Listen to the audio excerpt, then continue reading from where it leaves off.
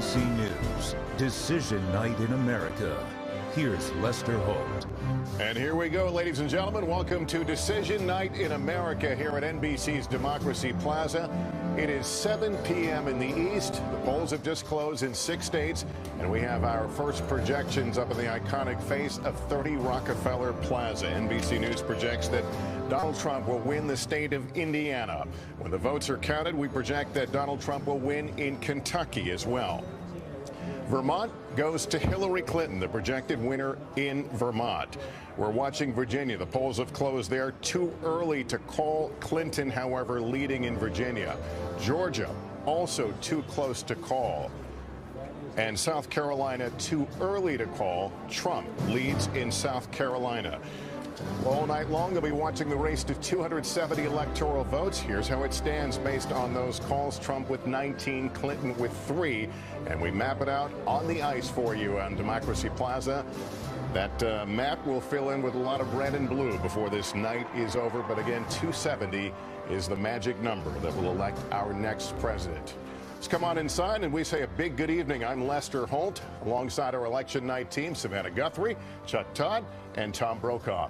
Savannah, whatever happens tonight, history is going to be made. I was just thinking about it. We have an unconventional candidate against an unprecedented candidate, and this election has changed so much about our politics. It's upended every assumption you can make. It's redefined what it means to be a Republican or a Democrat in this country, and it will be very exciting to see who turns out tonight, who shows up to vote, what that coalition might look like for a Hillary Clinton or a Donald Trump. And I think we're in for a cliffhanger on the Senate side. Who's going to control the Senate by the end of the day? Chuck set it up for us tonight. Well, I'll tell you, we're going to learn a lot early. I mean, look, we already are learning something right now. I think the quick Indiana call means that Republicans came home. You know, it was 3 weeks ago.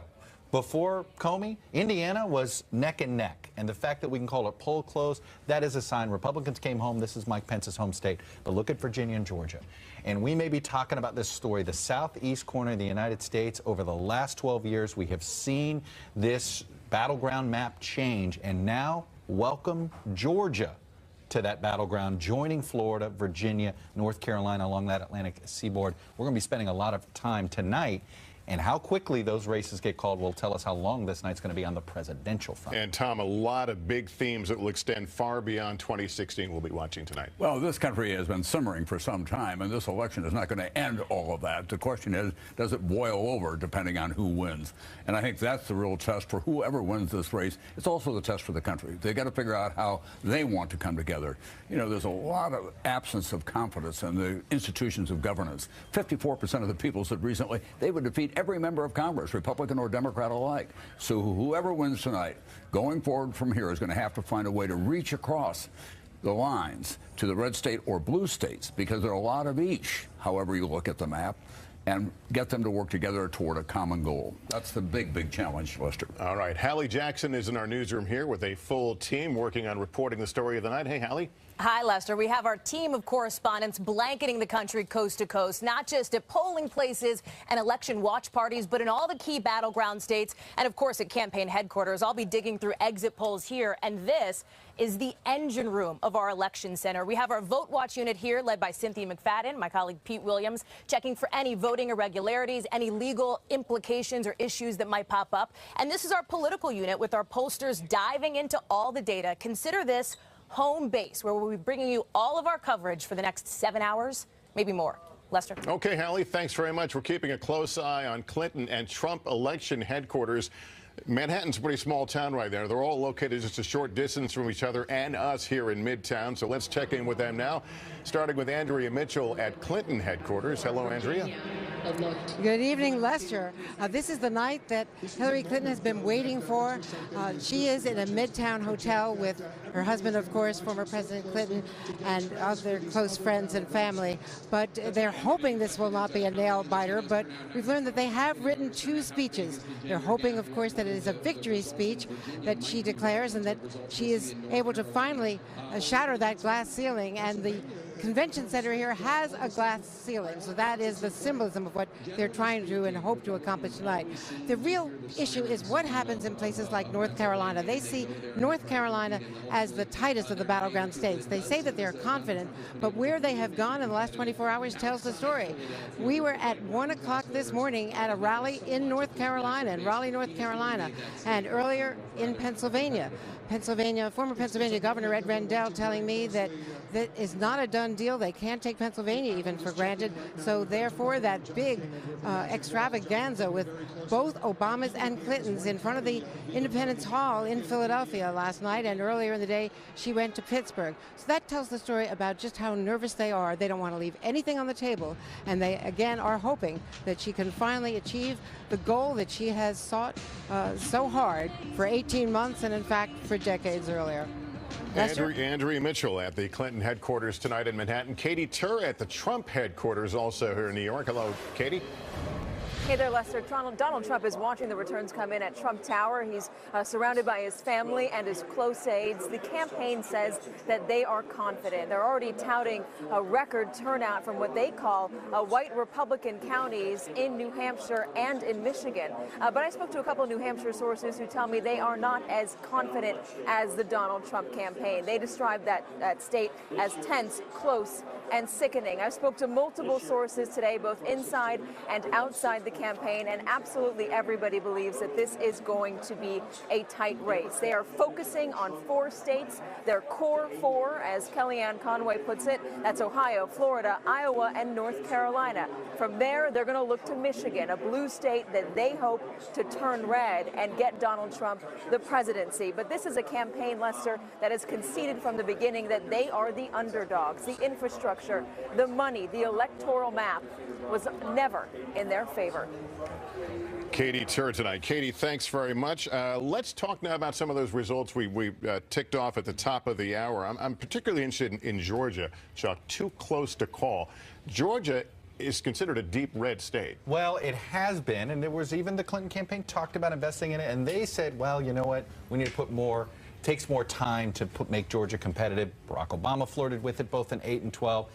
Now it looks like it's firmly in the battleground. I've talked to Republicans. They were surprised, and this last weekend, they were surprised the Clinton campaign didn't make more of a play for Georgia earlier, almost the same way the Democrats have talked about Michigan, like, oh, Trump finally discovered that Michigan is a problem for the Democratic side. But here's what I'm going to keep an eye on. It's outside of Atlanta, Cobb County. This is among the wealthier suburbs of Atlanta. Cobb is a county that Romney won by double digits. This college education split in this electorate. If she carries Georgia, we'll see the evidence in Cobb. She doesn't have to carry Cobb, but it has to become a swing county for her to win Georgia. We'll find out. It's been fascinating watching over the last couple of days where these campaigns go, what they're worried about, or what the other side makes them think they should be worried about. I'm thinking of the to-do list that's got so many things left off of it. Oh, absolutely. I mean, you're going to hear Chuck talk about these suburbs all night long, because that ultimately might be one of the stories that emerges here. Whether or not Hillary Clinton can pull more of those married white women that might have traditionally voted Republican into her corner, if she can, that's potentially a factor that could be decisive. And they've all kind of, once again, gone to the same battlegrounds, and yet we're starting to see the glimmers of new demographic battlegrounds, as I just mentioned, and also new geographic battlegrounds. Chuck talked about Georgia. Arizona got a late visit from Hillary Clinton. Arizona hasn't voted for a Democrat since 1996 when Bill Clinton ran for re-election. So I think we're going to see a lot of that kind of conventional thinking about politics and the map potentially upended tonight. Tom? Well, what you see tonight and what Chuck was just talking about is the transformation of the American political map. This country is changing at warp speed. Look at the Hispanic vote. It's an enormously important vote now. Republicans have rejected the Hispanics, going back to Pete Wilson when he was governor of California, ran hard against migrants in California. And a lot of Republicans said, we lost a constituency that belonged to us. These are family-oriented people. They're very faithful. They work hard. And we've given them to the Democrats by our attacks on them. Then you look at women now taking a more prominent place in politics, not just in the Congress of the United States. The number of governors around the country, the number of women who are at the heads of major corporations, big bankers. More than half the law school classes now are filled with women. Here's one of them. And doctors as well. So that is a changing map that is going on out there. And these two candidates have been running behind the curve, in my judgment, and not reaching out to figure out how they're going to get ahead of the constituency that is out there looking for somebody who can deliver to them the future that they know that they could have. All right, Chuck, walk me through the states that really could determine this thing tonight. Yeah, I think we know. We've talked about Florida, but I kind of want to build on this larger point here, because we know that I think, and just in this respect, if Clinton wins this election, she's going to win it because of this Southeast corridor. And if Donald Trump wins this election, it's going to be because he overperforms in the... I mean, that's what's going on here, is that we've seen the growth states, diverse states, these southeastern states are becoming more diverse. The difference in Georgia, North Carolina, and Florida and Virginia isn't going to be African-American vote. It's going to be Hispanic vote. And then up here, there isn't a lot of Hispanic vote in Michigan. There isn't a lot of Hispanic vote in Pennsylvania. That is what's given Trump real chances in both Michigan and Pennsylvania, Iowa, and Ohio. So we are seeing, and by the way, the map may look very similar to 2012 when it's all said and done, but I want to emphasize what Tom said. There's a lot going on underneath, and these state maps are going to look a lot different once we start seeing real numbers come in. For what it's worth, very little actual vote is in. I'm keeping a huge eye, for instance, on Florida, because we're actually seeing more vote come in right now in Florida than anywhere else. But again, 2% in, so, and as you can see, it's all coming from essentially one semi-rural county. Yeah, and right now, a lot of what we're dealing with is anecdotal conversation about what's been happening in these states. Let's go to Kerry Sanders now as we begin to sweep around some of these battleground states. Kerry is in Florida. What are you seeing there? Well, the polls closed at 7 o'clock where I am. Inside, there's about a half dozen voters still inside. About a minute before they closed the polls, they made an announcement. Two people literally sprinted inside. The reason they're still inside voting is, while it's the presidential election that everybody's watching, of course, the vote itself, the ballot is rather long, so it can take up to 20, 30 minutes for some people to actually vote here. Remember, Florida has 2 time zones, so while the polls have closed here, as you go out to the Panhandle, the polls are still open for, well, till 7 o'clock that time, and then people can continue to vote as long as they've been in line.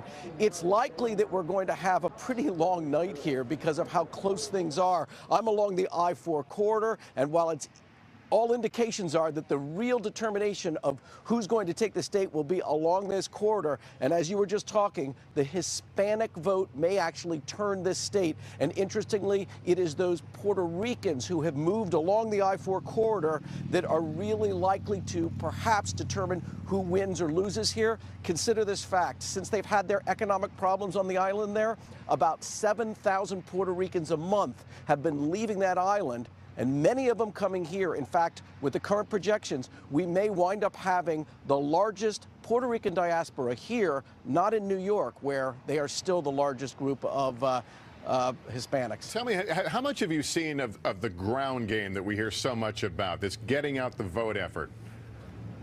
Well, the ground game on the Democratic side has been much stronger than on the Republican side. Hillary Clinton's teams have actually gone door to door and had people in cars bringing voters out to the polls, where on the Republican side, it's been a little bit more of people being self-motivated to come out. And I think it'll be very interesting because Donald Trump made it very clear that he thought his supporters would just show up at the polls because he saw such huge crowds, and many of them, of course, showing up in this state. We'll see whether that translates into the votes that he thinks will result.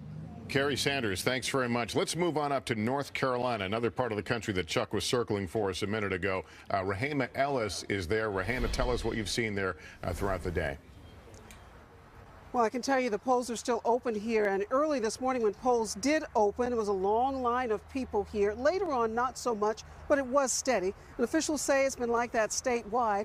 They say it's primarily because there's been a record all-time early voting here in this state with 17 voting days before today. It's added up to 45% of registered voters here in North Carolina who cast their votes before this day, making this a toss-up state for Clinton and for Trump.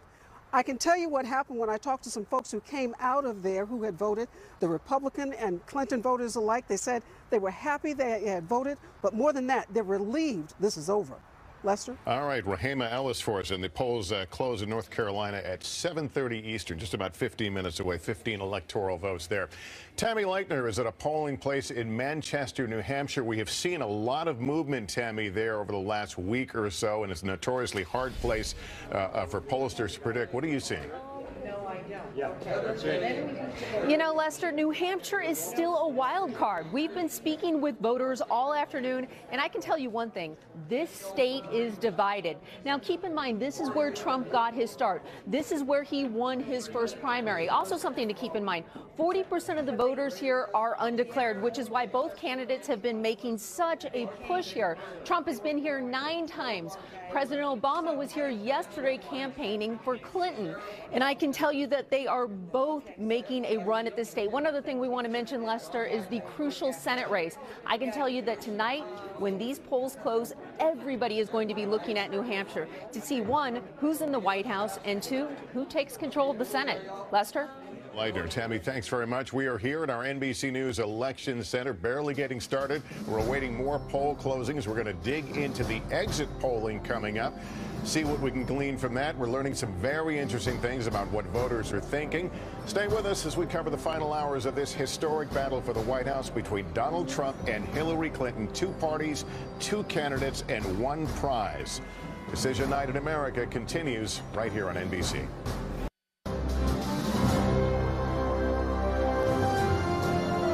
Democracy Plaza, welcome back now from our NBC News Election Center. Hallie Jackson is in the newsroom. She and her team have been digging into some of the exit polling we're getting. Hallie, what do you got? Hey, Lester, we're looking at 3 big themes tonight, really. The first is going to be character for each of the candidates. Remember, this entire campaign, each candidate has tried to paint the other as basically unfit for the presidency. We'll take a look at these numbers of honest and trustworthy. You can see voters nationwide found 60% of them, found Hillary Clinton to be not honest or trustworthy. So that means 6 in 10 voters feel this way. Look at Donald Trump. His numbers are roughly the same, a little bit higher. This is still Clinton again, but for Donald Trump, it's 64% of people who feel that way. So what does this mean? It means that there is still a considerable character problem, no matter who ends up in the White House. We also want to talk, and you can see the Trump numbers here behind me. Another theme we're going to be hitting tonight are Hispanic voters. You heard Chuck talking about that earlier this hour, how key the Latino vote will be. Right now, we do see those Hispanic voters breaking for Hillary Clinton. Not so surprising. What we are watching is whether Trump underperforms Mitt Romney back in 2012. Right now, no indication that he is. But remember, it is still early in the evening. These are our early exits, which means we're still waiting on some of those West Coast figures to come in. The final point I want to make here, we are closely watching what happens with college-educated white women. This is kind of a swing group. They went for Barack Obama in 2008, Mitt Romney in 2012, and look where they are breaking right now. For Hillary Clinton, by 8 points. She has flipped that group from last cycle. But take a look at where Trump is doing better. It's with the non-college educated white women. He's up over Hillary Clinton by 24 points, according to our early exit polls. This is decisive for him, and it illustrates, guys, that this is not so much a gender gap that we'll be talking about tonight, but really more of an education gap when it comes to these white women voters. Struck by those numbers about honesty, that Trump and Clinton basically were viewed the same by the voters, but she's the one that was seen to be labeled with the truth issue. Well, by the way, Donald Trump has made a meal out of that. I mean, he has called her Crooked Hillary for the better part of the general election. But what's interesting is how remarkably stable these negative ratings are. They haven't gone too much higher or too much lower, but let's be clear, they are astronomically high for both of these candidates. They're the 2 most unpopular presidential candidates in history. They have very high negatives, but in a sense, they're kind of washing each other out since they both are viewed so unfavorably by so many voters. By the way, even some of their own supporters. But that gap matters. The fact that she's less unpopular than him, our pollsters will say, you are right. But at this point, look at the difference of those negatives. That matters. All right, stay with us. We're just getting started. We're minutes away from poll closings in North Carolina and Ohio. We'll characterize those races for you when those polls close. Decision Night in America continues right here on NBC.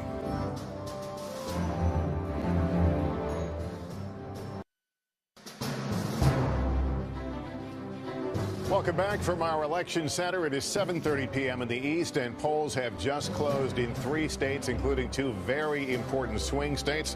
Let's take you through them right now. The state of Ohio, too close to call at this hour. North Carolina, too early to call. West Virginia, NBC News projects when the votes are counted, Donald Trump wins West Virginia. It's a state where his message played well. Its coal industry has taken a beating. Hillary Clinton made a misstep there when she talked about putting poll workers out of a job. Trump gets West Virginia. As we look at the race to 270 now, we move down to the ice there on Democracy Plaza. The map filling in. Clinton right now with 319 electoral votes to Trump at this early hour in this contest. I want to bring in Nicole Wallace now, who joins our panel right now. I want you all to react to some of the numbers we're seeing coming in from Florida right now, keeping in mind all the polls have not closed there, but we're getting some raw numbers. What are you seeing in these as we put them up here, Chuck? I'm seeing that, look, it's 40% already of the vote in. It's all early vote here, but here's what's not in. We only have about 5 or 6. We have no precincts in Broward County at all, barely anything out of Miami. What you're seeing now as you're watching this map, we've got Clinton up a point. What that is that's where the vote is currently coming in. If you see gray, if you see any gray there, it means we have 0 vote in from there. All that is telling you is who's leading in that county. So as you see there, obviously it's the southeast corner that is about where all the population is, Miami, Broward, and Palm Beach. And as you see, no Broward. That's, if she wins Florida, she's going to win it down in South Florida. The fact that she has a lead right now in the raw vote before we have anything out of Broward County, you're going to have a lot of nervous Trump people right now and a lot of very, very excited Clinton. Nicole, let me ask you, there was even Trump himself had said Florida was must win. But then down the stretch here, we saw, let's go to Michigan, looking for other paths and suggesting they might have them. Do they exist, or was this a head fake we've seen? Well, so even some of Trump's closest advisors, by mid-afternoon today, we're starting to talk about what if. What if Donald Trump hadn't engaged in a month-long battle against the Khan family? What if Donald Trump hadn't taken so long and really never properly apologized for the Access Hollywood? And the what if, the answer to the what if is, what if he'd focused instead on a strategy that remade the map, where his economic message, where his direct line into people experiencing economic despair in that upper Midwest, what if they'd had a real campaign that could have targeted their voters and turned out their voters? Then it wouldn't be a lights-out moment for them if they come out short in Florida. You've called it the checkmate state, and I agree with that. But this story, if they come up short tonight, will be about a campaign that was not lost at the beginning. They had the potential to take his economic message, to take his outsider message, and to turn some states that really haven't been available to Republicans. They could have taken that message in a concerted manner with a real traditional, maybe boring in Trump's eyes, turnout operation. They could have done some of the boring things like stay on strip. They could have done some of the non-sexy things like take away Twitter. And I think that what they will be talking about if they come up short is how they might have been able to remake the map so that states like Florida and North Carolina weren't do or die for them. Did Donald Trump have his finger on the pulse, Tom, of what Americans cared about? You know, any number of people. I mean, he ran a brilliant campaign from the ground up at the beginning, but he continued to run through the general election like it was still a primary, that the voter turnout was much different in the reality than what he was seeing in front of him. 60% of the people who voted for him today, according to the exit polls and the surveys that we did, thought he did not have the right temperament to be the president of the United States. These are people who voted for him. Any number of Republicans went to him and said, look, you've got to shift gears now. You've got to change. You've got to be different. He has a very strong ego. He knows how well he did, giving them the Trump Act from state to state to state, but he didn't shift the gear in time for the general election, and he's paying a price for that in some of those states so far. Now, it's not over by any means, but they've got to scramble to win tonight. But to your point, he was on to something, and in so many ways is remaking Republican orthodoxy. I mean, here's a guy who's saying he's against these free trade agreements, where free traders were that was an article of faith in the Republican Party. Some of the foreign policy of the traditional Republican Party he completely upends. And so because of some of those positions, he's opening up a path to Rust Belt states that had been going Democratic, and yet there's always the flip side of it. And what he did, I mean, to Nicole's point, it wasn't over before it started, because this is an eminently winnable race for a Republican Party in this year. I mean, actually, history is on the side of Republicans. On the other hand, when he, at his very first announcement speech, disparaged Mexicans and kind of put those battle lines down, if we see in Florida that the Hispanic vote goes up and that ends up being decisive, a lot of people will look at it and say, boy, was that lost on the first day at the announcement speech. It is going to be one of the early pieces of this drama. We're going to be watching what's happening in Florida. We want to get around to some of the battleground states now where our correspondents are. In Ohio, which as we know, the polls closed here a short while ago, too close to call. We have got NBC's Chris Jansing, also Jacob Suberoff standing by in Pennsylvania. First to Ohio, and Chris providing the drama as it always does, Chris.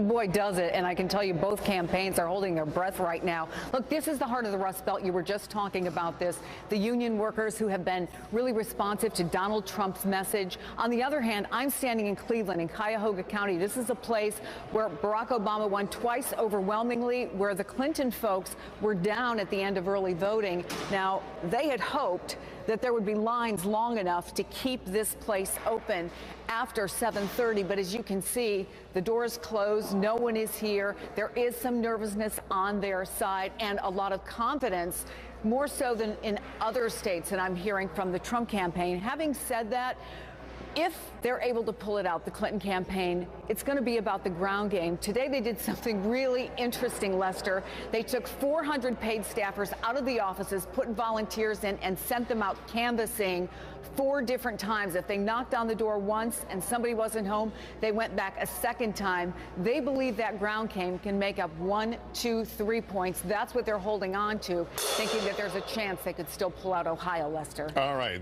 Chris, thanks. Let's go to Jacob now in Pennsylvania. It's not a coincidence that the Clinton folks ended in Pennsylvania, and we know, as watching Florida, that it would be critical to a Donald Trump path. Describe what you've been seeing on the ground, Jacob.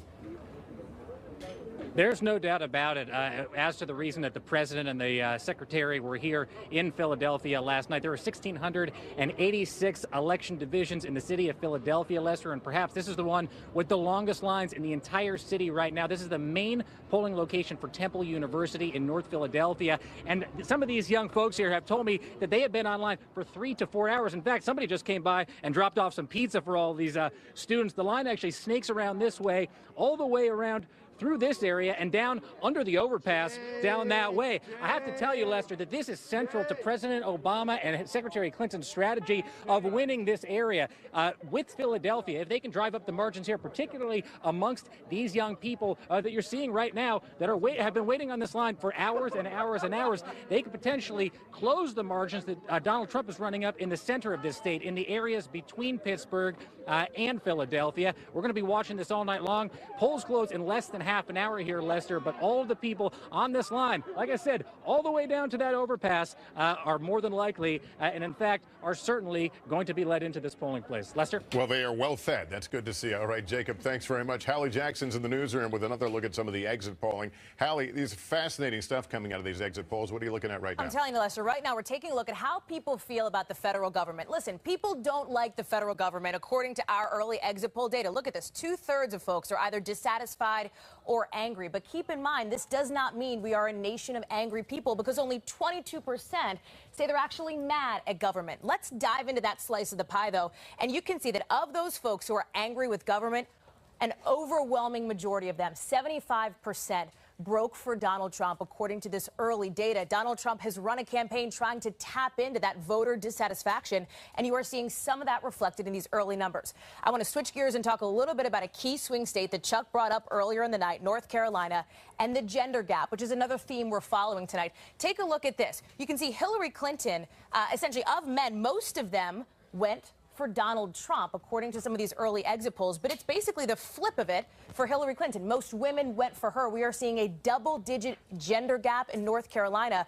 It's part of the reason why the state is so close, and it's potentially a reflection of what we've seen this entire campaign.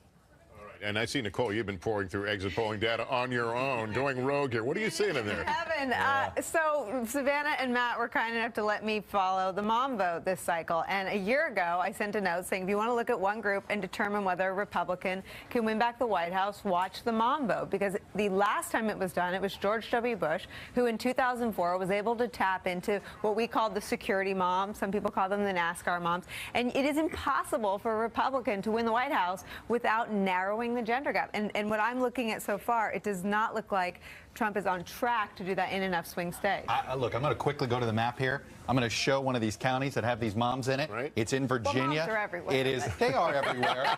But I'm going to say the moms that I will argue matter the most. Let me show you quickly. Loudoun County. How Loudoun goes, so goes Virginia. Okay, Obama won Virginia last time, won Loudoun about 7 points. Yeah. Look at right now. We got about a quarter of the vote in Loudoun. Loudoun is basically, college educated. It's a pretty high income county, sort of the next suburb out of Arlington and Fairfax in Northern Virginia. And she is up by 16 points, essentially doubling. Now you know why they were pulling out of Virginia. Before we go to the break, show me where we stand in the entire state of Virginia. We had it just too early. It's still too early. We have not a ton of vote in here. Let me here we go, and let's show you here. Here it is.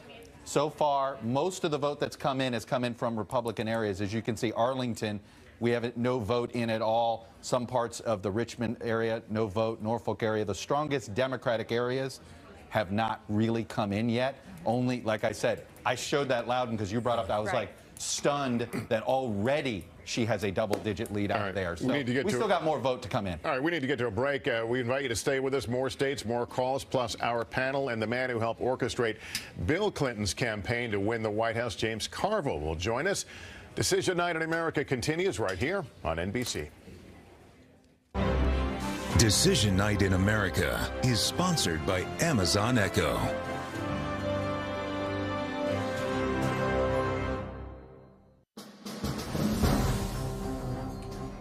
Welcome back. Democracy Plaza here on this election night, decision night in America. Just to keep in mind, we're about 15 minutes away from 8 o'clock Eastern, and we'll see a slew of poll closings, 16 states plus the District of Columbia. We're back now from our election center, and joining our panel is a guy who knows what it's like to help a Clinton win the White House, James Carville. Hey, James. Hi. All right, yeah, we're a little nervous tonight, but, feeling good. Read into me. Where are the Clinton nerves right now? They're looking at the same data we're looking at. I do know this, that the turnout in Broward, Fort Lauderdale, and Dade, Miami, city of Philadelphia are all eye-popping. Now, what I don't know is what the turnout is in Trump areas, but I do know the turnout in the Clinton areas.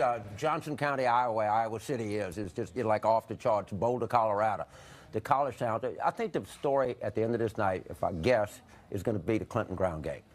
The logistical thing that they put together and the amount of money that they did, these numbers are beyond anything like I think Chuck, none of us, Nicole, is that an Obama gift right now. Yeah, a lot of people. It was a Trump gift, too. He probably had something to do with it, too. James, let me ask you this. It's funny you bring this up. So, yes, she's going to... But she ran against somebody who had no ground game. Right. Who did nothing. So let me ask you, what would have happened if she had run against somebody with a ground game? Is this a very different...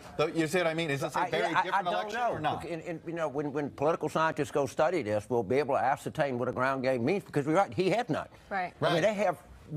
hundreds of thousands of people. I think they said they had 3 million touches on Saturday alone. Mm-hmm. But, I mean, and this is, at some extent, you got to say this is democracy at work. This is people out knocking on doors, people standing in line, people bringing pizzas. I mean, there's something kind of, at some level, something American about this. James, if it works out the way that you hope that she gets the presidency, country is still badly fractured. Absolutely. But and she's known factor. Everybody knows about her. And on the other side, they don't like her very much. They're already talking about a target-rich opportunity in the Congress of the United States. So what does she do right away if she wins? We don't. Well, the one thing is once she gets in office, she becomes much more popular. She's a much more popular office holder than she is candidate. I think that what she's got to do is acknowledge the fact that all of these Trump voters, people, they have something to say. They want to be heard. And I think she's got to, and I think a lot of Democrats say, these people are really hurting. They're trying to say something. She should reach out and say, you were sending me a message, and I heard that message, and you came out, and when I say we're stronger together, I hope she says when I say together, I mean everybody. I'm not, you know, I don't mean just the people that voted for me. Should she go to some red states and listen? I think so. I actually do. I think before she's inaugurated, I'd love to see her go to some parts that were heavily Trump areas and sit and talk to people. Arkansas. Yeah. I actually mean it. That's a good place to start. Look, it's not a bad idea. And there are a lot of places that she can go, but I do think that there are a lot of Democrats that are like, these are our people. To a large extent, this is why a lot of us became Democrats. Yeah. And, you know, yes, we want to win the election, and we have a great coalition, but, you know, these people are, they're screaming that they want to be heard about something. And I think, you know, my guess is that she gets it. I really believe that. What are your thoughts on the Comey factor? The polls didn't really detect anything, but when you get to this notion of Republicans coming home, we had a 10-day stretch there where all the bad news was pointed in her direction. Right, it was, but I mean, politics for us has become so tribal that, you know, people have become so hardened by it. But I was very glad on Sunday when I was talking to somebody on the phone and said, "Oh my God, look what just happened." You know, it's one of these things that we're just going to have to ascertain later. It had Robbie Mook, her campaign manager, told me that it really helped fundraising a lot, and they had started to see some declines before that. You know, you don't know, but it might have motivated a lot of Democrats. Can I say, you know what? You just don't know that for sure. I think you're right. I think we have to unpack this after the election. But what it did that is immeasurable is it changed Donald Trump. And you can't tabulate that effect. He became focused. He became focused. It was described by sources close to him that it was like a thunderbolt, that it struck him for the first time in many weeks or several weeks that he could actually win this thing. So he gave up his Twitter.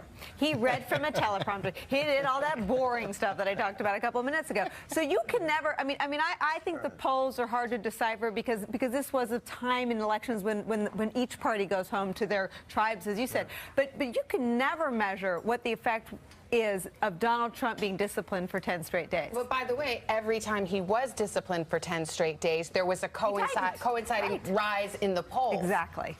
Yeah, you know, you can be disciplined for 10 days, but the stuff he did on his announcement day, the stuff that he did in the campaign, that gets baked in the cake, and that makes impressions that last on people. You know, 10 days of discipline, you know, going to help some. But James, I'm curious, what does Bill Clinton think of losing the Bubba vote? I say this because you know what? Bill Clinton's map in 1992, these were his people. I am very reluctant to talk about conversations I have with President Clinton, but he is not happy about it at all.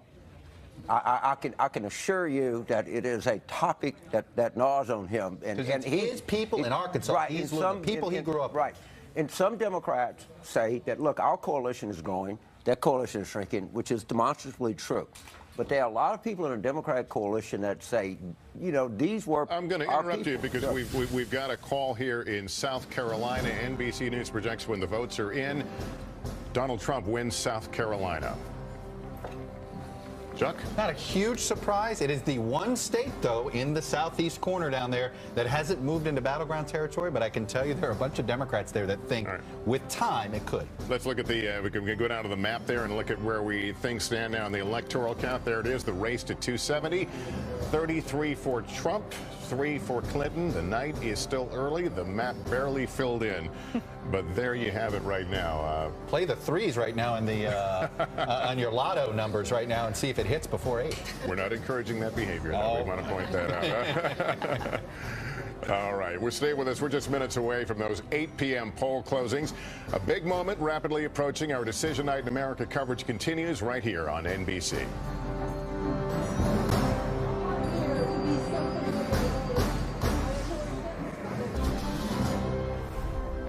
The plot is about to thicken. 7.5 minutes until polls close in 16 states plus the District of Columbia. We've got some big ones here. Florida, Pennsylvania on there. This is where my friend Chuck Todd begins to salivate now as he looks at his map. Tell me about what you're going to focus on. Let me tell you this. It is Florida, Florida, Florida.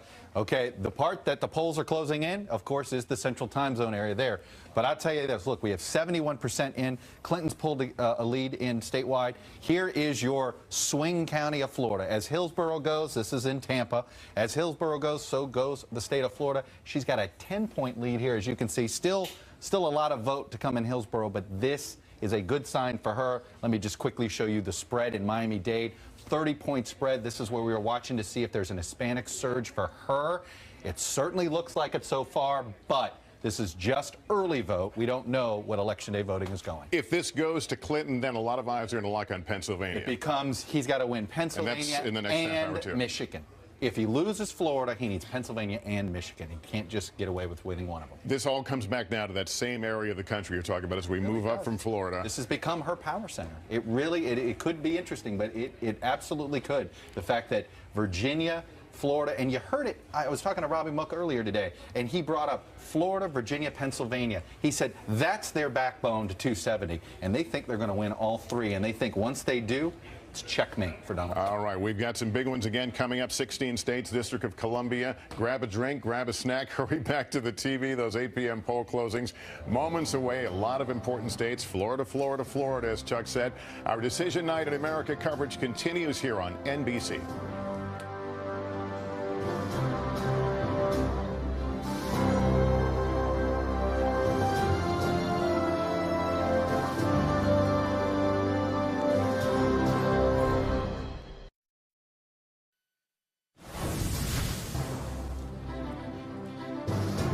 We are back on this Decision Night in America. It is 8 o'clock in the East, one of the biggest moments of the night, as polls have just closed in a slew of states, 16 in all, plus the District of Columbia. Let's take you through where things stand right now.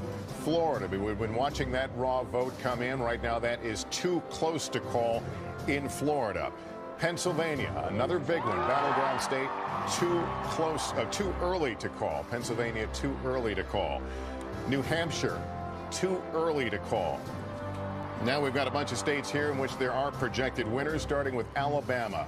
We project that Donald Trump wins Alabama. In Connecticut, Hillary Clinton, the projected winner.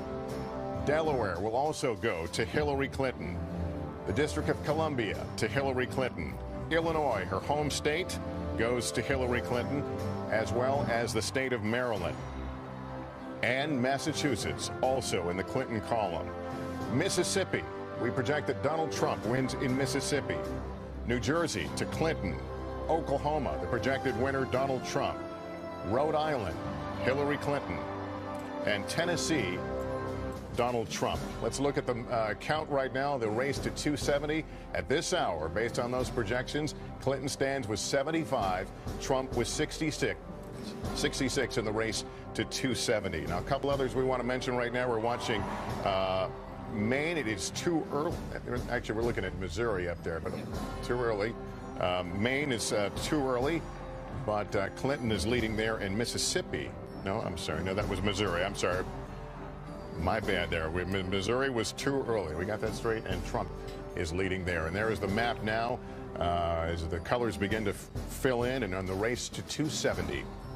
Savannah Guthrie is here right now. Savannah, we're also watching some big Senate races. Yeah, I promised you it was going to be a cliffhanger. Now, the Democrats are trying to wrest control of the Senate, and they've got a pickup, meaning they've got one seat now into their corner that they need. They need 4 if Hillary Clinton wins. It's Tammy Duckworth, the congresswoman who is going to be the senator from Illinois. She displaces the incumbent, Mark Kirk, widely believed to be probably the most vulnerable incumbent in the Senate. Tammy Duckworth, of course, an Iraq War veteran, a wounded warrior, and Mark Kirk was one of the first Republicans to really distance himself from Trump. He did so after Trump questioned the impartiality of an American judge who had Mexican heritage. He was one of the first, and yet, as we've seen in so many of these Senate races, Tammy Duckworth, the Democrat in that race, really tried to tie Kirk to Trump as much as possible. It's a deep blue state. It's the president's home state, so it's not a big shocker. But if you're keeping score at home, and we hope you are, the Democrats have netted 1.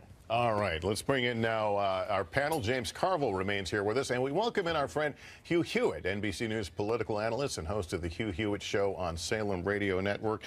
You just heard all those calls. Where's your head at right now, Hugh? I'm very happy that Senator Rob Portman has been reelected. He ran a model campaign, a responsible campaign built on civility, but also hard-nosed politics of the sort that James did when he first won a state race in Pennsylvania. He also educated the country about the opioid epidemic, which takes more lives in Ohio every day day than car crashes do. I just love the fact he's going back. We've got good signs out of Indiana for Todd Young, and that would mean 2 new war veterans in the Senate. Senator-elect Duckworth and Senator-elect Todd Young would both be combat veterans, and I think that would be a good thing. It's important you brought that up because we had lost a whole bunch of Vietnam vets. We had sort of a gap with very little military service in the Senate. Don't forget Jason Kander in Missouri, definitely that's right. in it. Tom Cotton was sort of the first one of these to Dan Sullivan. And Dan Sullivan, and now we're starting to see that new generation, Tom. Well, and the fact is that this generation I've been very impressed with because they've come back and they say we want to be involved in public life. They're doing it not just by running for office, but they've got all kinds of foundations going on. They're running off to South America and to Africa, getting projects going there because they're mission-oriented. They were trained so well in the military, and they came back and they wanted to use the skills that they were trained with there. And my own hope is that we can expand that for young people, that the same kind of military training that they get, you can do in public service in other ways as well, and give them something to shoot for. The millennials are going to be the fastest growing, most educated, most entrepreneurial generation we've ever had in this country, and we don't want them on the outside looking in. We've got to get them into the system in some way. All right, I want to bring in, actually, if I just interrupt a second, I want to bring in Kellyanne Conway, campaign manager for Donald Trump. She joins us from Trump Tower. Kellyanne, great to see you. Hi, Lester. Tell me what it's like now. You have done everything you can do. Now you, like the rest of the country, are waiting. What is it like? What are you seeing in the numbers so far? Well, it's high energy here. I just was with Mr. Trump on my way down here. He's watching the returns, and we have a whole digital and data war room, not atypical, where we're getting many different inputs from all across the country and trying to piece together our 270. We feel really good about the fact that we've kept this race very competitive with a political veteran who has many advantages and a ton more money than we do. And I just think that the movement that Donald Trump has built has been able to grow the party in a very different way, be more pro-worker, a little less elitist, and frankly, you know, a party that really represents change and not the status quo. We haven't always been able to claim that mantle. I know you folks have said that Florida is a must-win. Let's put up, if we can put up the Florida numbers and show you where they are. I mean, right now we have it as too close to call, but Clinton with a 49-48 lead there. What are you seeing in those numbers? Does it worry you? Is there a path without Florida? We have seen the same thing in our internal polling for weeks, if not months, in Florida, Lester, in that we never had Donald Trump or Hillary Clinton at 50% in any of our polls, and you see tonight that's actually happening. And ironically, it's not because the other party candidates were growing their electoral vote. They weren't. Their vote share was actually shrinking in the case of a Jill Steiner or Gary Johnson in most states. It's really just how divided the country and these states are. And you know, Florida is always very tight. Even in the year 2000, it all came down to Florida. And when you look back, George W. Bush had been the nominee for a couple of years. They had cleared the field for him. He had the entire Republican infrastructure behind him, all the elected officials. His brother was the governor of the state, and he won by 527 votes and went all the way to the Supreme Court. So let's remind ourselves how tight of a contest Florida always is. We're hopeful, though, as the panhandle closes, they, of course, vote a whole extra hour because they're an hour behind time zone-wise, that we'll be able to catch up with her. Hillary Clinton banked a big early vote in Florida. And but we saw that Mitt Romney was losing the early vote in Florida by about 167,000 votes or so. We cut that number almost in half to about 88,000. Do you envy her ground game? So we're hoping for a big day of. Pardon? Do you envy her ground game? I don't envy much about her, but I would say that they've got a very sophisticated ground game. She's basically been running for president for 8 years. I mean, since she lost the last time. And it's a very sophisticated operation. I mean, one can argue, Lester, she should have put us away a long time ago. If you've got that kind of ground game, you've got all the money, all the king's horses, all the king's men, all the support, a current sitting president who's incredibly popular, and a first lady who's incredibly popular, a former president that's popular who just happens to be your husband, lots of celebrities. I mean, I think the great reluctance in this campaign has been of people to actually go there with Hillary Clinton to say, if I'm one of the 70% of Americans who wants change, who wants to take the country in a new and different direction, how can I vote for Hillary Clinton? There's been a great reluctance. Kellyanne, I'm just going to stop you just for a second. We do have a call in the Senate race. Marco Rubio is the projected winner in Florida. What do you take from that? I think that's terrific. He's been a great senator, and Florida's lucky to have him, and he would work very well with the President Donald Trump. So I'm glad he got back in the race, and I'm very happy that Floridians put him over the top. Hey, Kellyanne, this is Chuck. It is interesting. I've been watching this all night to see what the performance was between Donald Trump and Marco Rubio in Florida. And he's basically overperforming you by about 3 points, a good 150,000 votes more that he's got than Donald Trump. Was Rubio a help to you? Is this a case where you're right now, if you win this, Rubio help pull you across the finish line in Florida, or how do you read it? Well, it's a great ticket to have Trump and Rubio on the same ticket. I think it tells people that there are two people who want to improve upon Obamacare. There are two people who want to defeat radical Islamic terrorism, who want to create growth, economic growth, and more jobs. And they're very similar in many ways, certainly policy-wise. So we would hope perhaps he can help us. Back to an earlier point, though, Chuck, too, there are some Senate races, and particularly governor races tonight, where we're running ahead of those candidates in their states. There hasn't been a lot of talk about that. There's talk about the reverse many times. But in the 4 states that have governor's races, in the last polls, we were ahead of those Republican gubernatorial candidates. So we like to think that we're helping some of those as well. All right, Kellyanne, great to have you on. Thanks very much for joining us. Good to talk to you. Katie Tur is at Trump headquarters here in New York. Katie, what do you have? Hey there, Lester. I just spoke with the GOP source in Ohio, a high-level source who tells me that they believe it is going to go down to the wire in Ohio. But they do have a bit of good news. They believe that Donald Trump didn't come in with such a deficit in the way that Romney did in early voting, and they believe that he could potentially make some good numbers up in 2 counties, in West Ohio and in Mahoning County. The Clinton team, on the other hand, is also feeling quite good about that state. It's a state, remember, that Donald Trump visited 26 times. It's a state that he was leading with many of the polls. It's a state that they started to feel very confident in. But now the Clinton campaign is saying that they are feeling pretty confident as well. They're optimistic. They're saying that no one wins in Ohio without putting in the work, without a ground game. Now, I spoke to my GOP source and asked them what sort of ground game did Donald Trump have in addition to the RNC. Remember, the Trump campaign had been heavily relying on the RNC's ground game effort, and that source said, I have no idea. Again, this is a race that is very, very, very close, and that GOP source believes that it could go so late into the night that potentially they won't be able to make a call tonight, maybe well into tomorrow as well. Lester? All right, and right now we have it down as too close to call. Katie Tur, thanks very much. Hugh Hewitt, talk about, if you can, Republicans coming home. You were one of them. Yeah. That a few weeks ago you were calling for Donald Trump to leave the race. What transpired down the stretch? Well, he didn't. I wanted to withdraw, and I think Mike Pence would have won easily tonight, but he didn't. So I voted for him, and he's run I'm actually kind of amazed to sit here and see Donald Trump racking up states on the Electoral College map that go down in history. I never thought he had a prayer of getting the nomination. I never thought we would be talking about this tonight. He changed the issue set in the race, but he is running behind the senators, and I want to go back to that. It's significant where there are. Portman is a lot ahead of him in Ohio, and Rubio is called, and he put Florida away, and Todd Young is probably doing better in Indiana. That's Mike Pence.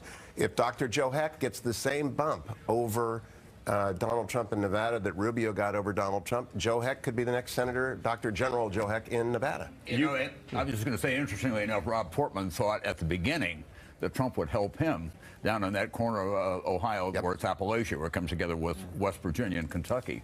In the end, then Portman was helping pull Trump. By the way, consider this, guys. There may be a somebody who ran for the presidential nomination on the Republican side who we know will be giving a victory speech tonight. Yeah. And that's Marco Rubio. Yes. Yeah. Interesting. Maybe the only one who ran for president this cycle. And he may have saved the Senate by getting back into the race as well. He may have saved the Senate for the Republicans. Little Marco, as he was called by the man who was at the top of the ticket. So it's sweet revenge for him. By the way, President Obama went to Florida and shamed Marco Rubio by name, saying, how do you call someone in the primary a con artist and then say you're supporting him? And I think the direct quote from the president was, come on, man. But yet Marco Rubio prevails. And as Chuck was asking Kellyanne Conway, will he have some coattails for Donald Trump at the top of the ticket? I think the important thing is, in terms of the presidential race, thus far, we've seen nothing surprising or nothing significant in our projections. I think that's going to change in an hour. I'd advise people to stick around because it'll be a little bit different an hour from now. But right now, everything that we've seen is not surprising and eminently predictable. All right, stay with us. A lot going on. We're going to check in on some key presidential battleground states, including some very interesting exit polls you'll want to see. Our Decision Night in America coverage continues here on NBC.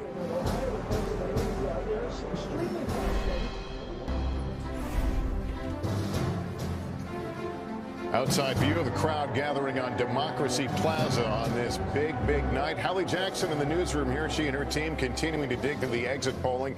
Hallie, what's the latest and what you have? What insight can you Lester, share? here's what we know, that no matter who ends up the president-elect of the United States tomorrow morning, about half of Americans are going to wake up with really deep concerns about that candidate. And that is actually what we're seeing driving voters to the polls. Take a look. People who voted for Hillary Clinton, 20% of them voted for her because they didn't like Donald Trump. That's twice what we saw back in 2012. Same goes, and even more extreme, for Donald Trump voters. Nearly 30% of them voted for Donald Trump because they didn't like Hillary Clinton.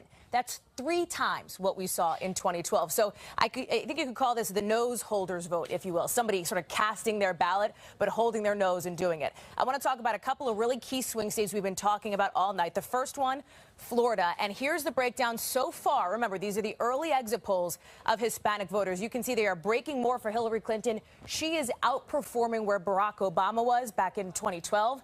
Donald Trump underperforming where Mitt Romney was.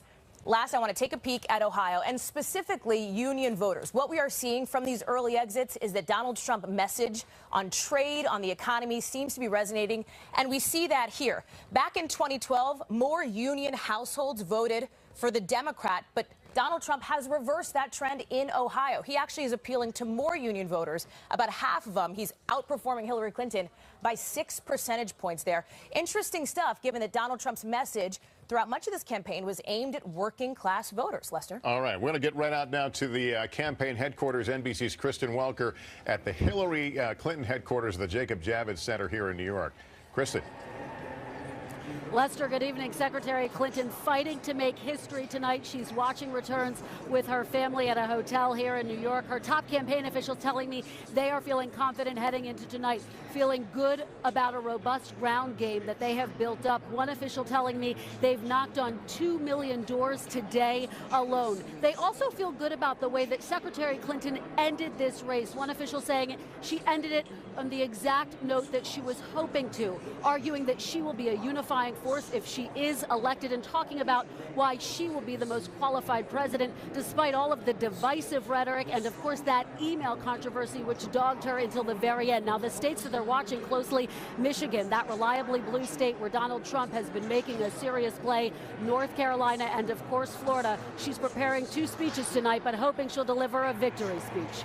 Lester. All right, Kristen. Peter Alexander is at the Trump headquarters at the Hilton down the block from us here in New York. What are you seeing there, Peter?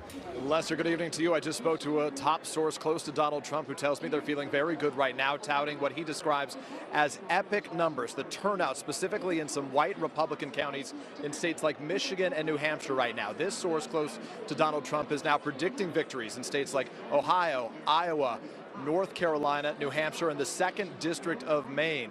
Gives you a sense of the real confidence they have right now. They also look at the lower than normal African-American turnout in places like Michigan and North Carolina that they think will have a benefit. But the bottom line, the source says right now is, I'm going to be realistic. You've got to be lucky, but this race is certainly going to be a lot closer than most Americans may have thought. Lester? All right, Peter, thanks very much. Chuck ran over to the map here. What is it? I did because, look, the turnout, the fact is everybody has higher turnout. And I'm going to give you an example of how Trump territory is turning out in much bigger numbers. I want to tell you the story here in Florida of Hernando County, okay? It's right up here. Mitt Romney won this county by 8 points. And you see here the total vote over there. I'm going to show you here. The total vote here, as you can see, you know, about 87,000 total on this. Now, let me take you to 2016 and our map here, and I'm going to show you Hernando now. All the vote is not in. Trump is winning it by a whopping 29 points, and there is more vote. That's good news. That is a big deal. But let me take you to Miami-Dade. There, yeah. That's right. So he's increased the number overall, and he's getting 30% more of about 10,000 new voters. Now let me take you to Miami-Dade. 80% in. There's still 20% of the vote. Let's quickly add this up. You've got basically 1 million votes right now in Miami-Dade. They didn't top 900,000 during Barack Obama. She's winning by 30 points. Barack Obama won it by 24. The point is, good news for both of them. Their bases are up.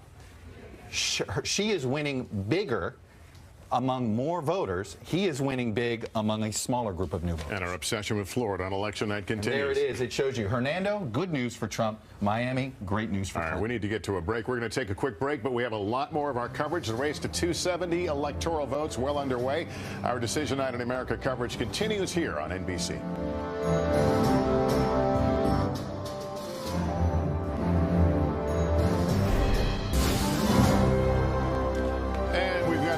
Poll closings in another 7.5 minutes or so. As we look at the map there on Arkansas will be the next poll closing as we look at the map there. And I want to talk briefly, if I can, Savannah and Chuck, about every 4 years we're confronted with the way we elect presidents, this electoral college, the 270 number. Florida, of course, really put it in our face. And we always visit the idea, why do we do it that way? Well, because the Constitution says so, but that doesn't make it any less odd. And I think for a lot of people watching this election and watching shows like ours, they're always hearing about national polls. Well, that's not how we elect a president in this country. As we learned distinctly in 2000, you could win the popular vote, but not win the electoral college. So basically, our founders set it up that each state has a certain amount of electoral votes. It's based on population, and you've got to reach that magic number of 270. Which is why you may not have seen any of these candidates come to your state. It is, but can I tell you, there's a bug in this system. Number one, when you have an even number of electors, you can end in a tie. It is way too easy to end in a tie, and that is ridiculous to create a constitutional crisis under that Lester, scenario. Don't get Chuck started on the electoral college. But I'll tell you, I used to be a big defender of it. And then I will tell you this. Go explain it to somebody overseas. And when you no longer the great American democracy and you can't tell them it's one person, one vote, it's like, well, and you're just like, by the time you're explaining, going, what have I done? It is very difficult. When it's difficult to explain your own voting system to somebody overseas, maybe you need a new one. But it's the playing field we have, right, James? Look, it may not be the system we want, but it's the system we got, and that's what we're going to have tonight, and we're going to go through with it. That's how we roll, as they say. Stay with us. Polls are about to close in the state of Arkansas, where Bill Clinton served as governor before winning the White House himself. We'll have that and more on our Decision Night in America coverage right here on NBC.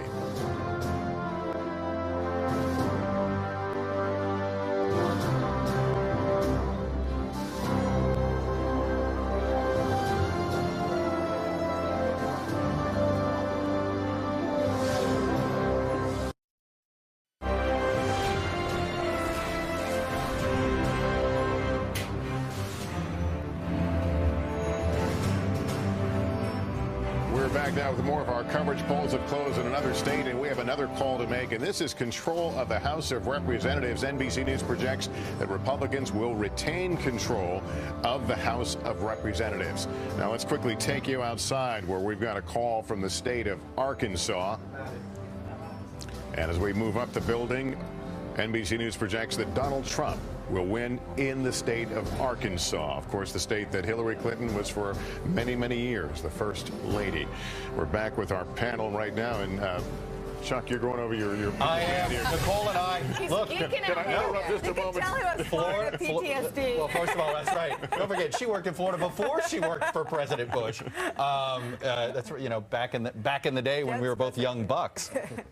We were just both sitting there. What's out in Florida? 91% in. I think Trump's leading by about 60,000 votes, and we're both noting, like, why is the Clinton campaign feeling good and the Trump campaigning not so good? It's because of what's remaining, what's out. And we were just looking. I mean, Gainesville still hasn't come in. That's a college town. You still got a lot, almost half of the Broward vote hasn't come in. Palm Beach. Half of Palm Beach, and still about 15% of Miami-Dade. And as we showed you, she's winning Miami-Dade by numbers that are landslide-like for Miami-Dade. And why do we care so much about Florida? Because for Trump, it's as close to a must-win as there is. It's not that he can't put together 270 votes without Florida, but it becomes exceedingly difficult. For me, it's deja vu. PTSD,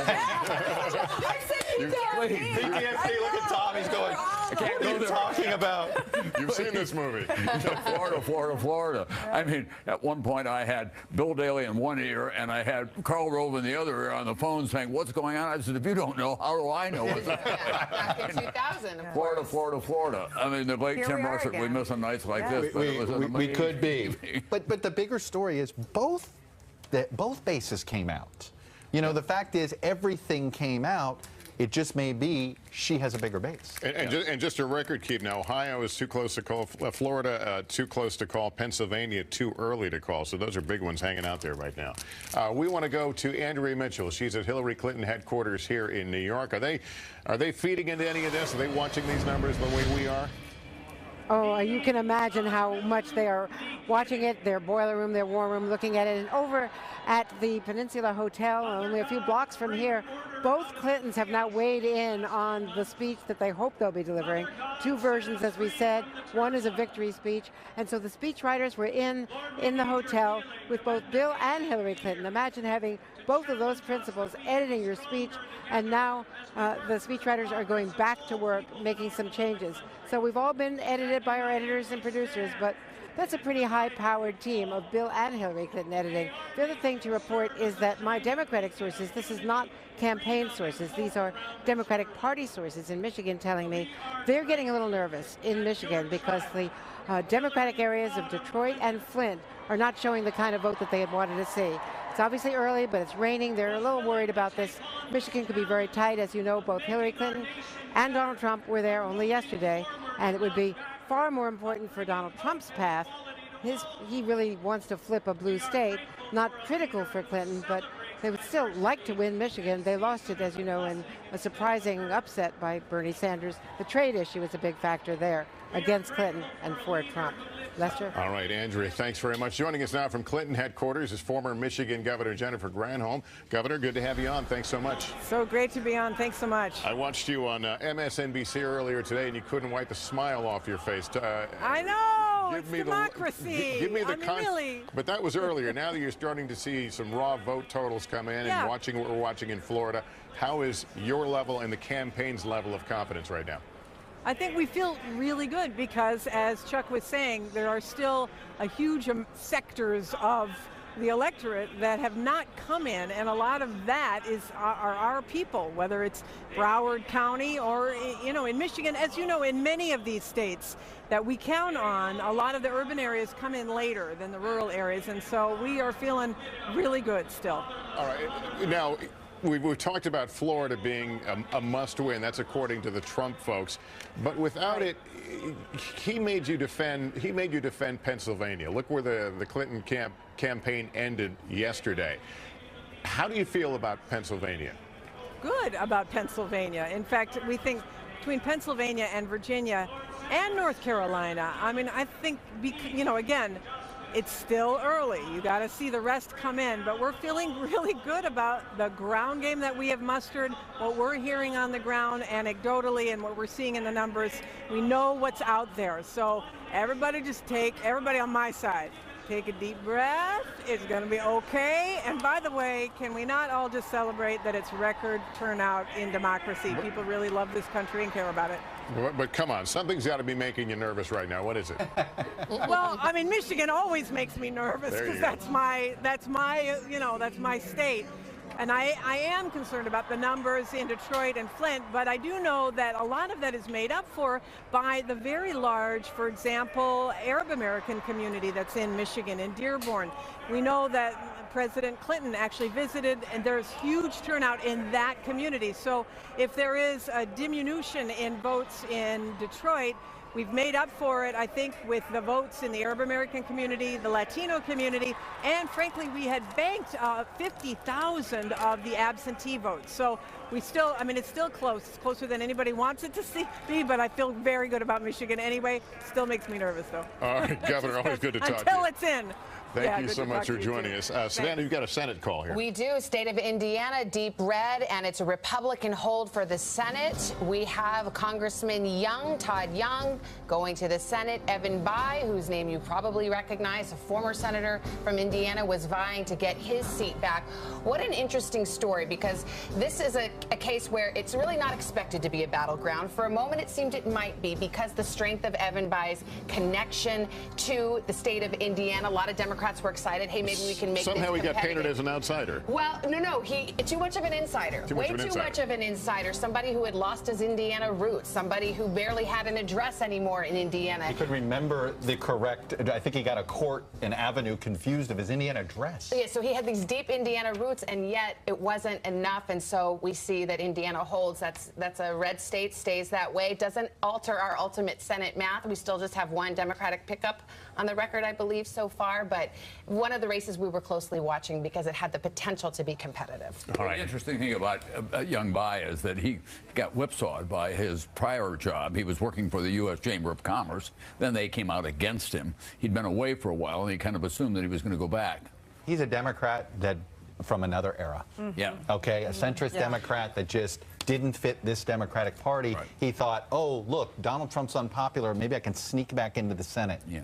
Never forget, when he left the Senate, he penned this op-ed. Remember, you and I were covering the White House then, and he said, I don't love Congress. I think there are better ways to serve. And yet here we are in 2016. He was trying to get back in, but no dice. No dice. And you mentioned Karl Rove. I mean, this is sort of Don Rumsfeld's known unknowns. It's a known unknown how the top of the ticket's going to turn out. But Republicans, I'm hearing from all over the country, feeling very cheered by this Senate seat and very cheered by what they're seeing with Marco Rubio and other down-ballot races. Hallie Jackson has another look at exit polling, specifically what women voters are saying. Hallie, that's something we continue to focus on in this race. And Lester, we started talking about it, if you can believe it, a year and 3 months ago at that very first primary debate for Republicans, when the first question to Donald Trump was about his comments about women.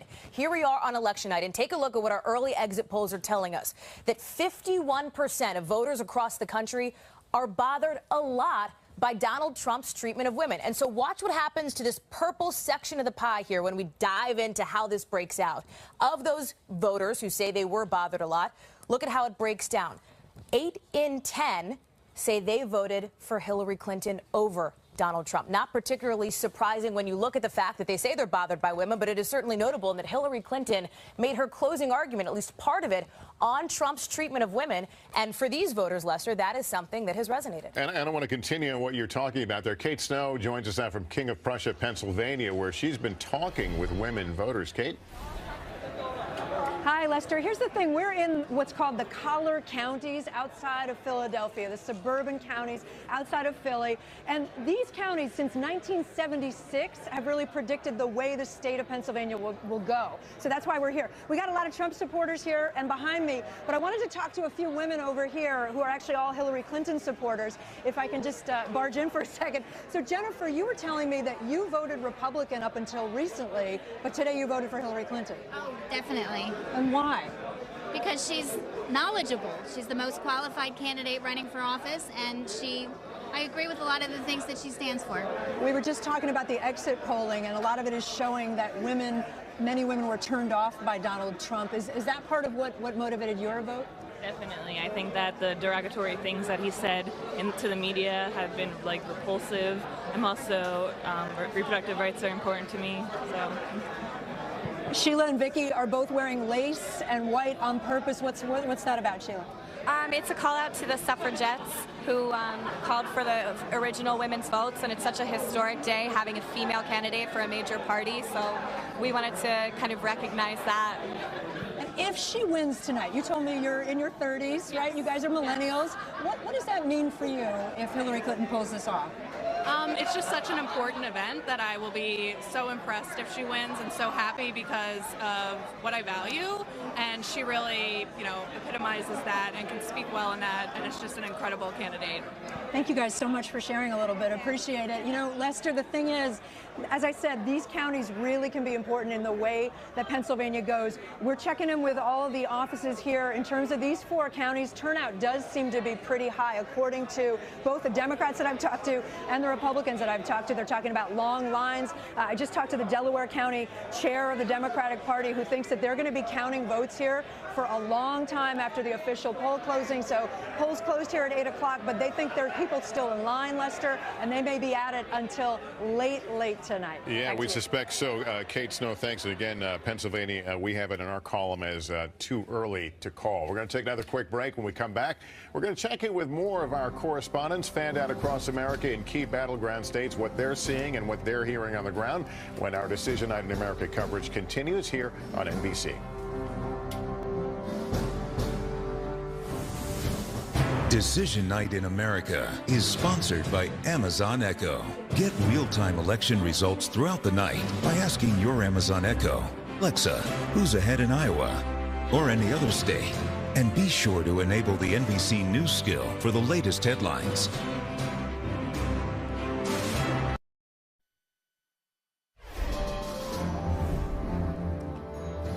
As we come back to our election center from a break, you're watching Senator Marco Rubio, who is projected to defeat Republican Patrick Murphy, making comments to the crowd there with his family, and we'll continue to monitor that. Meantime, we continue to watch what's happening around battleground states across the country, and Chuck Todd has moved over to the map here. He's trying to figure out where things stand right now as we wait some of these big states. A little bit, but you know, we need to remind people here, Virginia, we moved to too close to call. Now, the numbers have been creeping up. There's still a lot of Northern Virginia vote still to go. As you know, Loudoun, as Loudoun goes, so goes things. So that's the good news for Clinton. But as we've told you, and I want to make sure I see if I get Campbell County here just right. Whoop. Get this just right. Here we go. This was a question about whether he would do well with some evangelicals. And you look here, I mean, the numbers are big for Trump and Trump territory, too. This goes to, and Nicole, you were sharing with me Steve Shale, who ran Florida for Obama, both in 08 and 12. He said everybody's vote totals have been shattered in the state of Florida. We're going to have record turnout in the state of Florida in the red counties and in the blue counties. Now, we'll see how this balances out, but it explains why we're seeing some of these battleground states. Virginia was something that a lot of people thought, and she's doing well in the Northern Virginia, but he's doing well in Trump country. We're all waiting with bated breath for when the polls close in Michigan. As you know, the Clinton folks were rushed in to defend what they thought was a sizable lead in Michigan. Kevin Tibbles is at a Trump watch party in Grand Rapids, Michigan. How are they feeling about this night? Well, people here tonight have been listening to you folks, Lester, talking about how Michigan all of a sudden seems to have come into play here. People here say that in western Michigan, which is where Grand Rapids is, you're absolutely right that the Hillary Clinton campaign had to come in here yesterday. But of course, being a GOP rally here this evening, they were all out after midnight last night because Donald Trump made one of his final stops here. Grand Rapids all of a sudden is on the map with regards to this election campaign, Lester. They were also listened to the fact that in the Democratic areas in and around Detroit, people are now saying that the turnout was not very good. Well, here in western Michigan, which there are very strong Republican pockets, like the one I'm speaking to you from, they're saying that the lines were down the street when they got there this morning. They are very sort of encouraged by what they say they saw on the streets here in Michigan today, Lester. All right, let's stay in the the Midwest. Kevin, thanks very much. Kelly O'Donnell is at House Speaker Paul Ryan's headquarters in Janesville, Wisconsin, in the Midwest. Hey, Kelly. Good evening, Lester. This is unusual. House Speaker Paul Ryan is actually in the room here. He is over my left shoulder, milling about with some of the guests who have come to his headquarters tonight. For Paul Ryan, this is really kind of a three-level night. His own House race, which he expects to win easily, kind of a position for the future of the party. Will he be and continue to be the highest-ranking Republican in elective office? And, of course, if Donald Trump were to win, that would put him in the second spot. And what happens next for the congressional majority? It's expected the House will hold its majority. What will happen on the Senate side? And how will Congress have a partnership with the new president, whomever that is? But it is a bit unusual, and I guess it's a sense of how Paul Ryan expects his own personal night as a candidate to go, that he is here in the room greeting supporters, hugs directly behind me, talking with folks who have been a part of his life here in Janesville. I'm told he will speak fairly early this evening and will reflect on his own race and not wait for the whole night to resolve itself. He'll have plenty to say about all of that in the next few days. Lester?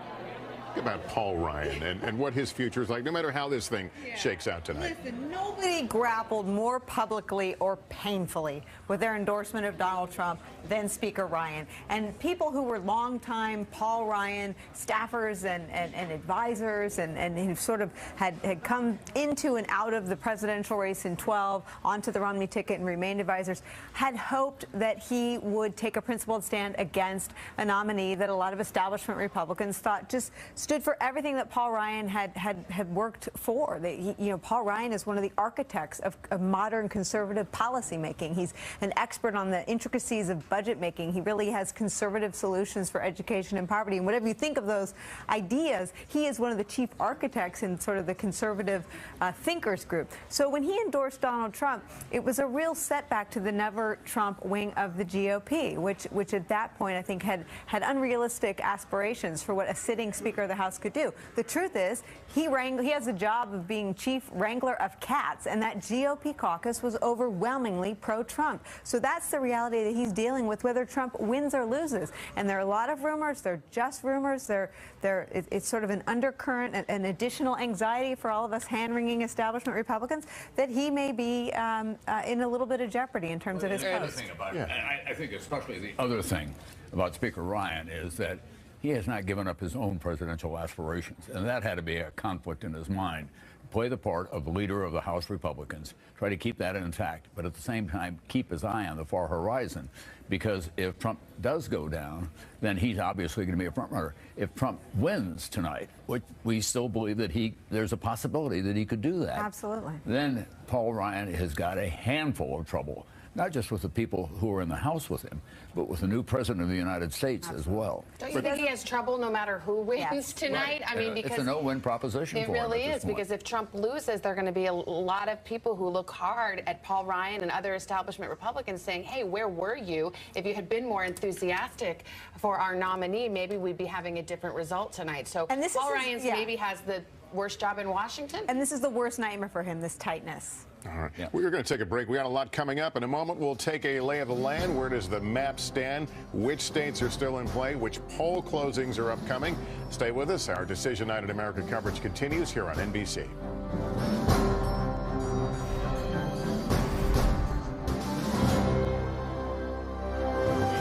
Less than 7.5 minutes. More polls closing, including Arizona, New Mexico. We'll have more on the Latino vote. I want to go downstairs right now. Jolene Kent is out on Democracy Plaza. We've got a pretty sizable crowd now who are watching our coverage and watching these numbers come in. Jolene?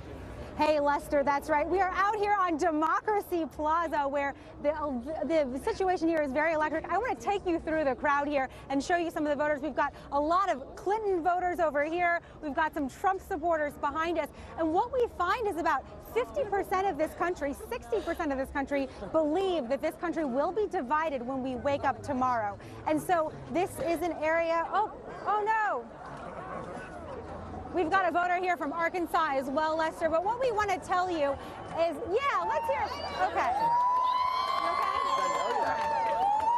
So here at Democracy Plaza, a lot of action, a lot of voters coming from all over the country here, and we'll send it back to you in studio. All right, Jolene, thanks very much. And if you're in the neighborhood, come on down to Democracy Plaza. Big TVs there, and just be careful when you walk.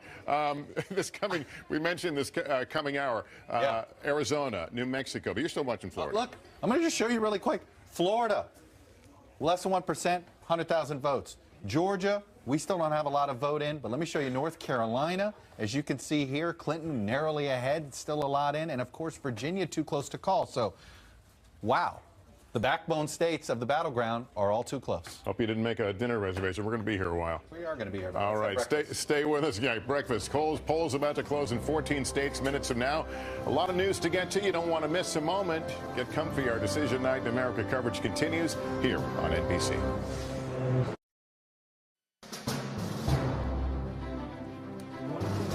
We are back now from our election center here at 30 Rock in New York City. It's 9 o'clock in the east, 6 in the west. Polls have just closed in 14 more states. Take a deep breath as we take you through it. NBC News projects that Hillary Clinton will win in her now home state of New York. And now we have a slew of Trump calls, starting with Texas. Trump the projected winner. In Kansas, Trump wins. Louisiana, Trump is the projected winner. Nebraska, Donald Trump. We project that North Dakota will go to Donald Trump, as well as South Dakota and Wyoming, all those in the Trump camp. And let's look at the 270 now. The race to 270, here's where they stand. Donald Trump at 137 electoral votes. Hillary Clinton with 104 based on those projections. Now, some other places we're watching, Michigan, we've talked a lot about how close things are. Too close to call right now. Arizona, another important state where Clinton's made some ground up. Too early to call. Colorado, too early. Minnesota, right now we have it listed as too close.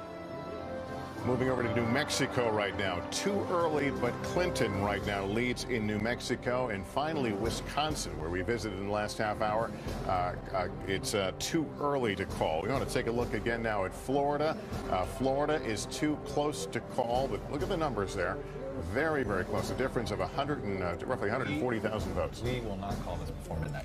You think Florida's going to keep it hanging out there? I can promise you that. We will not call this before midnight. Will somebody put up the Ohio board? You guys got to see this. Okay. Please put up the Ohio board because the margin is so ridiculously tight that it's sort of emblematic of all the battleground states right now.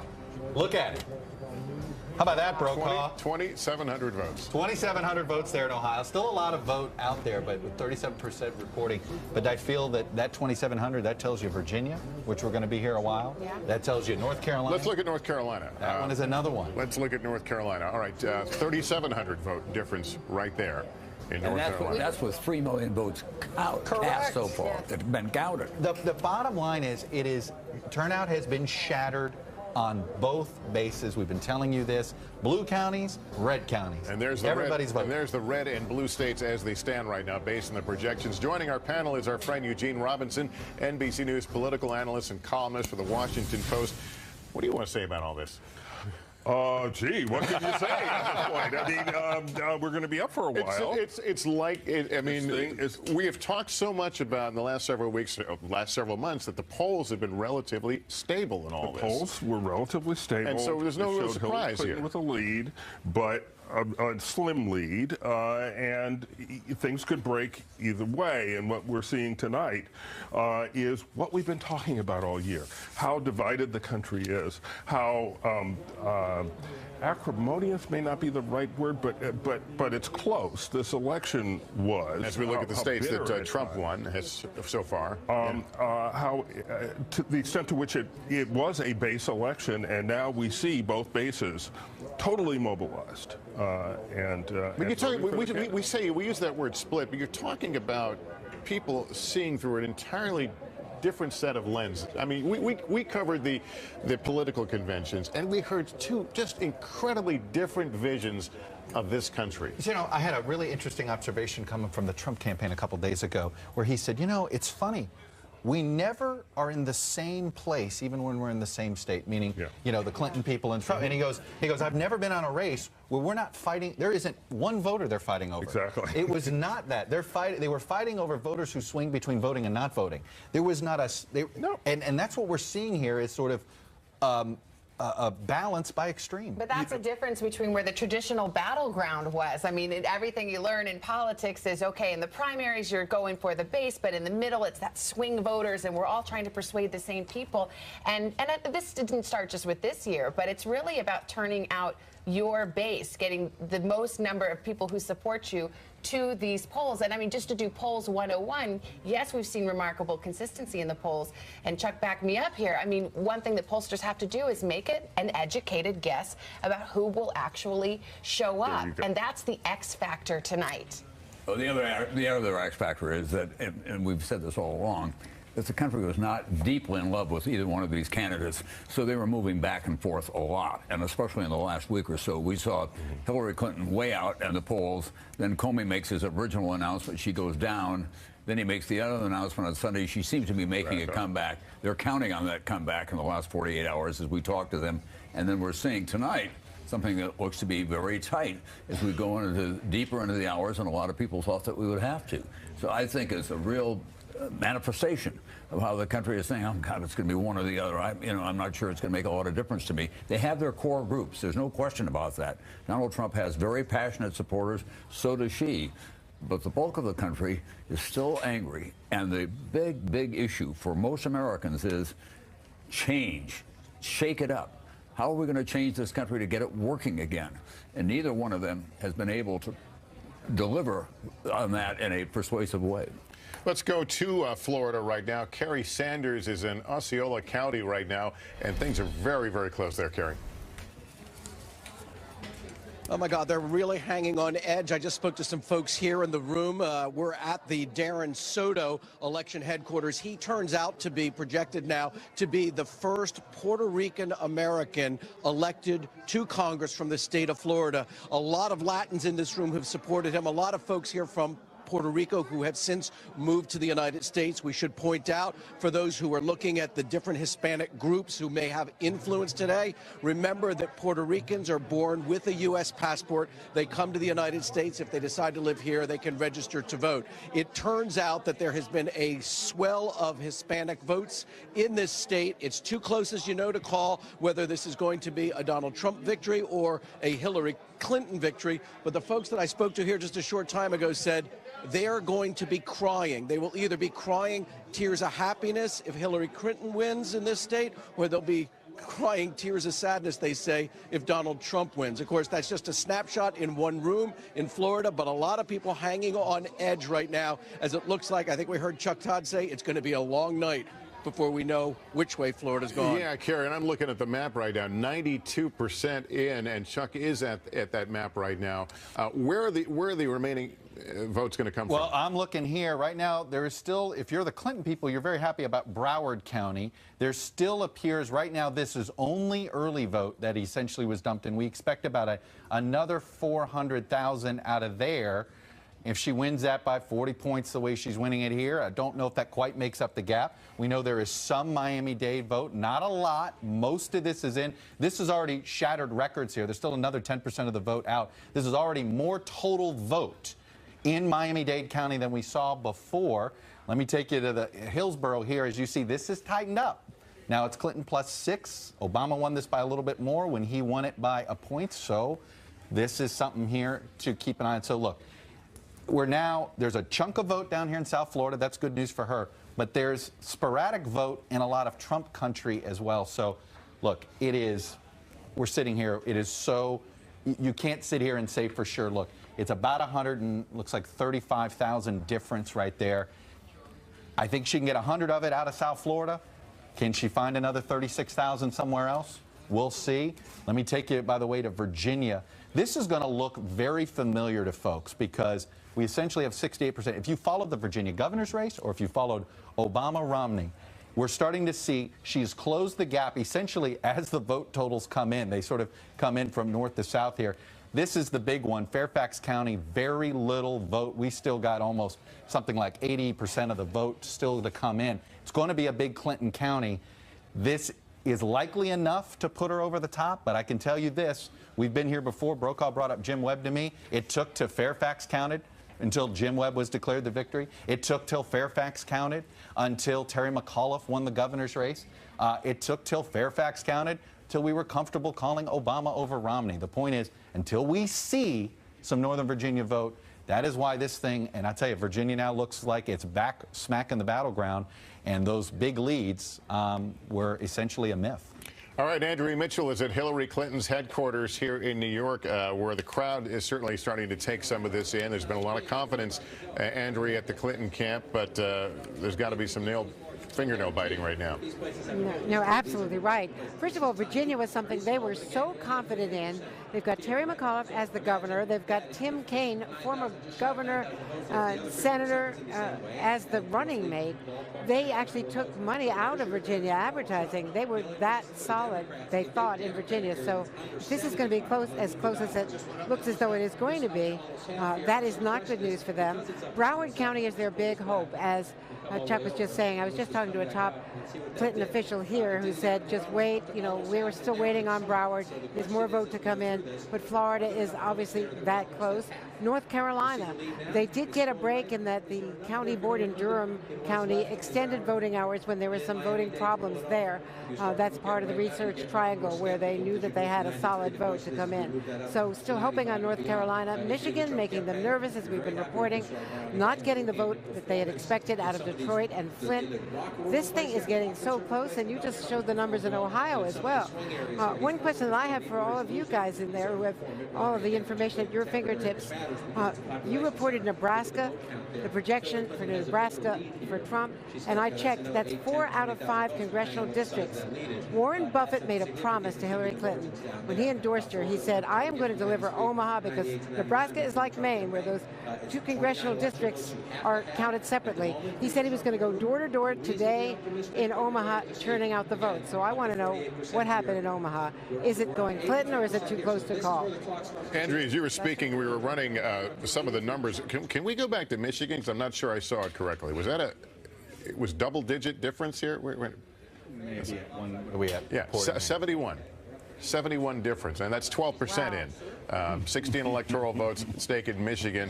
The Trump folks forcing the Clinton folks to try to defend Michigan, and it looks like that's going to provide a fair amount of drama. And look at, before Katie Tur, I'm going to go to you, but I want to bring up Ohio as well, because Katie was on here about an hour or so ago saying, look, the word is Ohio is going to be crazy close, and that's what it appears to be right now. Trump, though, with a lead, but the difference, 162,000. Katie has been covering the Trump campaign from the very start and joins us now.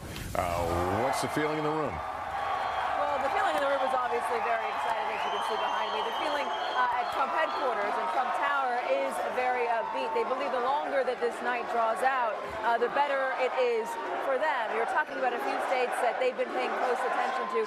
Virginia, interestingly, for it to be close, that is quite interesting, because the Trump campaign basically pulled out their efforts about 3 weeks ago, and if you can hear me better now with the stick mic, pulled out their efforts from Virginia 3 weeks ago. So if it's close there, they're certainly going to feel good about that. Ohio is a state that they put a lot of focus on. As you mentioned, the GOP believes it's going to be down to the wire in Ohio, potentially a state that they won't be able to call until tomorrow. But also Michigan, that's the state that the Trump campaign is really looking to after they get to their core 4. That's Florida, North Carolina, Ohio, and Iowa. If they lock those up, they're going to look towards Michigan. It's a state that they've been to 13 times since the convention, 3 times in this last weekend alone. It's where Donald Trump essentially ended his campaign. He took the stage there at 12:30 this morning to a packed room of thousands of people that were still streaming in as Donald Trump arrived. He left a little bit after 1.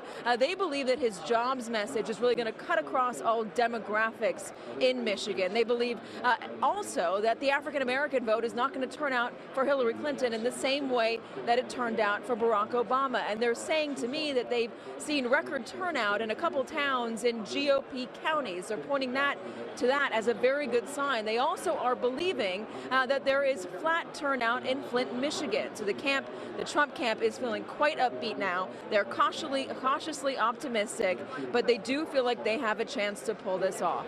Lester. Katie Tur, thanks very much. All this conversation about Ohio, let's go there. NBC's Chris Jansing is in Cleveland watching that very tight race. Chris? Yeah, and both sides are very nervous, I can tell you this right now, and both feeling like they have an opportunity here. If you're going to watch what's going on, you got to look where I'm standing, which is in Cleveland. I spent the day at a polling place there. It was very telling. There was a burst around lunchtime, but in the morning when you would expect a lot of people, later in the day when you'd expect a lot of people as folks were going home from work, there was not a big turnout. The director of the elections board here in Cuyahoga County was saying, well, I still think that we'll get up around 67%, but the reports that were coming in weren't that there were lines, weren't that there was any big last-minute rush. And I will tell you, one thing to look at from the exit polls is the economy, very important to people here in the Rust Belt, and who is better at handling it. Donald Trump beating Hillary Clinton in the exit polls by 4 points. And I want to tell you just one anecdotal story. As I was speaking with folks in this largely African-American voting place, I said, are most of your friends and family voting? And more than half in this unscientific survey said to me they knew people who weren't voting. And I thought it might be about the tenor of the race. They said it wasn't that at all. They felt, as African Americans, that the resurgence in the economy had not impacted them, that they were not being served by Washington. So watch this vote coming in Cuyahoga County and that reaction from an unexpected place. Chris Jansing, thank you very much. Stay with us. When we come back, we're going to talk live with Senator Rand Paul, who NBC News projects has been reelected in Kentucky. Our Decision Night in America coverage continues here on NBC.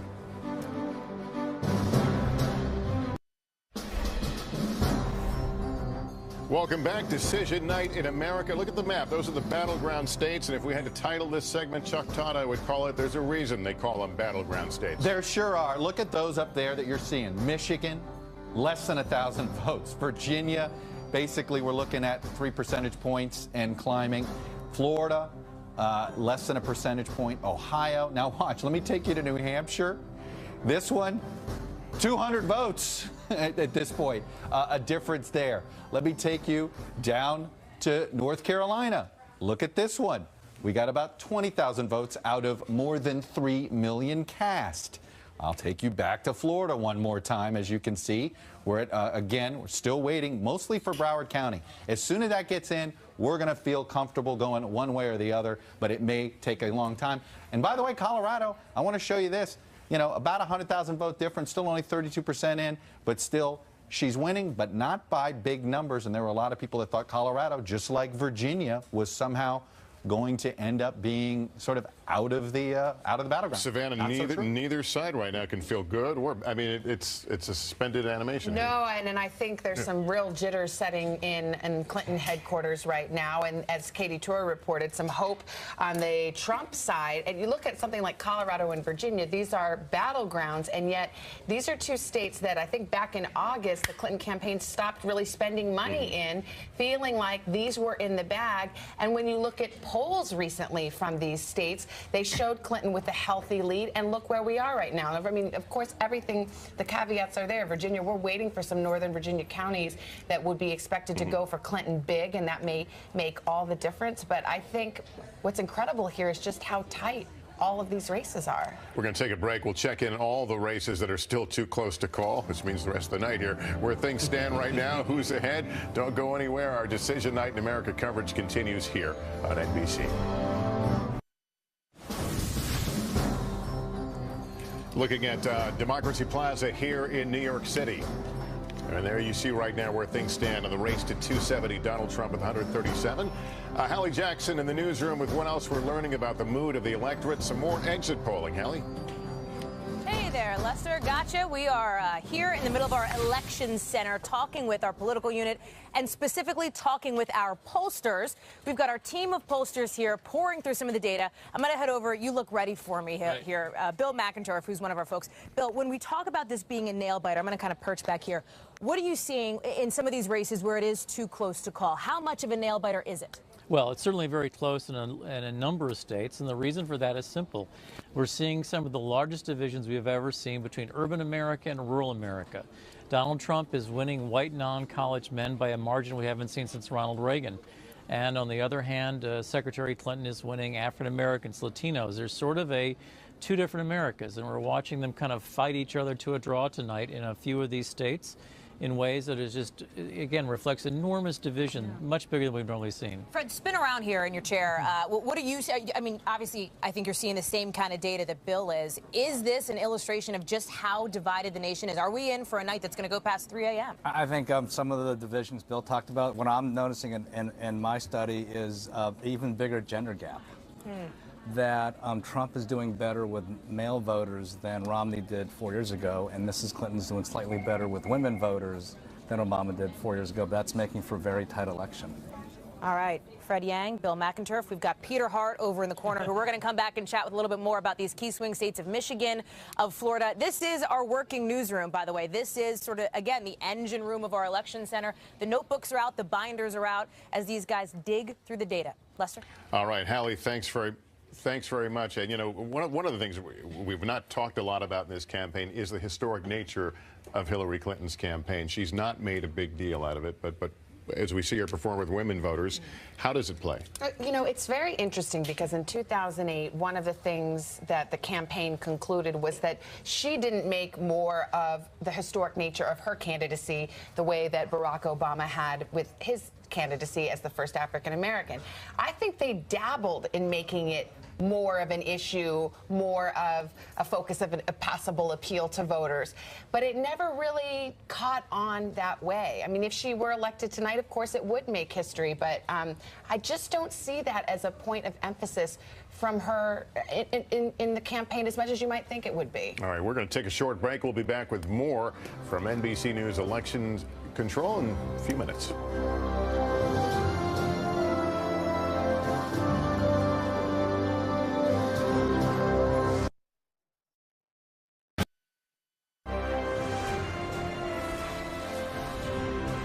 We are back now from our NBC News Election Center in New York. This is a very tight race between Hillary Clinton and Donald Trump. Many states right now are too close to call.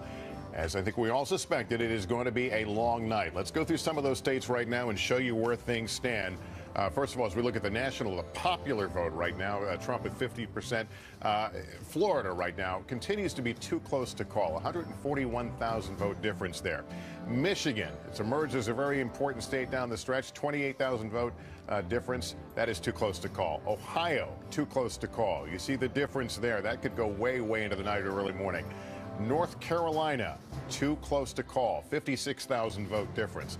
Let's look at Georgia. This Hillary Clinton drawing close there down the stretch. That is too close to call. You see the difference on the screen there. New Hampshire. New Hampshire right now is too close to call as well. A 1,700 vote difference with 22% of the votes in. And Pennsylvania, this is where Hillary Clinton wound up her campaign with that big rally with the Obamas last night. 156,000 vote difference, 16% of the vote in. And the guy that's watching the minutia of this and trying to understand and explain it to us is Chuck Todd. Well, so you said we're looking at 140,000 vote difference. We get 94% in. Most of the vote is left is in Miami and Miami and Broward. There's more vote in Broward left than Dade. She's winning this 67-31. The bottom line is this: how much vote is left and what percentage does she win it by? If there's 400,000 votes left, okay, and I'm just going to do it this way.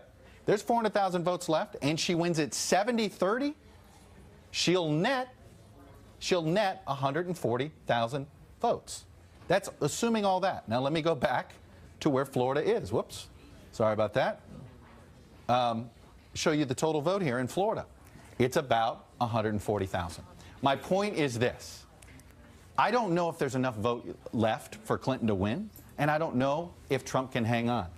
We are looking at a Florida, I don't think it's going to be closer than 537 votes, Nicole, but it is going to be less than a percentage point at this point. And then it becomes, we just don't know. And then it gets down to what was your strategy without Florida? Each of them had one. She, going into this, that's right, had a better look when it goes more roots. Right. No, if him with Florida and it's a straight shot, he can do Michigan. He doesn't need both Michigan and Pennsylvania. Never mind, by the way, we still got North Carolina sitting out there that's too close to call. Virginia is too close to call. New Hampshire sitting at too close to call. So look, it is. I can tell you this: if you're the Clinton campaign, because of the way the rest of the map looks, you don't want to see Florida go red yet. And Nicole, if you're the Trump campaign right now, you're starting to feel signs of life? Well, you're saying I told you so, in that this was a lot closer than any of us, I'll put myself in this category, myself alone, but than I thought, and that the polls reflected. I think the amalgamation of polls showed Hillary Clinton this morning with an 85% chance of winning. This doesn't feel like that kind of night. And Trump supporters, and I know this because I have several of my family is divided right down the middle, generationally actually, between Trump supporters and Clinton supporters, they felt like there could be a Brexit effect. And we don't have enough information to know if that's the case, but this definitely will. If she wins, she will not win it running away. And if he wins, he will prove just about everybody who does what I do wrong. And we should say that, I mean, the surprise factor is we knew that we weren't going to have a call this early in the night. It was going to be close. Yeah, I mean, the Clinton camp thought they did. I mean, I have to say the Clinton campaign for the last at least 72 hours has been projecting a lot of confidence. But here's why. I mean, the Trump campaign didn't have the same turnout operation as the Clinton campaign. And we saw some of the demographic groups. And I think what everybody underestimated was the rural vote coming in as high as it did. And you know what? I think we have to start to say maybe whether it was I don't want to say it was a hidden Trump vote. Mm-hmm. I just think we didn't have our weights correct. And we didn't realize that he was going to bust through the caps, essentially, of what turnout caps in those ruby red counties, and even in ex-urban America. From the beginning, Donald Trump has been running from the ground up, not from the top down. I mean, he's tapped in to all those people out there who are feeling disenfranchised. I was looking at Iowa the other day. It used to be a very progressive state. You know, it was a state of Harold Hughes, for example, and John Culver and Dick Clark. Now it's a very conservative evangelical state because they're very uncomfortable with the cultural shifts in this country, not just the economy, same-sex marriage. They're not happy about that. They're not happy about a lot of things that are going on. So they've moved into the right, and Donald Trump came along and tapped into all of that by going down at the bottom level and working his way up. And the fact is that he has astonished everyone from the very beginning of all of this, including the last 48 hours. However this turns out tonight, it's going to be so much closer than anybody could have realized going in. We ought to bring up what's going on with Dow futures right now. Yeah. I mean, that is just all of the stock markets around the world are cratering. Margin calls. Yes. Everyone. I've had a note from somebody saying, you know, they're beginning to sell off because it went the other way in the last 24 hours, by the way. When everybody thought she was going to win. Yeah. That's right. By the way, there's a popular website where people can put together their own electoral maps called 270 to Win. As far as I can tell, it's crashed right now. I think everyone in America is like, they're starting to. How does this work? There's no Florida. What's the path? Everybody wants to be Chuck Todd. You got to talk to the master here. He can walk you through it. Let's get to Raheem Ellis on the ground in Raleigh, North Carolina. One of the many places that's going to keep us here late, Raheem. Absolutely, Lester, and we're at a watch party for the incumbent Governor Pat McCrory, and with me is the executive director of North Carolina Republican Party, and I'm talking with Dallas Woodhouse. This is a toss-up state. How are you feeling? You got butterflies in your stomach? Well, I feel more nervous than a fish at a fish fry, you know, so no question about that. However, we are in a great position at this point in the evening. Urban areas tend to come in sooner, and you know, Mr. Trump looks like he's well on his way to win. The governor's race is going to be close, but the governor just went up. Normally, once you go up more than halfway across, you don't go back down. I will just tell you a couple of things. We were up, as Republicans, 100,000 votes over 2012 at the end of early voting. The Democrats were down 22,000. That's the early voting, but now you got the voting today. Well, right, but you have to remember that Republicans win Election Day. Democrats win early voting, and they did win early voting. And that's what you did in 2012. In 2008, Barack Obama took this state. You think that Trump is going to take it? Quickly tell me. I do believe that we're going to win Trump, Burr, and McCrory tonight. Close races, but a good night for Republicans. They're cautiously optimistic here. Lester? All right, Raheem, thanks very much. Let's go to Mariana Atencio right now. She is in Miami right now with a family who is nervously watching these results in Florida, where things are extraordinarily tight. Lester, I'm here with several families. In fact, at this local watch party in Miami, many of the people you see behind me are undocumented. Some are voters, and as you can imagine, the mood here grew incredibly tense as these results started to tighten. Like many Latinos across the country, for many of the voters here, their main motivation was what they call the Trump effect or the Trump factor, mainly the Republican candidate's stance on immigration that crystallized the issues for so many Latinos. And as you have been covering throughout the night, we have seen a record turnout by Latinos in several battleground states. Here in Florida, a 75% increase in early voting by Latinos compared to 2012. But just the fact that Donald Trump appears to be leading in the polls now just brought back the issue of immigration to a gathering like this one you see behind me. It is not the only issue Latinos care about, but it is a very personal one, and you can see it right here. Many of these families holding hands, they even held a prayer not too long ago as they anxiously await these election results and fear, Lester, their families could be split up if Donald Trump in fact wins the presidency. All right, Mariana, thanks very much. I think we are at a point in the evening. It's time to revisit. I'm going to walk with you because it's time to revisit this. A what-if map here? Yeah, the route to 270. Yes. Well, and Florida was such a big part of it. Let's for now, and we're just going to do it. We're not projecting anything. We're just going to give it. Okay, so let's say Trump's leading there. He's leading in Georgia. He's leading in North Carolina. He's leading in Ohio. He's sitting at 248. Let's assume Arizona sits at 259 there. He's not leading in New Hampshire. We do have this Nebraska situation. I don't know why we haven't. It's split. It's split, but it should be. He's already gotten those that we're aware of. So let's do Nevada's that sitting out there. here. Nevada is sitting out there. We're going to keep it. So that's what's sitting here. But this assumed Michigan. So watch. You just flip Michigan here. Now let's give her New Hampshire for now. She does. There is some work there, and then you look. But he's over the top. He would be over the top with a Michigan at this point. She needs one of these states. Let's put back North Carolina. That would do it. But as you can see here, now Michigan. Look, take Michigan away, and it's a different situation.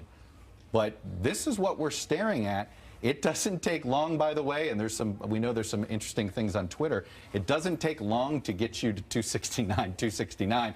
I could do it right here by simply moving Colorado, and then you would have here. I don't know why we have 3 extras. I think Nebraska's gotten messed up on our map here, so we will just neutralize them. But that should be red. It's already counted in the total here. So, point is, this is precarious. This map is suddenly 50-50. And you know, both sides are doing exactly what you just did. This is no longer, if he sweeps those two and Ohio, and we're looking at Michigan as too close to call, and then suddenly we could be sitting on Michigan, could be sitting on Colorado. I mean, it's going to be a long night. It's going to be, if you're a junkie, it's going to be a fun night. I mean, we are dividing up this map in ways that we haven't seen. 269 is in play. This feels a lot like 2000, Brokaw. This story is writing itself. You okay, Tom? Yeah. I got the smelling salts right. You got it. You all right?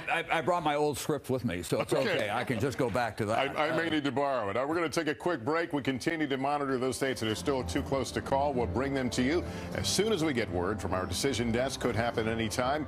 You'll want to stay with us. Our Decision Night in America coverage continues here on NBC.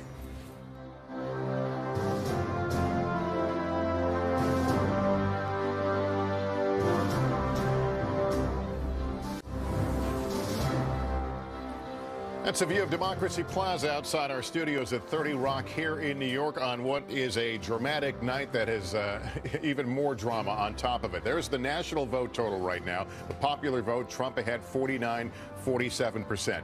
But folks, this is a night about the battleground states. We knew it would be, but it is far closer than many imagined. Florida right now, too close to call, 139,000 vote difference. Let's look at the state of Michigan here that Clinton was forced to defend down the stretch, a 50,000 vote difference, too close to call.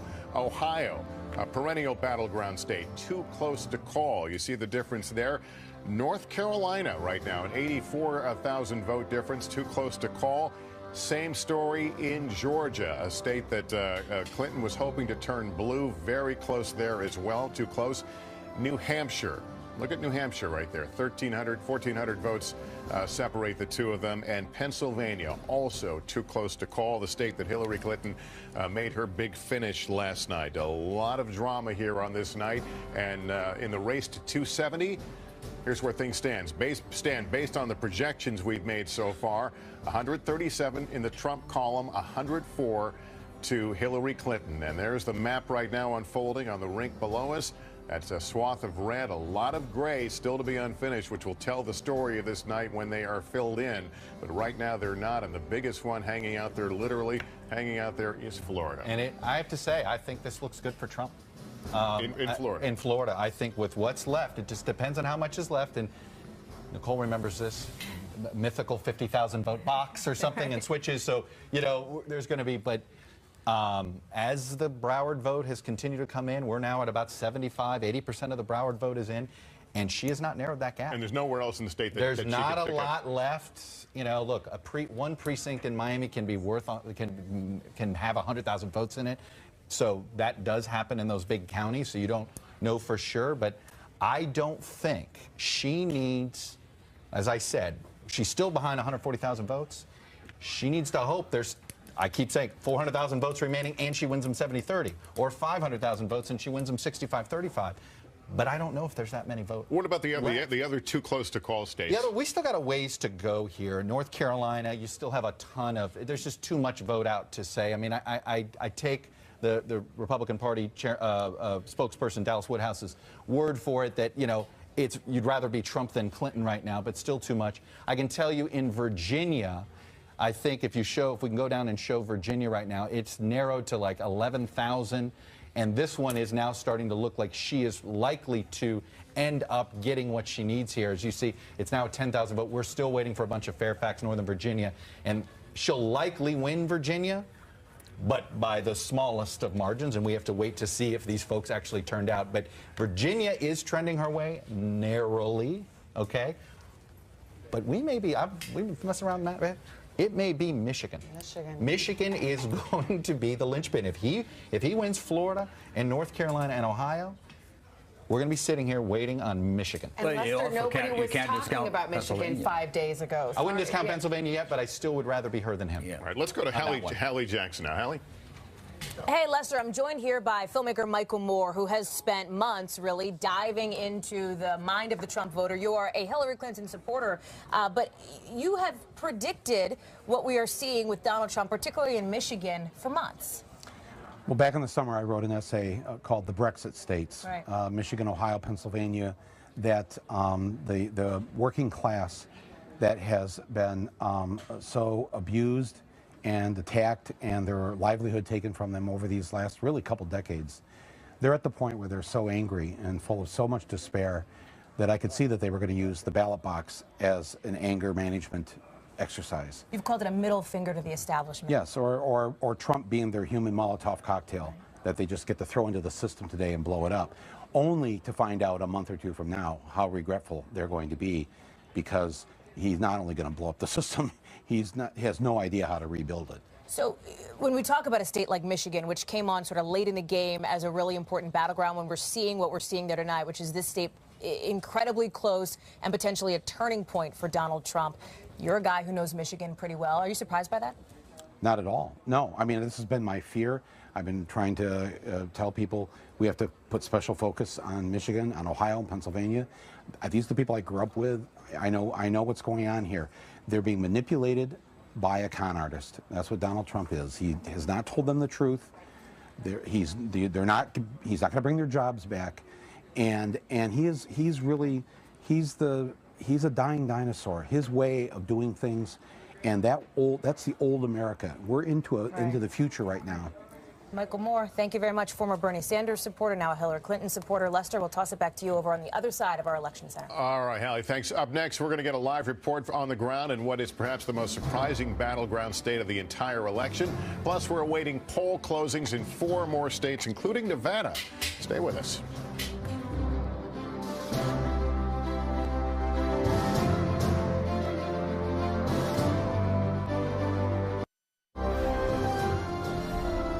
As we come back from a break, this is a picture that Ivanka Trump tweeted out a short while ago, seeing Mike Pence and Donald Trump and the family and staffers watching returns here, like the rest of us, trying to figure out where this is all leading. Let's go to Katie Tur at Trump headquarters. Katie? Quite confident in where they stand at this moment. They still concede that this is going to be a tight race, but it's looking even better than it ever has, frankly. Their eyes are on Florida right now. 2 Donald Trump sources are telling us, Florida operatives, excuse me, are telling us that it's a nail biter, but that they will win it. They're holding their breath and they're waiting on more results from Broward County. A source in Virginia tells us to watch out for Virginia Beach. They believe that they could see quite a bit of turnout in that area. After they go from Florida, North Carolina, Ohio, and Iowa, then they're going to go on and keep their focus on Michigan. If they can turn Michigan, they are going to feel very confident about this race. They have said for quite a while now that they believe Michigan is a state that is particularly susceptible to Donald Trump's message, his jobs message. They believe it's one that cuts across demographics, one that won't matter what race you are. You'll want to vote for jobs rather than vote along party lines, and they believe that they're going to be able to do that. All right, let's go to Andrea Mitchell. She is at Clinton headquarters. How are they reading these numbers, Andrea? They are about as nervous as every other Democrat around. I mean, look, this place is so down. They're playing videos and also coverage. Now there's a cheer that's gone up because they see some movement in Virginia. Virginia critical, as you know. They were waiting to see what was happening in Fairfax County and in Richmond. But the fact is that the results in Michigan and in Ohio and in Florida are really depressing the mood here. That's the first cheer I've heard here basically all night for anything other than an East Coast state like Rhode Island or Connecticut, pro forma. The mood here is very, very depressed and nervous. And the fact is they're going to have to look back at what they didn't do. They had a 2-to-1 spending advantage on air, on television, a 5-to-1 advantage in terms of paid and volunteer staff. They had a much bigger ground game across the country, pulled money out of Virginia and Colorado, and they've got a lot of thinking to do about what is happening here tonight if this thing does go against them. All right, Andrea, and that crowd, we heard them applaud a minute ago. And Officially, let's put up Virginia, the Virginia board if we can. First time that she took the lead, and that's what they were looking at. Move forward there. There it is. There. She took the narrow lead, and I can just tell you my own history of doing this. We know where this is headed, but wow, it's close. She had to work for it. That's right. All right, we're quickly approaching 10 p.m. in the east, 7 o'clock out west. Polls about to close in 4 more states.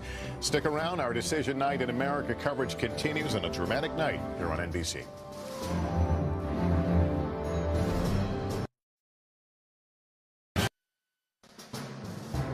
Welcome back, everyone. It's 10 p.m. in the east, 7 p.m. in the west. We're live from NBC News election headquarters in New York, and this, folks, is a razor-thin race for president. Many states too close to call. The polls have just closed in 4 more states. Let's take you through what we have as you look first at the national vote total. Looking first at the state of Iowa, it is too close to call. Nevada, too close to call. Utah, too early. Keep in mind that's a 3-way race with McMullen in the race there in Utah. Montana, NBC News projects that Donald Trump will win in Montana. And we can perhaps take a look now where we stand in that race to 270. And here's where it stacks up right now. Based on the projections we've made so far, Trump with 140, Clinton with 104. We're also watching, among the many states we're watching where things are close, the state of Pennsylvania, as we take a look right there at the map. But if we can move out, I want to show you what's happening in Pennsylvania, because we want to go to our correspondent there, Kate Snow, who is with both Trump and Clinton voters. Kate? Hey, Lester. Yeah, we are right outside of Philadelphia, Montgomery County, which we said earlier is kind of an area that you really need to watch in Pennsylvania. And it's interesting. We're in a bar, obviously. We got a lot of Trump fans here. And I was talking to Lisa before. Tell me again, you were telling me that you didn't even want to put a sign out in front of your house because you're a business owner.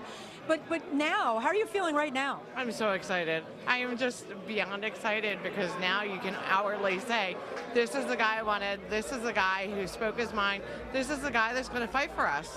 Why did you vote for him? Why? You've been working for him as a volunteer. Why? Yeah, because he's going to take our country back. There are different things that, again, as a business owner, you want to just taxes, Obamacare. Yeah. There are just all these different. And you said to me earlier that you felt like he says the things that other people don't say out loud. No, they don't. And people say, well, he said this about women. He said that. What is he said that I don't hear other women saying about men? Women talk about men all the time and have said worse than he's ever said. Lisa, thank you. We got a whole table full of Trump supporters, but let me pivot over here. We actually asked some folks to move over here who voted for Hillary Clinton. How are you feeling? You're watching the TVs in here. The sound isn't up, but you can see what's happening. How are you feeling? A little bit nervous. I'm a little bit surprised about Florida being so close. I don't want it to go back to a Bush-Gore thing where they have to recount the votes, but I really think it's going to come down to Florida. Everybody's nodding along at the table. Nobody wants a recount again, myself included. I was in Tallahassee for a long time. Tell me why you think this county Montgomery County might go for Hillary Clinton. Oh, I'm actually from Illinois, but okay. You're from Philly. Okay, well, we got a mixed crowd in the bar, but why did you vote for her? Oh, well, actually, I didn't vote because I'm not American, but I'm a Hillary supporter. Okay, thank you so much. Appreciate it. Lester, I would say it's very loud in here. There's a DJ playing behind me, so folks can't really hear all of our coverage, but we've got it all on the screens, and people are glued to the screens. And just a note about Pennsylvania and where we are, we're hearing that the lines were so long in some places that people are still voting. Even though polls closed technically at 8 o'clock Eastern time 2 hours ago, people are still in line. In certain parts of the state, I'm hearing Adams County, I'm hearing around Pittsburgh and in Philadelphia, there are still lines out there. Lester? 34% of the vote in Pennsylvania. Clinton in the head. Kate, thanks very much. We have another projection coming in. I'm told it's New Mexico. NBC News projects that Hillary Clinton will win the 5 electoral votes in the state of New Mexico. Let's go to Hallie Jackson right now, who is digging deeper into some of these numbers on this very, very tight race right now in the exit poll. And Lester, we're looking at 3 key battleground states right now, states that are extremely close in our battleground map. Let's start with Michigan, because we've been talking about that all night. We want to focus on what's driving this close race in these states. And in Michigan, at this moment, our exit polls are showing it appears to be white voters without a college degree. Look at this column here, the Republican candidate. The Republican candidate in 2012 got 55% of the vote. Donald Trump right now is doing better, up 6 points. So he is overperforming the Republican from 2012, Mitt Romney. And look at the Democratic candidate, of course, Hillary Clinton. In 2012, Barack Obama, the Democrat, got 44% of the vote. She is down 13 percentage points from that position, from where they were in 2012. So that is really what we're looking at and what we're sort of diving into when it comes to Michigan. I want to pull up Pennsylvania now, because we're taking a look at the age gap, right? Voters in Pennsylvania under the age of 30, the so-called millennials, if you will. They're turning out, they're breaking out for Hillary Clinton by 55% to 39%. It is the flip, the reverse of that, when you look at voters over 65 going more for Donald Trump. He's got about 50% of the vote. She's got 48% of the vote. And then in another key battleground state, we want to look at the race breakout in Florida. Let's pull it up here. Those voters in Florida who have a favorable opinion of Donald Trump. Most white voters in Florida do have a favorable opinion. 1 in 4 Hispanic voters roughly have a favorable opinion, but only 1 in 10 black voters feel that same way. And this demographic here, the African-American vote, the Hispanic vote, that is going to be crucial to what we see in Florida when it comes to turnout. I did speak with one source close to the Trump campaign who said, hey, we are not getting crushed with the Hispanic vote right now, and that is a good sign for them. Lester? Hallie Jackson, thanks. Back to our panel, and joining us now is Mike Murphy, an NBC News political analyst who served as senior strategist for John McCain's first campaign for president in 2000. And Mike, nice to have you here. For those who thought this was going to be an early evening, you say. Yeah, anything but. I thought it would be an early evening. I thought Florida, a state I worked a lot, and most of the political hacks on both sides thought it would be a 2 to 3 point early defeat for Trump, and that would set the tone. Instead, Florida now is going to be hard. Mike, I'm going to ask you to hold off again. Yep. We have another call here in the state of Missouri, and NBC News projects that Missouri will go to Donald Trump. Donald Trump will win. And let's look at where things stand right now. There's a Missouri call, and we show the where we stand in the race to 270. There it is right now. Trump at 150, Clinton 109. The race to 270. Mike, I cut you off. I'm sorry. Go ahead. What's interesting about Florida is the pattern is unlike anything I've seen in Florida politics before. You get a more urban Republican area like Jacksonville, Duval County. Trump's doing horribly. He's doing under Romney in the bigger Tampa counties. But you go north of Tampa to the exurbs, he's off the charts. He is breaking the meter, like numbers we haven't seen before. And that's moving the whole state to a point where, well, I believe it'll tighten. There's more of her vote out than his. Yeah, I don't think she's will be able to make it. So far, he hasn't won anything that we didn't anticipate. But you, Chuck, you're punching the numbers in Florida. You think? Look, there's just not enough.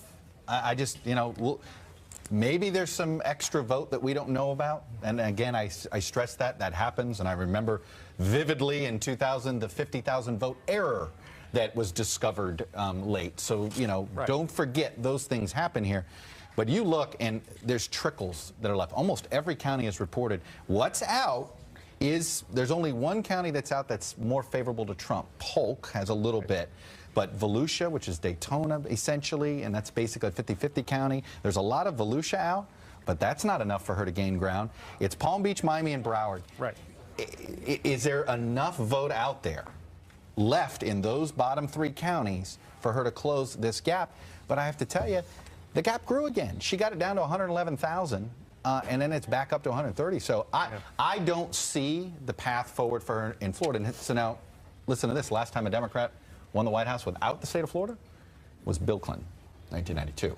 So maybe she's got that karma going for her. I don't know. And the last time you lost Florida and Ohio and still won the White House was John Kennedy. But her other paths carry her through some of these other states that are too close to call right now. Yes, but we're looking at a situation here, I think, that it's Michigan. I really do. That at the end of the day, we're staring at Michigan. I go through this. Pennsylvania, she probably does eke it out. We'll see.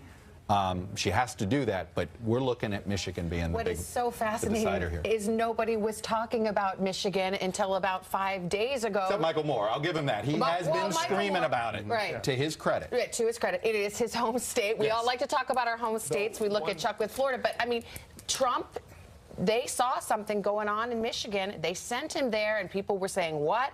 And then the Clinton team added a stop. President Obama was there. We put Michigan on the screen to see where we are. Somebody's done a lot of governor campaigns in both Florida and Michigan. There's one difference.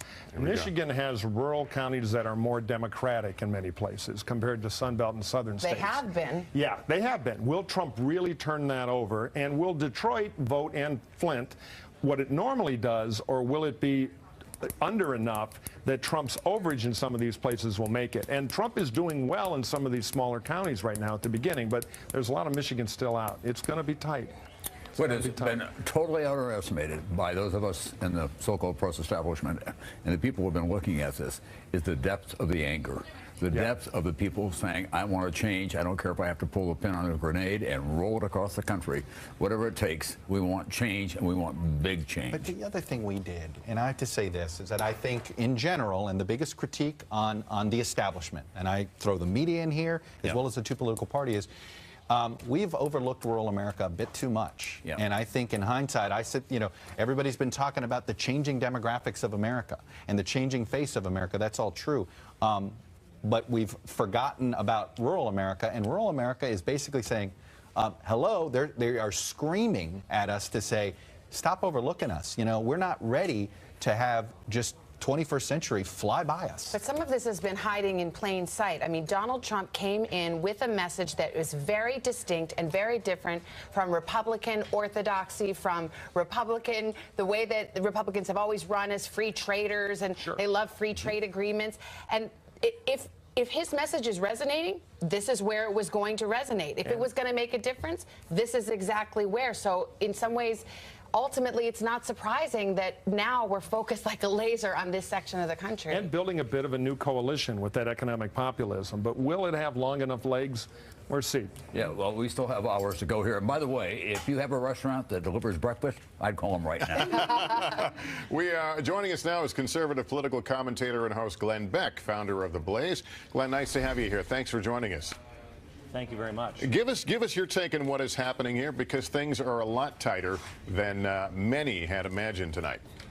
Yeah, a lot tighter than I imagined as well. I think what Chuck just said was exactly right on the money. We have not listened to, I think Chuck said the heartland, but I don't think we've listened to each other at all. And I know I've been at fault on this. In the last couple of years, I've really tried to analyze myself and analyze what I've done and what I do. And we don't listen to each other, and we don't trust each other. And, the media, that includes me, that unfortunately, Tom, includes you. I can't believe it would, but it does. That 34% of Americans trust any of our voices. And that is because they view us as speaking down to them, pontificating, telling them, and not listening to them, declaring who they are. It's difficult for me to consider myself a conservative or to consider myself a Republican tonight. If this is what a conservative or a Republican is, then I'm not part of that. I don't want anything to do with that. But I understand why people are feeling this way when you have, 60% of the people who voted for Donald Trump don't like that they're voting for Donald Trump, and 54% who are voting for Hillary Clinton aren't happy about voting for Hillary Clinton. So at the end of this, are you going to have a lot of orphan voters, people that feel, like yourself, that don't feel they have a place? I think the majority feel that way. Even those people who voted for either one of these, they're not happy with it. And so I think on both sides, the parties have to realize now, boy, we need to start reflecting the people and listening to the people, because the people are entering a time, as we're seeing tonight, beyond reason. They're not listening. When you get into so much fear or so much anger, the mind's mechanism is just to shut down reason. And they're not listening to reason. And we have got to find our way to each other.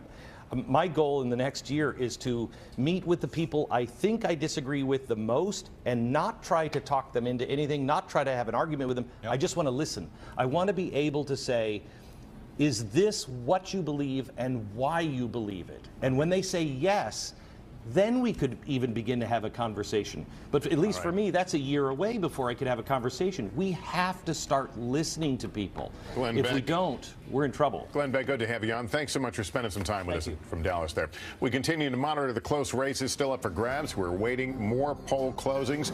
Stay with us. Things remain razor thin right now. We've got more coverage of Decision Night in America next.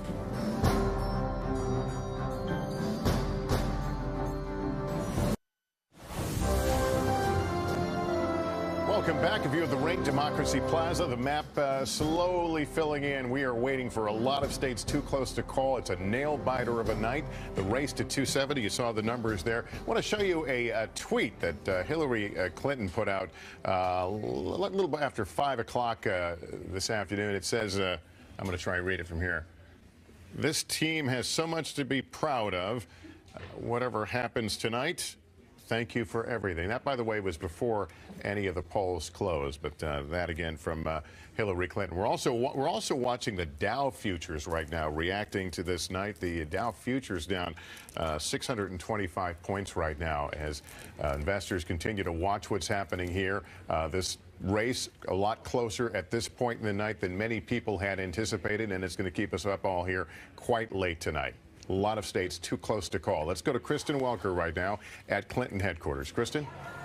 Lester, good evening. I've been talking to top Clinton campaign officials and her top surrogates, and they say they're not panicking. They still insist there is a path to win, even if they don't hold Florida or Ohio. Not that they are conceding those states.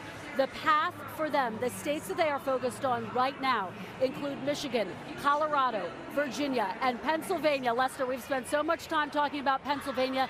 That is her firewall. That's where she held that massive rally last night. More than 30,000 people joined by the Obamas and, of course, her husband, that big unity rally. But I can tell you that I've been talking to Democrats who were invited here to what they were hoping would be a watch party and victory party, and they are candidly acknowledging that they have begun to get nervous, that this is a very close race. They were anticipating that, but obviously it's turning into a much closer race than they had hoped for. The mood here when this night initially got underway was ebullient. This crowd was breaking out into cheers throughout the evening. Now it has become much quieter. Those moments of cheering have become fewer and far between. But again, they still think they have a path, and they are very focused on the state of Michigan and Pennsylvania at this hour, Lester. All right now, as you see on the screen, Trump leading in the electoral race with 150 to Clinton's 109. This will be a very long night. We'll be here with you every step of the way, keeping a close eye on those very tight battleground races. More poll closings coming up. We invite you to stay with us. We'll be right back.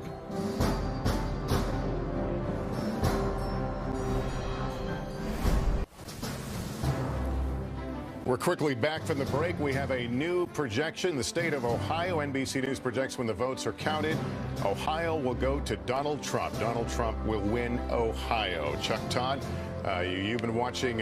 First of all, let's show you where that takes us in the race to 270 right now. As we come down on the ice, and right now it's 168 Trump, Clinton 109. You've been watching Florida. You don't think it's going well for Clinton there? I don't, and I think North Carolina is trending Trump here. Look, first of all, Ohio, a little historical nugget. The last time somebody didn't win the White House while winning Ohio was in 1960 and Richard Nixon. Ohio is, and no Republican, you have to win Ohio to win the White House. Trump has done it. Florida's trending his way. North Carolina's trending his way. I go back. This is, I mean, Luke Russert has already tweeted it. God love him. Michigan, Michigan, Michigan. We're going to be sitting here talking about Michigan. Now, Ohio, agree. I was just going to say Ohio is one where the polls seem to have gotten it right because the polls have consistently shown a tight race, but Trump up a little bit. But as you mentioned, I mean, if he's going to put Florida in his column and Ohio, potentially North Carolina, now we're looking at the Rust Belt, Virginia, little close for comfort for Clinton. Look, the Clinton campaign bragged about these firewalls and these. Okay, well, let's see if you have one. Well, that's what we're about to find out. Let's see if they have one. Does Pennsylvania remain a firewall? Pennsylvania is the one state that's so far performing as they expected, not underperforming. So really, all eyes are on Michigan. Although both New Hampshire and Nevada, those go ways that you're not sure, and then we start getting into the funky 269, 269. I'm not going to get there yet. Let's see how this night plays on. But look, there's still a ton of vote in Oakland County, Macomb County, and in Wayne County, which is Detroit. Here's what I can tell you about Michigan and those three.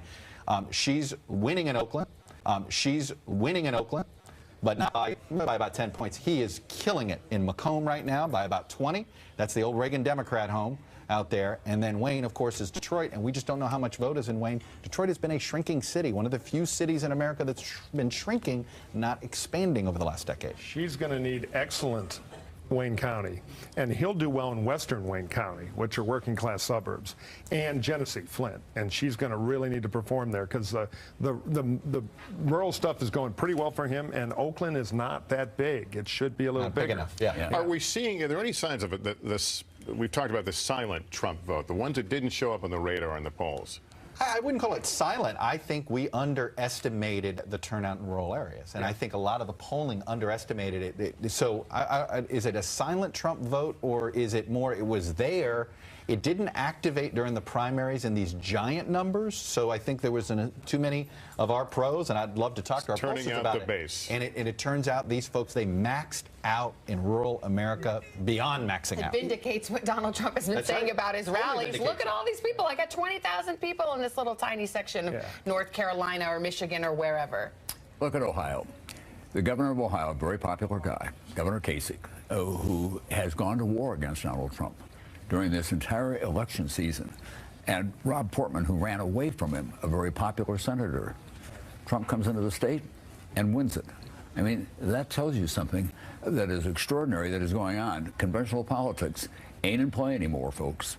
Yeah. All right. In his places, they're on steroids. It is huge amounts of numbers. We've got to take a quick break here. We're going to be back more as we continue. But again, Ohio is the latest one in the Trump portfolio as we watch that race to 270 on our ice at Democracy Plaza. We'll be right back.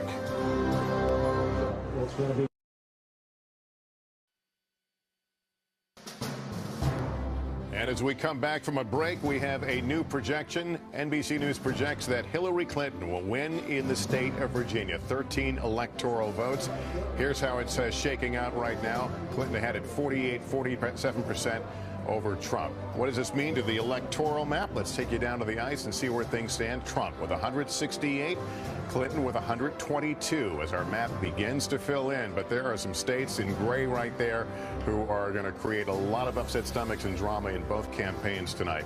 Let's go to Chuck Todd right now, who is with some of our pollsters to get a little read on what we're seeing here and how we got here. I'm with Bill McInturff, Republican, Fred Yang, Democrat. These guys are the brains behind the NBC Wall Street Journal poll. So, Bill, obviously the battlegrounds much tighter than any of the polling showed, not just ours, all of the polling. Is this the result of a hidden Trump vote or us underestimating what rural America would do in turning out? Well, I think it's a little bit of both. It's not a shy vote. It's that Donald Trump has built a unique coalition. He's winning white non-college by literally the mid-30s, higher than Ronald Reagan in the year 1980, and those people are turning out. And it's aggregating. When you're winning the rural part by 30, 35 points, it's offsetting softer turnout in some of the core urban areas. I think that combination is pushing these states. And look, the other thing you want to remember is that Minnesota, Michigan, these are states that still retain a very high percentage of the white vote, very different than other parts of the country. Fred, how would you answer that question? I would say volatility. I think one of the interesting findings from the exit polls is among the people who decide in the last couple days, they went for Trump by 5 points. And you say that's not a huge margin, but in a race like this, where small margins make a big difference in some of these battleground states. I think that, plus the fact that Clinton didn't perform as well with white college-educated voters as some of the pre-election polls suggested. Add all these things up, tilt some of these battleground states to the Trump column. Bill, you also had another fascinating nugget in the exit poll. Among voters who didn't like both candidates, who's winning? Trump's winning 2-1, 45-27, and here's the shocker. That's 18% of the people who voted who don't like either candidate. It's almost 1 in 5. That is three and a half times higher than the typical thing we normally see. So you've got folks, 1 out of 5, who don't like either candidate, and they voted for the guy who represents a bigger change. And not only that, Bill, in the exit polls, 54% of Americans gave President Obama a positive approval rating, and his designated successor is in a 50-50 fight for the presidency. Unbelievable. All right, Lester, I'm coming back to the boards, buddy. Come on back. I want to go to Andrea Mitchell right now at Hillary Clinton's headquarters here in New York. You know, Andrea, one of the things we've discussed over the last week or two is this notion of overconfidence. The Clinton folks said they were guarding against it, but clearly there's got to be a lot of nervousness in that room right now. Well, there was a big cheer that went up with the Virginia call. That was a very big deal. And interesting that Barbara Comstock, a well-known Fairfax County Congresswoman, Republican, won her seat despite the fact that Hillary Clinton is now projected to be the winner in Virginia. The crowd is now being fired up by the governor, Andrew Cuomo, speaking outside this room. But other than that, there have been few speakers who have gotten their attention, so it's been a pretty quiet night here. That said, if they win Michigan, and I was talking to former Governor Jennifer Granholm, who still thinks that it's possible. She acknowledges that the African-American vote in Detroit and Flint were not what they expected. They're still looking for some more Latino vote. So they're waiting to see what happens in Michigan, as you've all been pointing out. That is their hope. They've got a path, clearly. I don't really buy the argument about overconfidence. Just traveling with Hillary Clinton and watching how hard they worked and the money they've spent and the field of volunteers and paid staff they put out there, I think that they were determined not to leave anything on the table up until her, her final homecoming at 3:30, 3:45 this morning. So I just think that the email controversy and other ingredients that made her less popular, less trustworthy, you just cited those polls with John Yang and Bill McIntyre, that is a residual fact. And when we look back on this, that last-minute Comey letter, we don't know this yet, anecdotally though, that last-minute blow on that Friday really wasn't a momentum kill, and she had to revive and pick herself up. All right, let's come on back here, Andrea. We've got another projection to make in the state of Colorado. NBC News projects Hillary Clinton will win in the state of Colorado, 9 electoral votes. Let me quickly get Nicole in here. That's an important one for her. That's got to. Here's what's happened. They're all important for her now and for him. But with all due respect to our pollsters and everyone else's pollsters, the assumption as of noon today was that she was 3.5 points ahead. This is not the map that reflects a 3.5 points ahead. And the Republicans in Michigan are a lot like the Republicans in a lot of the southern states that he swept. He certainly had a resonant message in big parts of states that we weren't watching, but that someone in the Trump orbit knew he had a shot at. And right now you saw there in the race to 270, it's Trump at 168, Hillary Clinton at 131. Chuck is at the map here, continuing to work these paths to 270. Look, I'm going to put them in here. Let's do Georgia, Florida, North Carolina, Trump leading in all of those. By the way, our Nebraska, we had a little glitch. It's all in the system. Just trust me on there. Let's go ahead and put Arizona there. So you see Trump sitting at 259. Let's give her Pennsylvania. If it holds, talk to one of our pollsters is an expert in Pennsylvania. He thinks she wins by 2 points in Pennsylvania. So let's go ahead and do that. Now you're looking at what we're looking at here, 259 to 252. I'm not Let's see what happens in Nevada. I'm not as confident about Nevada anymore, considering what we've seen there. But you can easily start messing around. So Michigan obviously would put him completely over the top here without needing a Nevada and without needing New Hampshire. That's the potential path he now has. This assumes that Iowa goes his way too. We still haven't had, but if Ohio went his way, you got to assume that Iowa is going to go there too. So look, I come back here, Michigan, she's now going to need Michigan, say, and a New Hampshire or a Nevada, certainly there. But essentially, as Nicole is right, each state is now important to both of them. This is no longer, oh, you know, she's got all these paths to 270. No, she doesn't. Her path to 270 is Pennsylvania, Michigan, and either Nevada or New Hampshire, and she has to win 3 of those 4, and 2 of those 3 can't be Nevada and New Hampshire. This is Savannah. Give me your take on that. Well, I think, as Chuck just said, I mean, this is firewall time. And you look at some of these states and you see that there's the Hillary Clinton headquarters and they're cheering for Virginia and they're cheering for Colorado. These are 2 states that they were so confident about that they stopped spending money in them back in August. I mean, it's just a complete sea change. And I think what people are going to say, how did this happen? How did polls miss it so much? And I think we're going to find out that they severely underestimated that rural vote, the white non-college educated voter turning out in a much bigger number, and perhaps we're going to be looking at the African-American vote being depressed in certain areas, and that's going to be the difference. I hate to bring up a name that you can't. This race changed when Director Comey made that initial thing. That's when Republicans galvanized. You noted, Nicole, that's when Trump became a good candidate for the first time in weeks.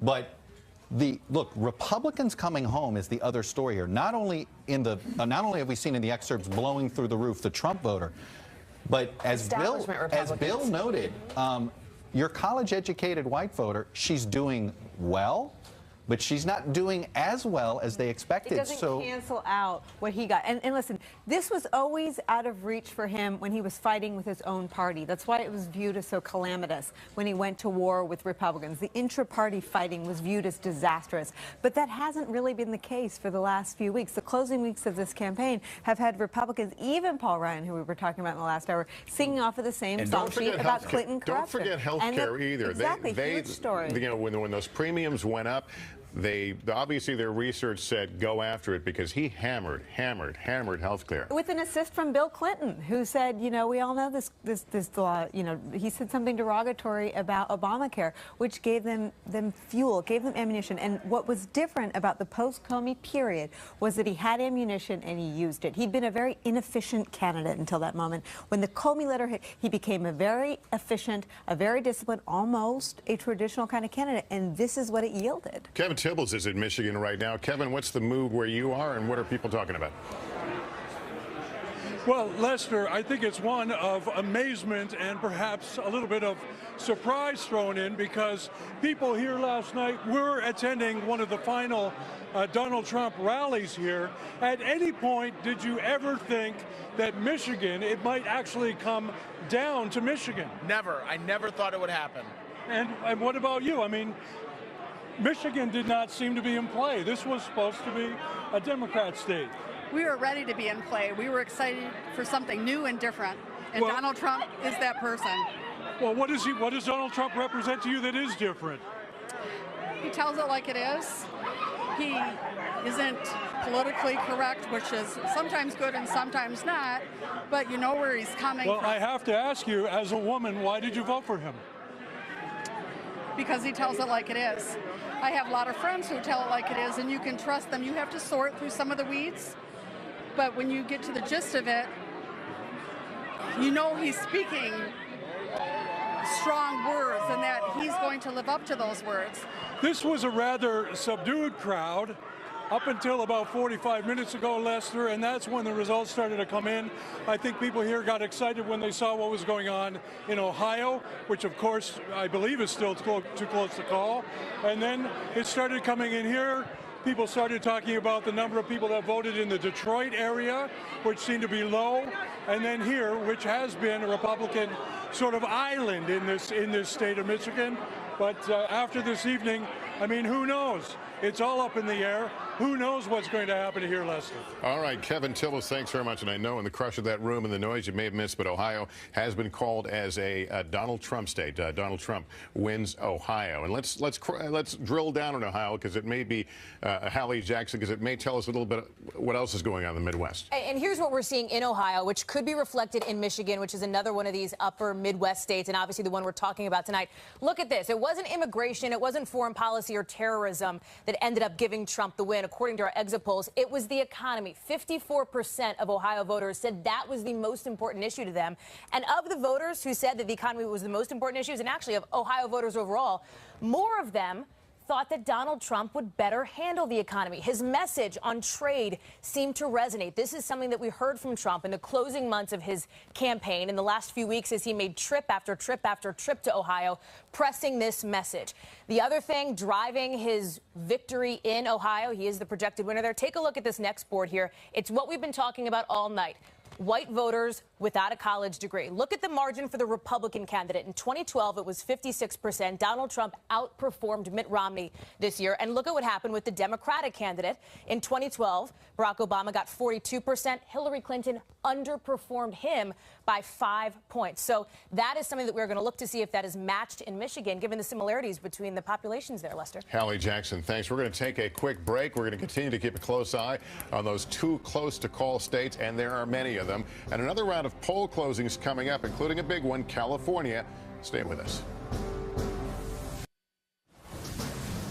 It's 10:45 in the East in a little over 14 minutes. More poll closings: California, Hawaii, Idaho, Oregon, and Washington. And of course, we'll have the characterizations at the top of the hour. I want to go to Kristen Welker now. She's learned some new information at Clinton headquarters here in New York. Kristen? Lester, good evening. The Clinton campaign projecting confidence in this nail-biter of a race. I just heard from one top official who says they still have a path to 270, and they say they are on that path. Why? Because they have won Colorado and Virginia, but the path includes holding Wisconsin and Michigan. They would then have to win Pennsylvania and either win Nevada or New Hampshire. So those are the states that they are watching at this hour. Now, they point out that in terms of Wisconsin, Madison is still out. That's obviously a heavy college area, so you're going to get younger voters. They think they can clinch that area. And then Michigan, Detroit is out. A lot of African-American voters. Of course, President Obama has been there trying to energize his base and that part of the Obama coalition.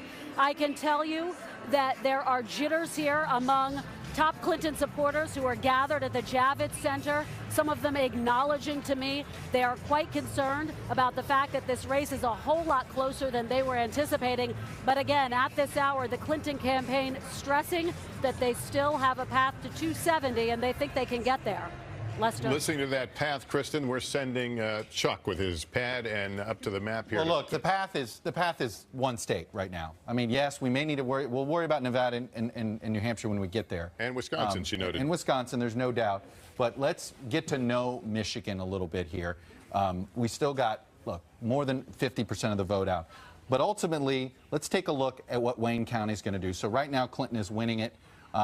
Almost by 30 points. Let's go back to 2012 just to get an idea of the total vote that you'll see out of it. So we have 220,000 votes in there so far.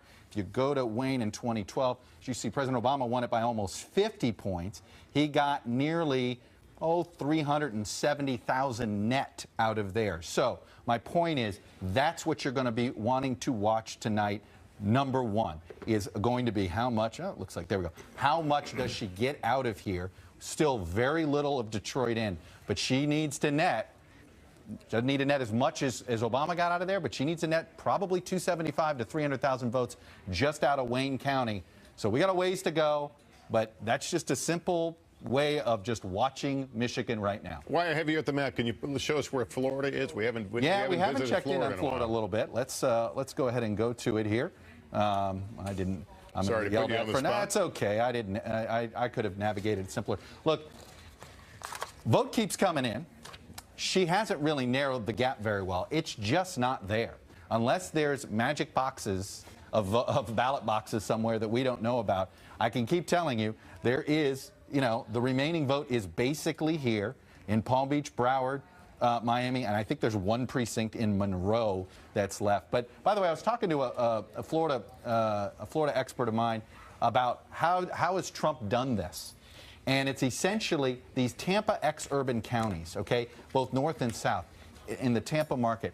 He just blew through every single vote total estimate that Democrats had, and frankly, even Republicans. Just blew through. Look, she did her job in Hillsborough. Normally, how Hillsborough goes, you could say it was the most important swing county in the country over the last 16 years. But this is not enough. She's going to win Hillsborough and lose the state. That doesn't happen very often, but that's the story of what's happened in rural America. By the way, everybody talking about how Trump didn't have much of a get-out-the-vote operation. But didn't need it. Apparently not, that he relied so heavily on the Republican Party, and there was already grousing from some inside states about there not being sufficient get-out-the-vote. Well, the vote got out. We're going to take a break. Lots more ahead on this decision night in America.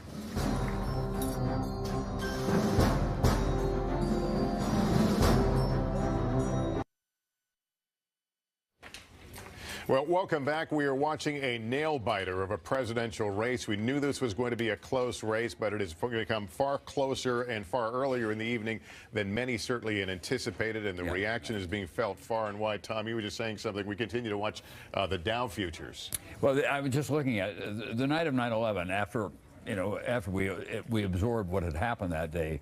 They were down 690 points. Right now, they're down 750 points. That's 60 points more as a result of what they're seeing so far. That's Wall Street making its bet, hedging its bets at this point about what is likely to happen. And, if you look at these, they think that Trump is going to be the president. As Florida seems to be slipping away from Clinton, and the path certainly for Trump becoming a lot easier. Well, I mean, I don't speak fluent CNBC, but I mean, Wall Street, we all know, hates uncertainty. And I think most financial experts will tell you Wall Street had not priced in a Trump win. I mean, there was the expectation that Hillary Clinton would win. So I think what we're seeing here is Wall Street reacting to the uncertainty. What would it mean? Because this is not something that the markets had really considered as a true possibility. Although but it went the other way when Comey came out on Sunday. It did, but then it bounced back. I mean, it briefly priced it in and then priced it out. That's why we're seeing this fluctuation. But the polls, it's interesting, the polls didn't really identify a Comey effect, even though you kind of felt it. Well, look, we still will never know, okay?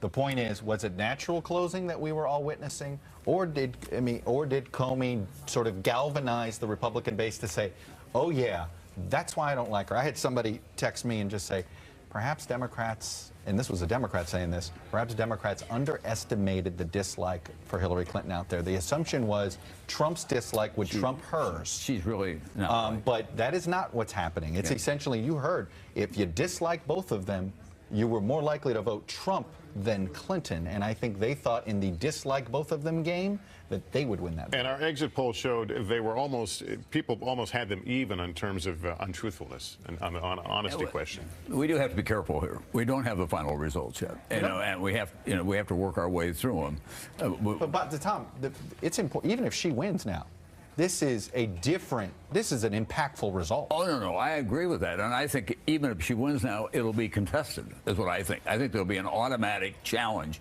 to it, given the way that Donald Trump operates, and it'll be close enough for him to say, hey. It's legitimate to do it. It could be that close, right? I really think it's going to come to that, whatever the results are. What's interesting is that when we polled, it's remarkably consistent. Trump had high negatives, slightly higher than Hillary Clinton's, but both extremely negative opinions from the public.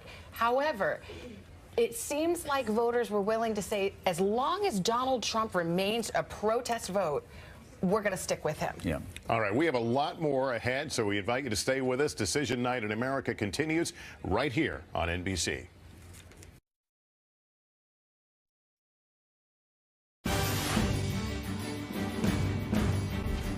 Well, all of our local races are decided, but in New York, the Clinton supporters and the Trump supporters are still waiting to see who's going to be celebrating and who's going to be commiserating. Both of them on pins and needles, too. This contest has been a lot closer than any of us ever expected. It looks like we're going to be here for a while. And as a matter of fact, we are now going to send it back to New York. This is just NBC another News. story. Good. Green Bay, a Trump county at this point, excuse me, let me show you here, in a big, big way. That's just one reason why Wisconsin is on a knife's edge. And this is a state right now that the folks of the Clinton camp say is integral to their path to victory in the 270. We are going to take a short break. We continue our coverage of this very dramatic night. Several races too close to call. We may not know the answer to this drama for a very, very long time. We'll be back from New York after this.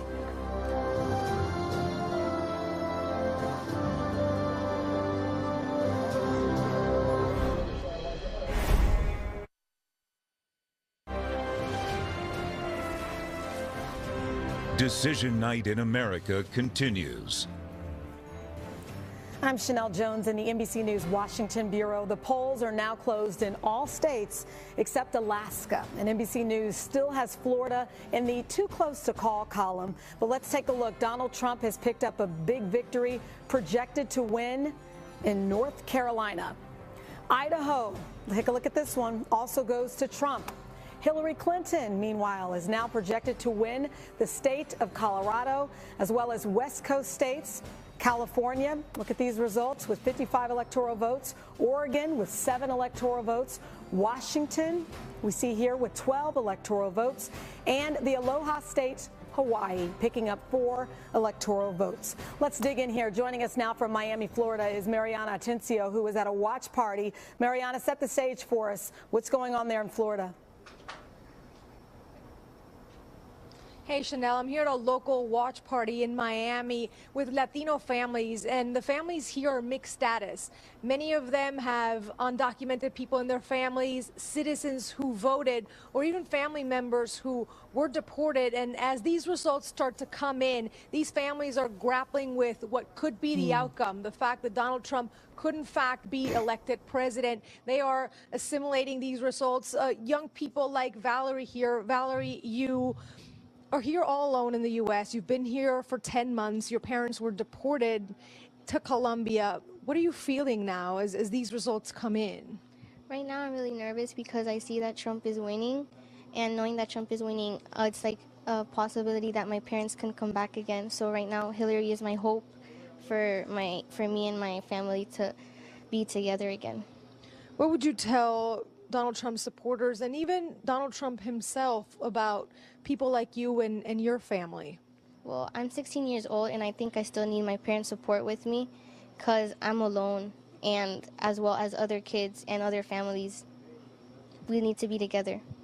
Thank you so much, Valerie. You are very brave. And Chanel, Nora is joining me here. She's a legal guardian to Valerie and many kids in her situation. And as these results start to come in, we have seen the mood really tense in here, people holding hands, praying for what outcome, Nora, for families like the ones we are with now? We are praying for the best for our children. We have 1,007 children who are alone or under your care, 1,000 children. Yes, and because they are orphan, father or mother or both has been deported, and we are here just waiting for the last decision, and whoever is the next president, we will continue our fight to protect our children and the immigrant families. Thank you so much, Nora, for your testimony. Many Latino families across the country, with the more than 11 million undocumented people here in the United States, having these same discussions and going through these same feelings, Chanel, across the country tonight. Mariana, those were great interviews. Thanks for checking in with us, and we'll talk to you again a little later this evening. I want to bring in Jennifer Lawless from American University. Let's compare Mariana's live report with some of the live reports we've watched all evening long, where they're jubilant, they're excited. This is seriously almost like a tale of two different countries, a divided country. It is, and we basically saw this play out over the course of the campaign. How women fare in the United States and what their future looks like, how blacks and Latinos will fare and what their future looks like, how college-educated versus uneducated people will fare and what their future looks like. It really is a tale of two countries, and we're seeing in the battleground states that it's still too close to call. When we dig into the numbers here, I looked up this morning, the Latina vote, the early vote, it nearly doubled from 4 years ago. I mean, they really had so many campaigns with their ground initiatives. Why is this so close? What happened? It's unclear. I mean, a lot of the time we don't really know what to do with the early vote. Is that the enthusiastic vote and then everybody else just doesn't turn out on Election Day? But as of right now, it looks like it's possible that Trump actually did better with Latinos than Mitt Romney did. And finally, what does Hillary Clinton, let's just in case people are still tuning in, they're flipping around, what does Hillary Clinton have to pull off in order to win tonight? She needs to win Michigan. If she wins Michigan, then we can talk about the next steps. But without Michigan, there's no path. Surprised? I'm surprised. I think a lot of people are surprised. My phone is exploding really quickly. A lot of people are saying, James Comey, did he give Trump a lifeline? I think he gave him multiple lifelines. The fact that Trump is winning in most of these battleground states when the polls suggested that that was not the case is evidence of that. All right. Thank you, Jennifer Lawless. There are a number of important ballot initiatives across the country we have to talk about, including those dealing with marijuana and gun control. We will update you on those when we see you back here in 30 minutes. For now, though, we send it back to Lester Holt in New York for continuing coverage of Decision Night in America.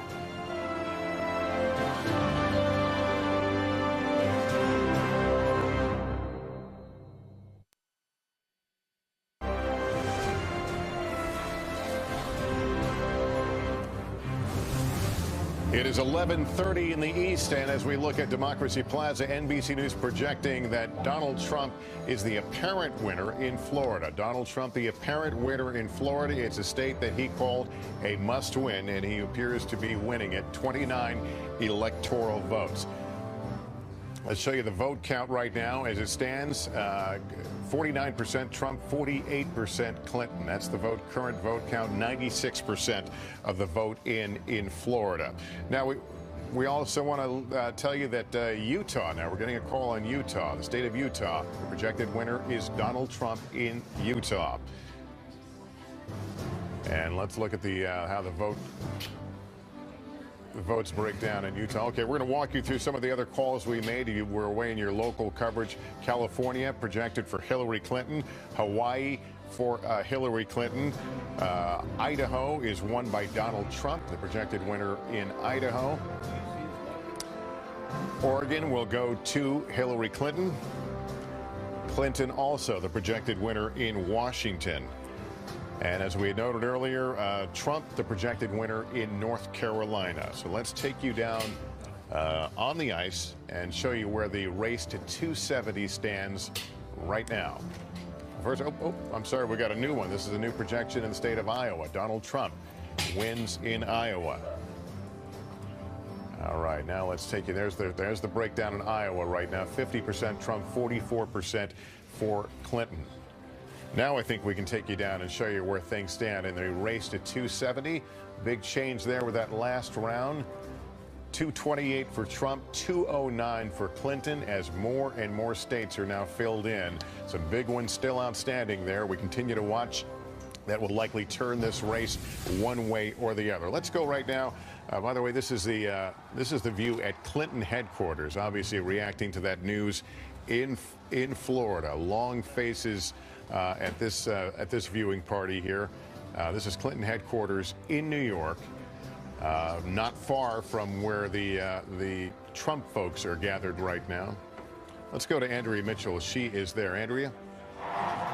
Well, you're showing the faces, the stunning information as it's been progressing here of Donald Trump winning Iowa, which was pretty much anticipated, and Florida. But this is such a narrow path. And for all this time, we've been talking about the multiple paths that she had and the narrow path that he had. And clearly that was a misjudgment by all of the conventional wisdom. So pollsters missed it, correspondents missed it, all of the analysis. The focus on the early vote, which was clearly misplaced because we were attributing too much weight to the early vote and not counting what was still out there. Andrea Mitchell at the Clinton headquarters, where there has been a sharp reaction to that news that Florida has gone to Donald Trump. It is the opposite reaction, I can assure you, at the Trump headquarters. That's where Katie Tur is now. Katie? It is absolutely the opposite reaction. They're chanting USA, USA, USA here. The mood only grows happier by the minute. I can tell you earlier, only a couple hours ago, this room was relatively empty as the electoral map looked pretty daunting for Donald Trump. And as state by state has fallen into his camp, this room is only growing more excited. They really feel like Donald Trump has a very good chance of winning, and they feel vindicated in this idea that Donald Trump was speaking for them when nobody else was. I've met a ton of people across this country who not only say that Donald Trump says what they think, they like that he tells it like it is, but they wanted somebody that would go in and shake up Washington, really give it to Washington, if you will. Somebody who would cut through the red tape, cut through the drama between the two sides, and just get things done. They believe that he is somebody who will be able to do things with the sweep of his hand, somebody who will be able to build a wall, somebody who will be able alone to stop radical Islamic terror. He's come out and he's spoken very strongly against a lot of things and broken a ton of traditional norms in this country, said things that no other candidate could have possibly said and survived, and yet he has. And looking back on this, I would say that the moment that he didn't call John McCain a war hero and his poll numbers surged after that, that should have been an eye-opening moment for everybody in this country, that nothing was going to apply to Donald Trump like it applied to everybody else. We saw this in the primaries.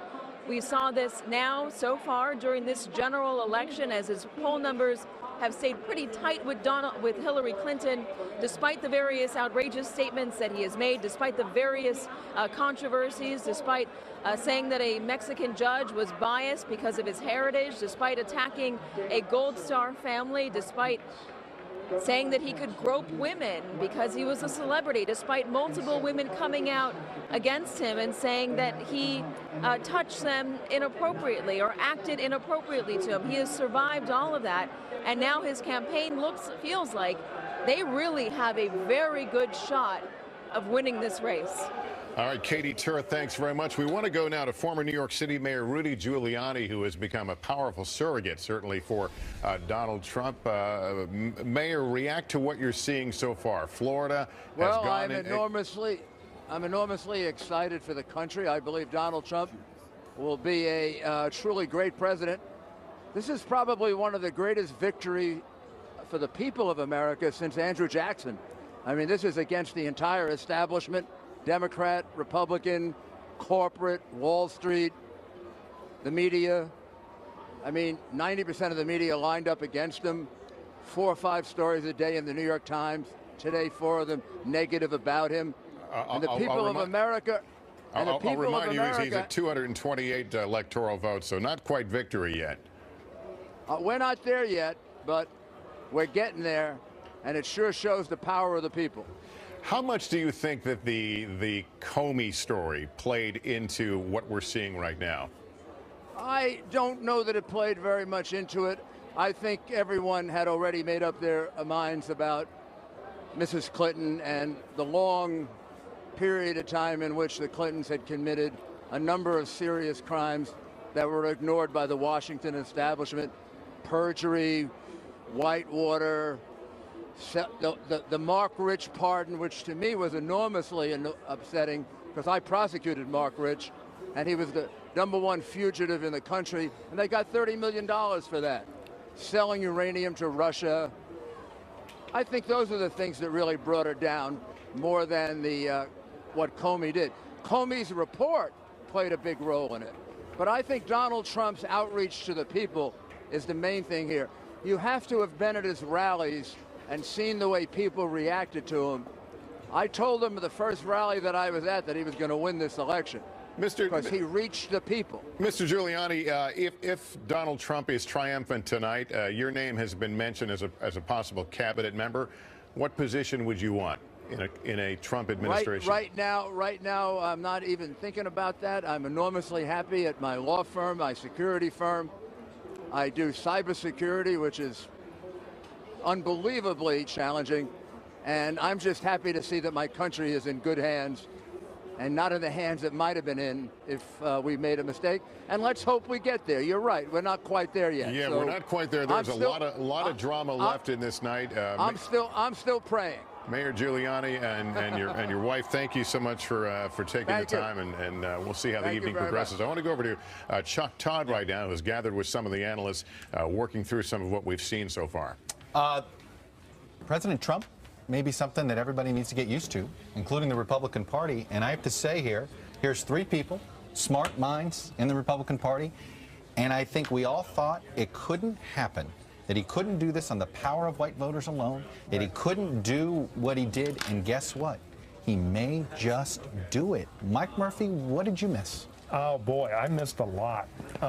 Under the normal rules of politics, he couldn't put it together, but he's broken the normal rules, and he's getting votes he shouldn't get at a huge level among white America, where partisanship doesn't seem to have the same glue. States like Wisconsin, which are full of white Democrats who apparently in big numbers are voting for him. So right now, Michigan, I can see 100,000 votes for her out of Detroit. Yeah. Wisconsin, I don't see it. I don't see it either. Yeah. No, I think barring an upset in Arizona, by her, Nicole, I mean, the paths are starting to get cut off for her. Yeah. So, look, he's remade the Republican Party. Absolutely. This is not Paul Ryan's party. I think Paul Ryan's days as Speaker of the House are probably over tonight because I don't see the House is going to respond differently. You elicited a moan from you. I'll yield my time. I don't agree with it. I am an admitted reluctant Trump voter. As I just said on talking to Nicole downstairs, there are millions of us. I didn't know there were that many people concerned with the Supreme Court. Obamacare, Arizona, your last-ditch effort. The premium on the silver plan in Phoenix went up 149%. And so there is a vast number. Ron Johnson winning in Wisconsin is an Obamacare vote. I think that all this is going to come down to Donald Trump will sit down with Mitch McConnell and Paul Ryan, if this holds true, and they will do deals, and they will save the Supreme Court. Let me throw a little. This is because I'm sure some Bernie bros are going to be talking about this. Does Bernie Sanders lose Wisconsin? Anybody? Who thinks Bernie Sanders would have lost Wisconsin? I think he would have probably lost Wisconsin. Just culturally, he wouldn't have connected, I think, to some of those counties that Trump's winning. Was she uniquely unable to connect to this vote? Yeah. I want to get in on being wrong because I think we're probably like a race to the bottom. I was just going to say, well, the table's going to get crowded. Here's one thing that I'll just speak for myself that I got wrong. I think that people's tolerance for all the unsavory things that came out of Donald Trump's mouth. I mean, he was undeniably embracing racially charged language, undeniably misogynistic language. Talking about grabbing a woman in the genitals is disqualifying for any other person in any other year. I did not vote for him and could never have voted for someone who said the things that he said, who banned an entire religion. I mean, the Republican Party is going to have to grapple with who and what it is if he wins or loses. But people, voters, had an incredibly high threshold for pain and for intolerance and for these sort of racial and misogynistic undertones because they thought that he might be political chemo, this thing that could wipe out the cancer that is a corrupt Washington. And so they're willing to tolerate all that bad to get some dramatic change. Actually, you said chemo. Somebody said to me, it's like, no, he's this. Yeah, there's only a 10% chance the pill would work, but I want to try it. Also, when voters are really mad, they have a low tolerance for the baseball bat. They don't pick the prettiest one in town. They want a weapon, and he was that weapon, so they held him accountable to almost nothing. On the other hand, they don't like her. She's politics. That's it. I just want to say, you said rejection election on my show. You're absolutely right. This is a rejection of Hillary Clinton and a tentative willingness to roll the dice, which is why I think those curbs in the form of McConnell and Ryan will mean a great deal. It is a rejection election. It mean everything. By the way, I do want to go to the Andrew Jackson point here because I've thought about this too. That he was trying to do Andrew Jackson, and I didn't think you could do Andrew Jackson Walter anymore. Russell Meade wrote that, and he was so prescient. But absolutely, because that is how, Andrew Jackson, the first populist to become president, and who was arguably destructive to the American economy at the time, but the public didn't care. John Meacham's book captured that, and he ruled as he ran. He ruled as a disruptor. And by the way, to this day, historians, some think they love Jackson, and some think he was the worst president. Yeah. If Trump wins, and I believe on this situation he has a better chance than not, Now will come the pain, the other half. Voting to blow things up is easy.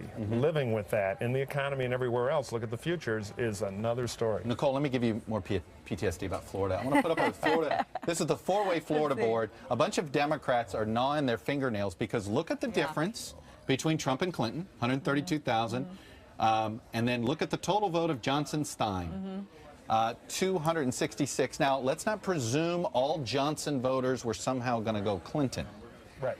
But something kept them from voting for Trump because he was changed and he was outside of those. So we don't know. It's a known unknown. But there is going to be some Bernie Bros or things like that someday. Look, Democrats are going to look for a bunch of things to gnaw on their fingernails at this one. But the fact of the matter is that. I mean, I was talking about show trials in the Republican Party. Now I'm going to be in the chair. Yeah. But and others. But the Dems are going to have an implosion over this.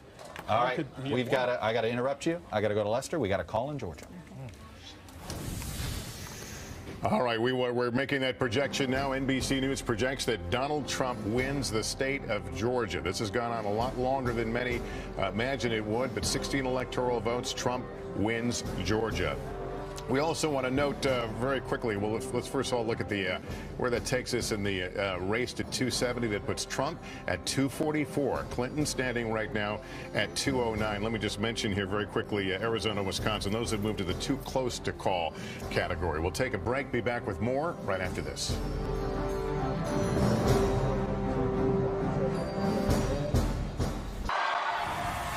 We're going to peek in right now at the celebration that is growing at the Trump headquarters as supporters there sense this may be their night in the race to 270.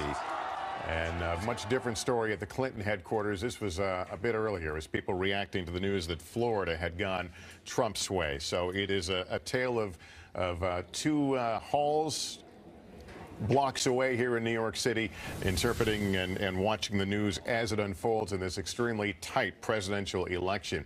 To give us some perspective on this momentous night, we welcome a pair of well-known presidential historians, Doris Kearns-Goodwin and Michael Beschloss. Good to have both of you here. We always try to find some historic comparison, but is there any to this election, Doris? Well, I keep thinking about 1948 when every poll said that Dewey would beat Truman, when all the reporters who were on the train with Truman saw the intensity of the support that Truman had. But James Reston later apologized and said, I didn't take that into account. I was listening to the established view. So if this were to turn around that way, I think people talked to each other too much and didn't listen to what people outside were feeling.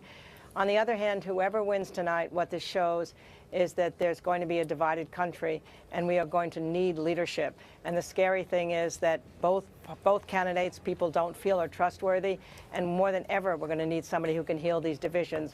Gore helped to do it in 2000. I remember that night with Tom Brokaw. We were waiting up forever and ever and ever, and somehow he was able to be graceful. Whoever wins or loses tonight is going to have to show that leadership, and on the other side, that grace and classiness. Well, and I worry whether that's going to happen. Yeah, and let me talk to Michael about that. One of these two candidates is going to have to make, or is going to be expected to make a concession speech at the end of this night.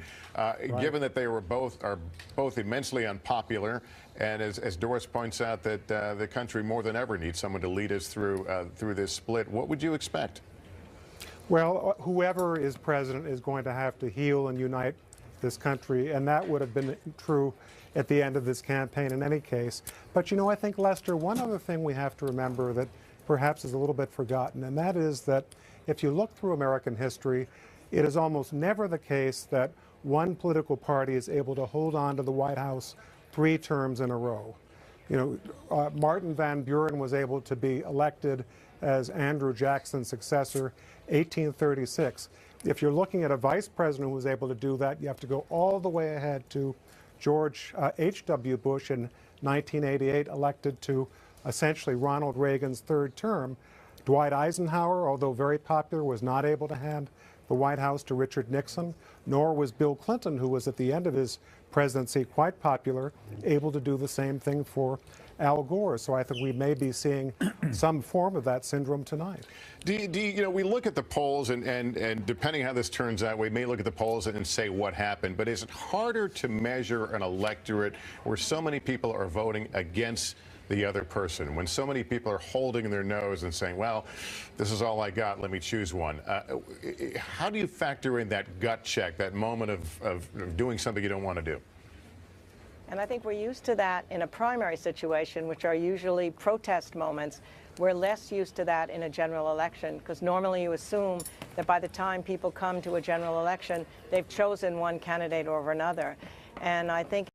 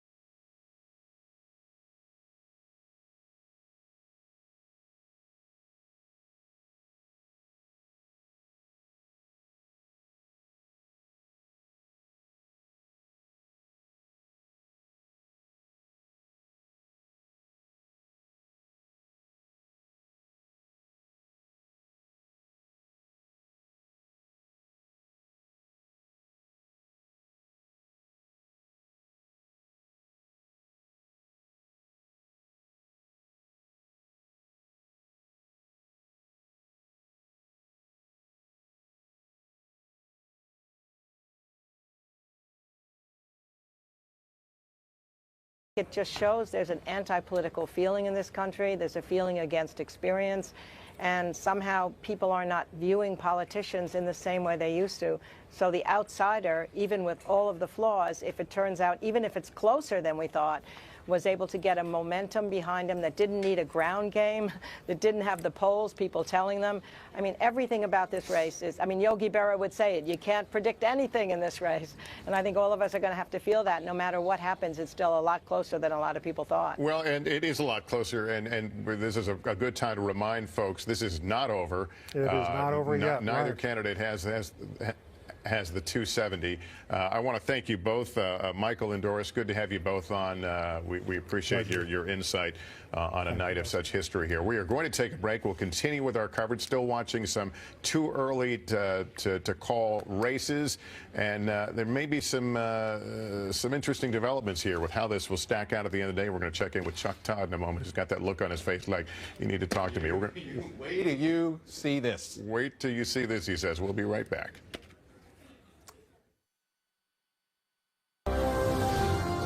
All right, Chuck, I gave you the best build-up I can. Now dazzle me. Let me go here. As you can see, we're getting very close here. If she does hang on in Nevada and she wins New Hampshire, and right now, I think Trump's likely to narrowly grab Wisconsin. Don't know yet. I think she ends up with Michigan.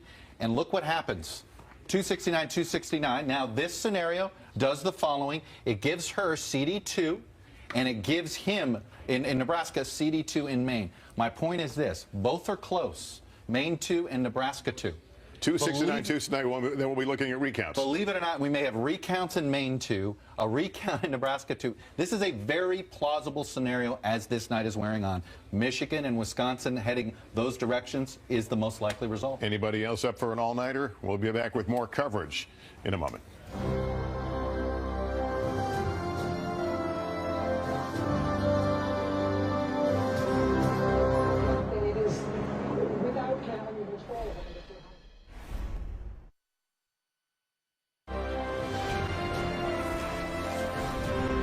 Decision Night in America continues.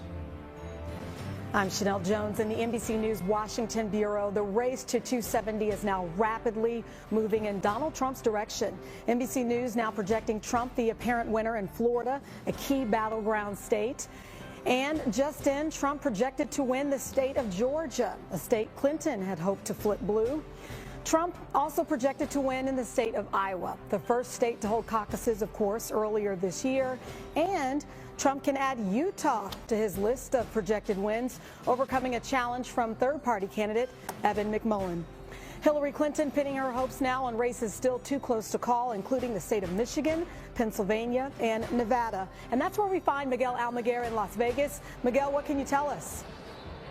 Chanel, despite the fairly loud and upbeat music here at Nevada Democratic headquarters, I can tell you the mood here is anything but jubilant. This may be one of the largest gatherings for Democrats here in Nevada, and they are cheering because it appears that their candidate running for U.S. Senate is in leading position here. But when they show the news of Hillary Clinton trailing Donald Trump, the crowd here has been fairly quiet. Again, they're cheering here at this moment because their candidate, Catherine Cortez Martinez, is in the lead here. But those are fairly small victories for the state here. This is, of course, a battleground state where they are definitely keeping a very close eye on the presidential campaign.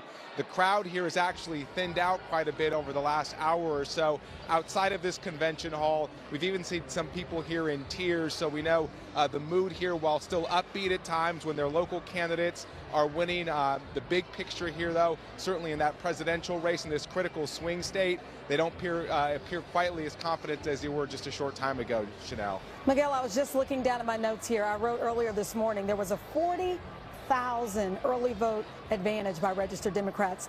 But we have to remember the independent votes, obviously, I don't know what happened, which way they decided to go, but what are people saying there? Well, here they were definitely trying to rally around the Hispanic vote. Some 770,000 people in this state voted before the polls even opened here in early election voting.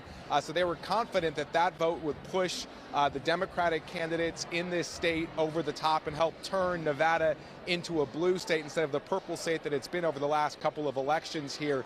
That simply didn't seem to be the case. We know that Donald Trump had filed a lawsuit in Clark County here in Las Vegas to challenge some of the early voting that had taken place. A judge dismissed that order earlier today, so the voting did continue.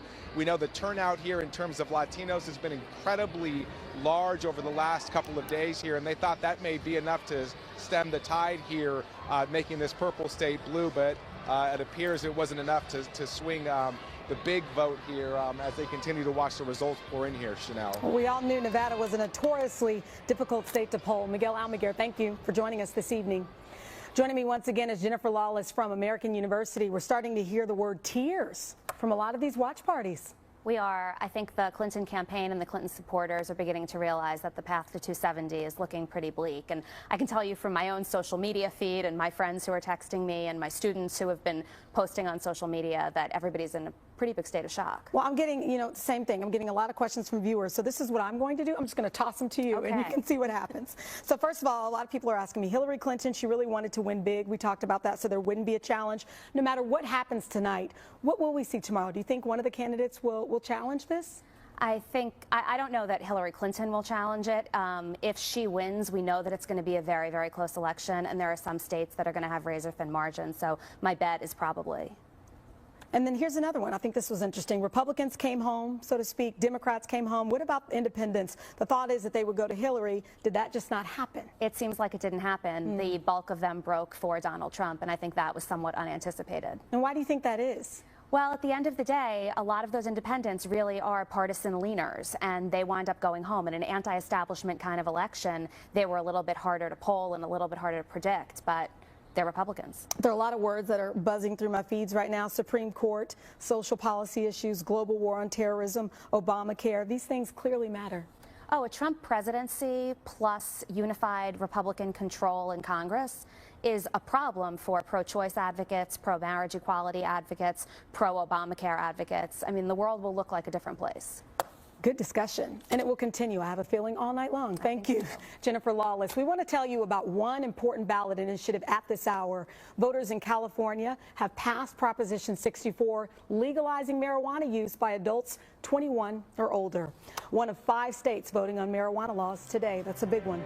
We now throw it back to Lester Holt in our New York studios for continuing coverage of Decision Night in America.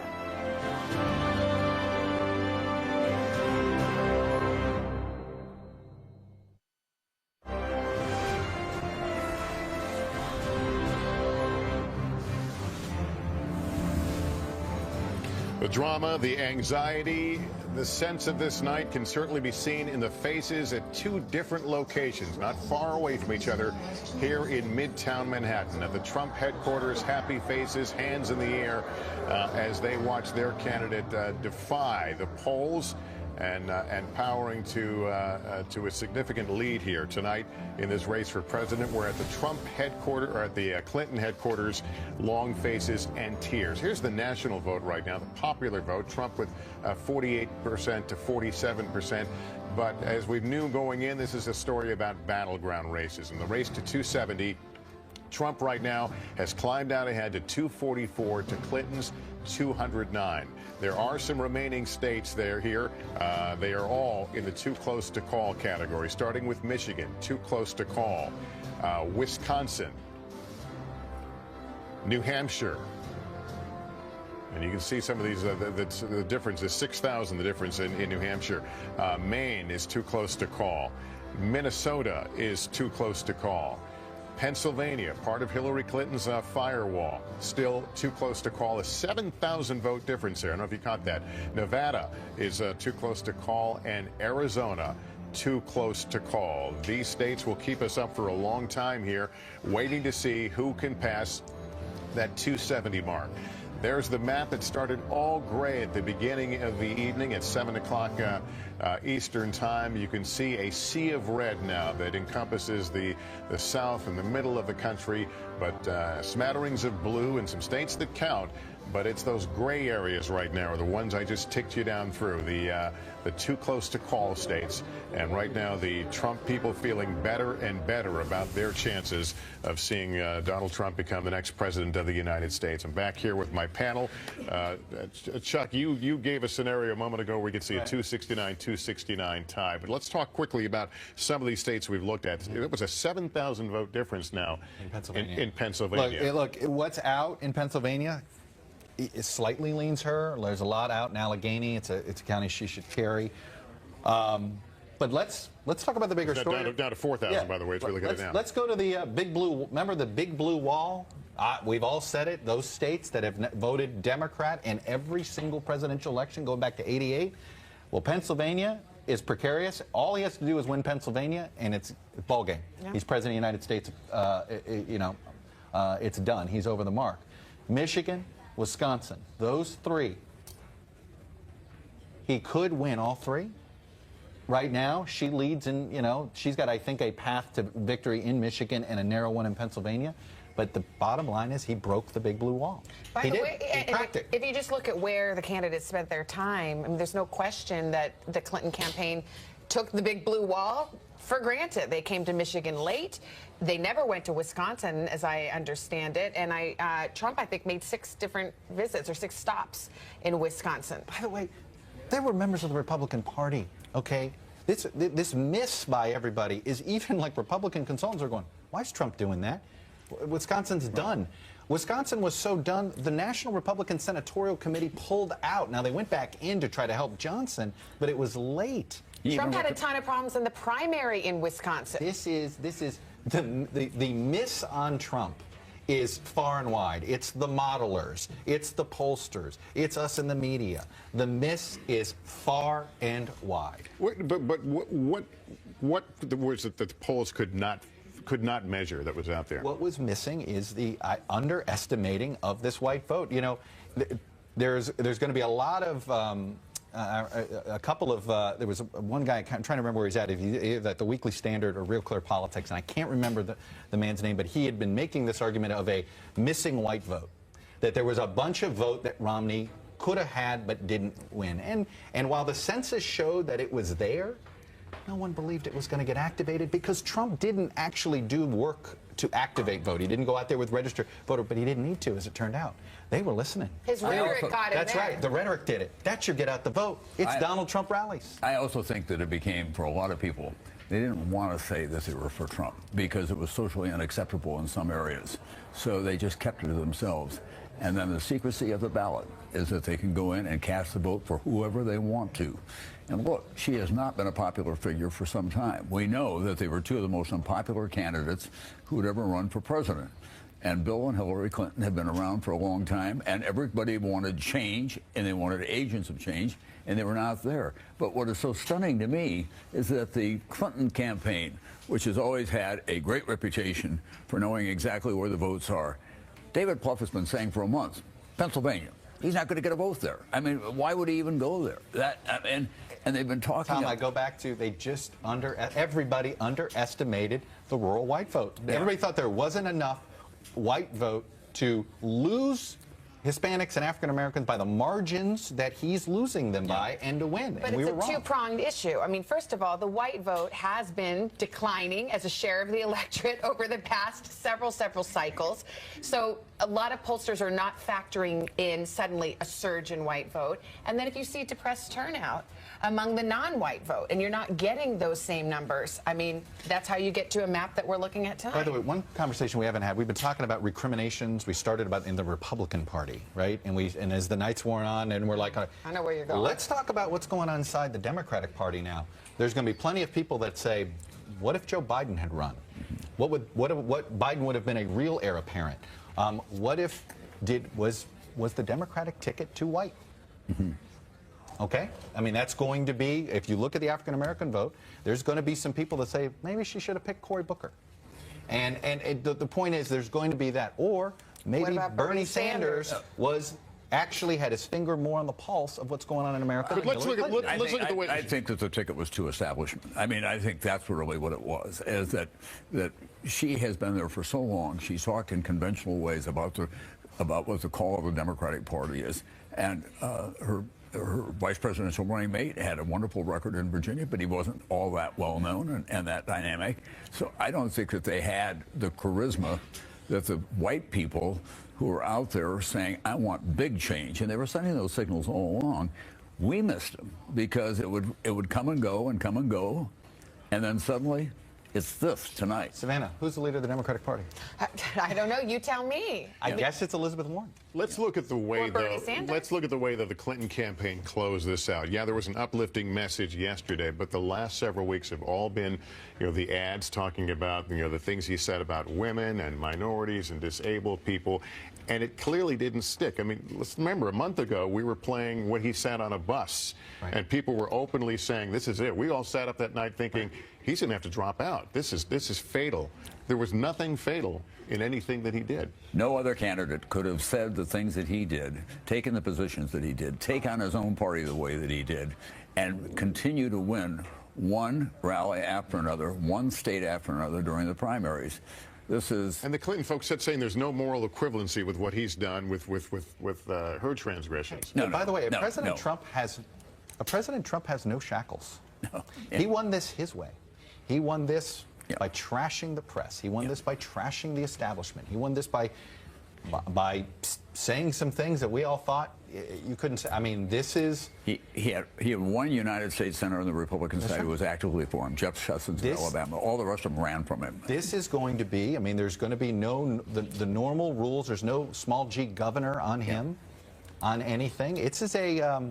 This is going to be a very, very different... And if she wins, there's no mandate. We're not there yet. There's no mandate. She's squeaking across the line. But Trump is going to act like a mandate, and if you're him, why wouldn't you? When everybody said you were done, and done by a lot, okay? Hallie, you've got some exits. Well, it's interesting hearing your conversation, guys, because you talk about the Republican Party needing to figure out what would happen if it were to be a President Trump, but if it were to be a President Clinton, or even if it's not, there's the question of what has happened with younger voters, millennial voters. And Chuck, I want to get your take on the third-party factor here that you were talking about a little bit over on the other side of the set. When you look at how Hillary Clinton performed with voters under the age of 30, this is all across the country, millennials we call them, she got 54%. Not surprising that she would see that, but look at this gray slice of the pie. That's the other section here for 2016. That's Gary Johnson, that's Jill Stein, that's in some cases Evan McMullen. Walk back with me to 2012. Look at that gray slice of the pie. Look how much smaller it was for President Obama back in 2012. Fewer voters under 30 ran from him. You can see his margin was higher than hers. So the third-party factor here may be cutting into Hillary Clinton's advantage nationwide when you look at these exit polls. And here's why it matters. A state like New Hampshire, right? When you look at the numbers, the vote totals here, when you combine Gary Johnson, Jill Stein, the independent candidates, it's such a close race in a place like some of these states like New Hampshire that it's more than that margin. You mentioned President Obama, and we're watching this play out. If this goes in Trump's direction, you've got a president who has passionately fought for Hillary Clinton and his legacy. Look, this is a big ding on his legacy, not a small one. Yes, he's got a job approval rating over 50%, but the third term is what puts you in the history books as that bigger figure.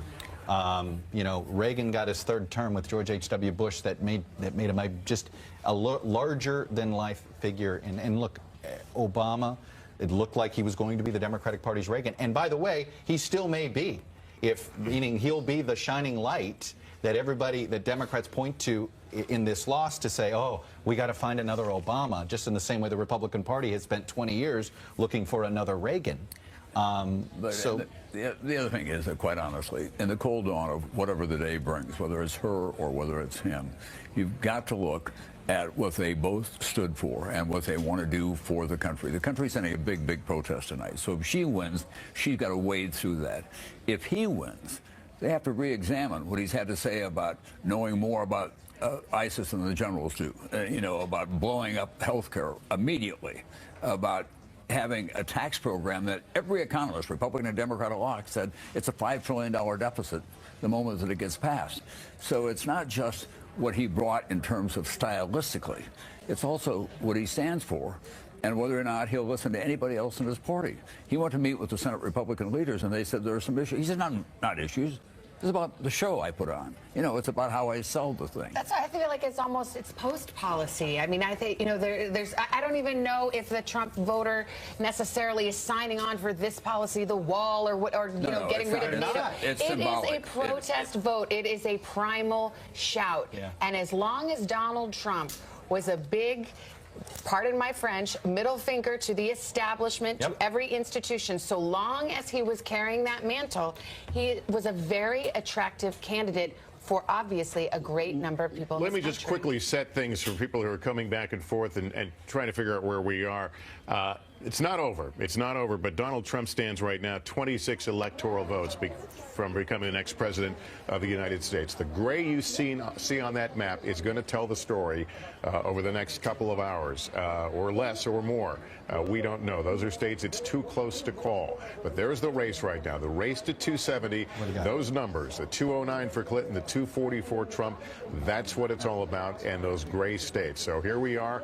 We're 12 minutes into Wednesday morning, and we still don't know who the next president of the United States is. We do know, looking at that map, that this is an intensely divided country on a lot of levels. If you get New Hampshire, you get 69. Oh, I'm sorry. Your mic is on. Now we're seeing the sausage is made. Chuck's on the phone with the boiler room. He's on, that's the guy. He says, I got a guy.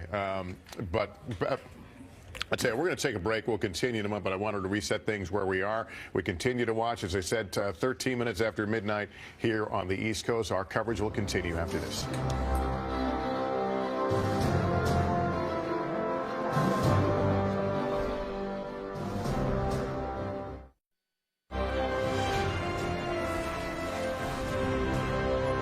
Welcome back as we continue to follow the drama of the night. Who will be our next president? There has been another call in the race for U.S. Senate. Savannah. Yeah, this is a biggie. Catherine Cortez Masto. This is a hold, actually, for the Democrats. This was Harry Reid's seat. She's the first Latina ever elected to the U.S. Senate, and she defeats Joe Heck, one of these Republicans who really tied himself in knots over Donald Trump, distancing himself and then seeming at the tail end there to say that he could support him and going back and forth.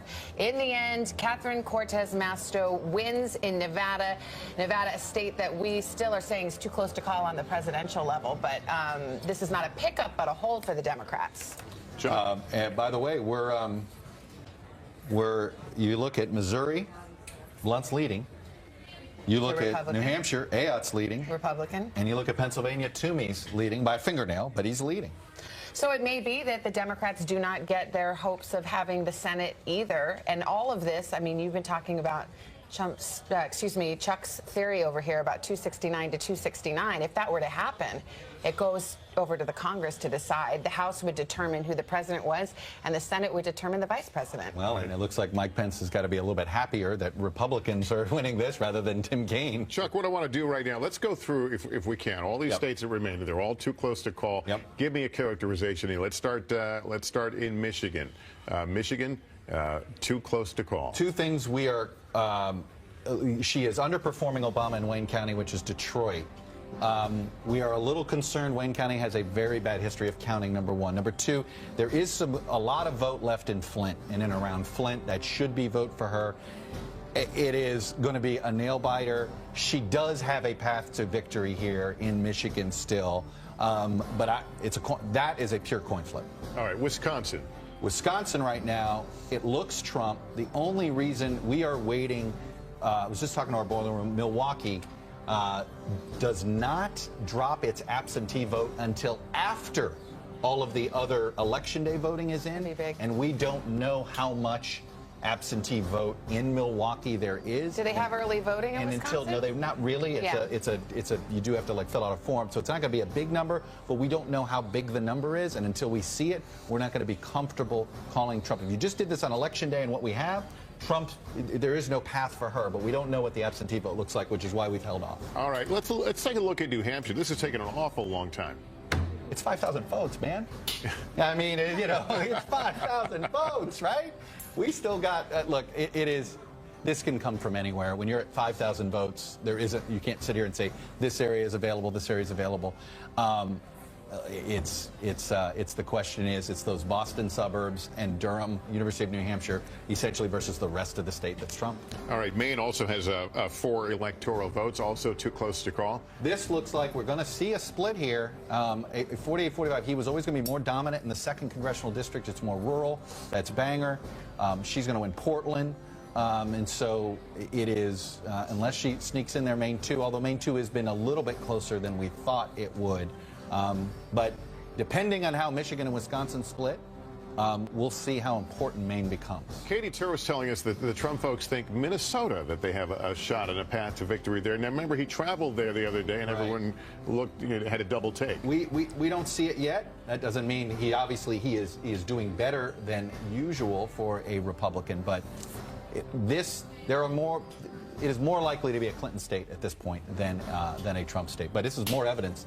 The big blue wall has a ton of cracks. Pennsylvania. We are going to have to wait till all the counts are in. You're going to get used to seeing all the voters. We got to see it all. And we will probably never be able to say anything other than apparent winner when this happens. But think about it. Yesterday, she's there with the president and First Lady of the United States, her husband, a former president, a rally there. I'm going to go to Tom's point. So we could have a recount in Pennsylvania. We could have a recount in Omaha. We could have a recount in Maine, too. Michigan could be so close it could feel like a recount at this point. So it is it's quite, by the way. The fact that Pennsylvania is so close, because this is one where the conventional wisdom is Republicans want to chase that rainbow every 4 years, but ultimately Pennsylvania comes out and votes Democratic. I mean, the fact that it's this tight says something. There's a bunch of union voting Obama Democrats that are voting Trump. As we take a quick look at Nevada and then Arizona as we head to a break, but we continue to watch with bated breath along with the rest of the country here as we wait for these states. Still too close to call as we wait for some important calls. We'll be back with more coverage. Decision night in America, or on this part of the country, decision morning in America. We'll be right back.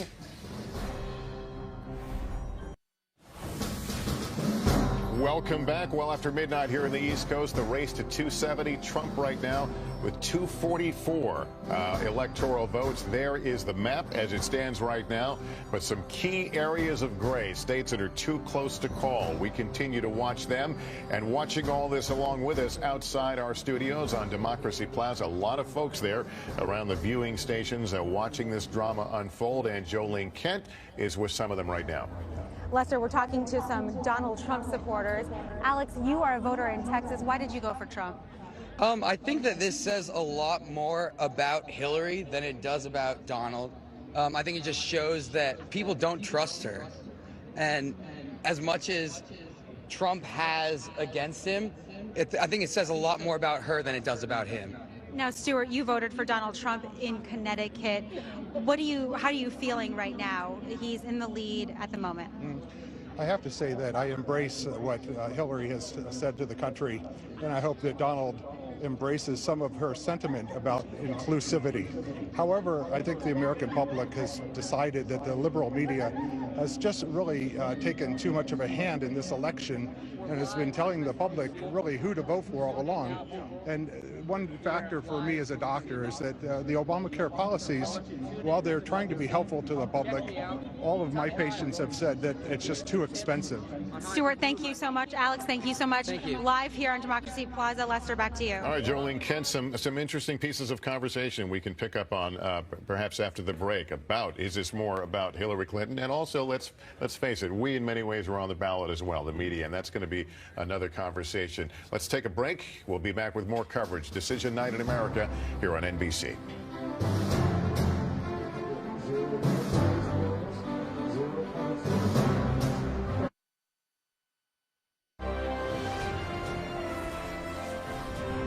Decision Night in America continues. I'm Chanel Jones at the NBC News Bureau in Washington. Defying most polls, Donald Trump is leading in the electoral vote 244 to Hillary Clinton's 209. Also in the popular vote, Trump has a more than a million vote lead over Hillary Clinton. Look at this. And at this hour, Trump is leading in Wisconsin, though the state is still too close to call. So let's talk about what's left. Battleground Michigan, now a must-win for Hillary Clinton, and the state of Arizona still up for grabs this evening. Let's check in with Joe Fryer in Salt Lake City, a state now in Trump's column. Joe, what a night. Yeah, that's right, Chanel. We're actually at an election night party here in Utah for a presidential candidate. That candidate, independent candidate, Evan McMullin, who is expected to take the stage here in just a few moments. He was on the ballot in only 11 states, but there was some thought heading into the election that he might be competitive here in Utah. Now, that may sound surprising. Utah is a solid red state, voted overwhelmingly for Mitt Romney in 2012 and hasn't voted for a Democrat in more than half a century. But there was a thought heading into this election that this year might be different. Why is that? Well, there's a large Mormon population here, and many were struggling with the idea of voting for Trump because of some of the controversial things that he said. That opened the door for a strong third-party candidate. Enter McMullin, who lives here in Utah. He's an ex-CIA operative with conservative values that are in line with a number of people here, and polls in mid-October showed him running neck and neck in this race. But in the last week, polls showed Trump starting to break away, and the results coming in tonight show Trump overwhelmingly in front of both McMullin and Hillary Clinton, and he is the projected winner in this state. And of course, with the electoral vote so close this year, this was a must-win state for Donald Trump. So we expect to hear from McMullin shortly here. He says he hopes this is the beginning of a new conservative movement in this country. We'll have to wait and hear what he has to say. Chanel? It's interesting, Joe, you just mentioned that. I actually interviewed Evan McMullin on MSNBC not too long ago, and he told me he wanted to build a new movement. Clearly, one thing is for sure, voters really throughout the country wanted change. Yeah, that's right. Change seemed to really be on the ballot here. Now, you talk with the people who were here, they were seeing things sort of differently. These are a lot of traditional Republicans, traditional conservatives who say that they just couldn't bring themselves to vote for Donald Trump. So they don't see change the same way Donald Trump was. They see the conservative movement moving in a different direction. That's why they decided to align with McMullin. So some different theories here on tonight. A lot of folks we talked with at the polls today say they were very torn, conflicted about voting in this year's election. I spoke with one man who said he considered voting for McMullin, but in the end was concerned it might be a wasted vote. He, in the end, decided to vote for Hillary Clinton. Chanel? Interesting. Very good report. Thank you, Joe, in Utah tonight. Joining us now to talk more about this is Jennifer Lawless. She's a professor at American University. I should mention she's written 4 books on women in politics, right? Yes. I think you might have your 5th book. So. We might be working on it. So we're on a roll here with, I'm getting so many questions from viewers. So if you don't mind, I'd like to tackle them. Why not? Sure. First of all, let's talk about Pennsylvania for a moment. Too close to call right now. I lived in Philadelphia for almost 10 years. And when I lived in Philadelphia, I learned the power of the ground game. It is strong. And so many people just assumed, especially, you know, with the big concert she had last night, I mean, so many people just knew that Hillary Clinton's ground game would be so strong. Right, and there's also the general sense that Pennsylvania wasn't even really a battleground state anymore. It was a blue state. I think that's no longer the case. Very true. Another question. Tom Brokaw brought up a really good point that perhaps people who wanted to vote for Donald Trump didn't publicly admit it. Another random story, I remember I was on the subway platform in New York City and a woman had a Trump bag and people were rolling their eyes at her. I mean, she just got so much negative energy, if you will. But perhaps could it be onto something with that? There could be. You know, we usually talk about social desirability and the fact that people will inflate their likelihood of saying they would vote for a woman or an African American, for example, because that's the right thing to say or do. I don't think we realized that it could work the reverse way with Donald Trump this time around. And Hillary Clinton, one more question. It says, did voters just not like Hillary or did they assume she was going to win? I think we know that there's a large chunk of the country that does not like her. And in a lot of these states that are closer than we expected, there was probably the expectation that she'd win. So maybe a little bit of both. Probably. All right, Jennifer Lawless, thank you so much for talking with us again. I have a feeling we'll be here for a while. And just an update on Pennsylvania at this hour. Trump now has a 1,000-vote lead over Clinton in what was projected, as you mentioned, to be a solid blue state. So we will see you back here in about 30 minutes for another update. For now, we send it back to Lester Holt in our NBC News studio in New York for continuing coverage of Decision Night in America.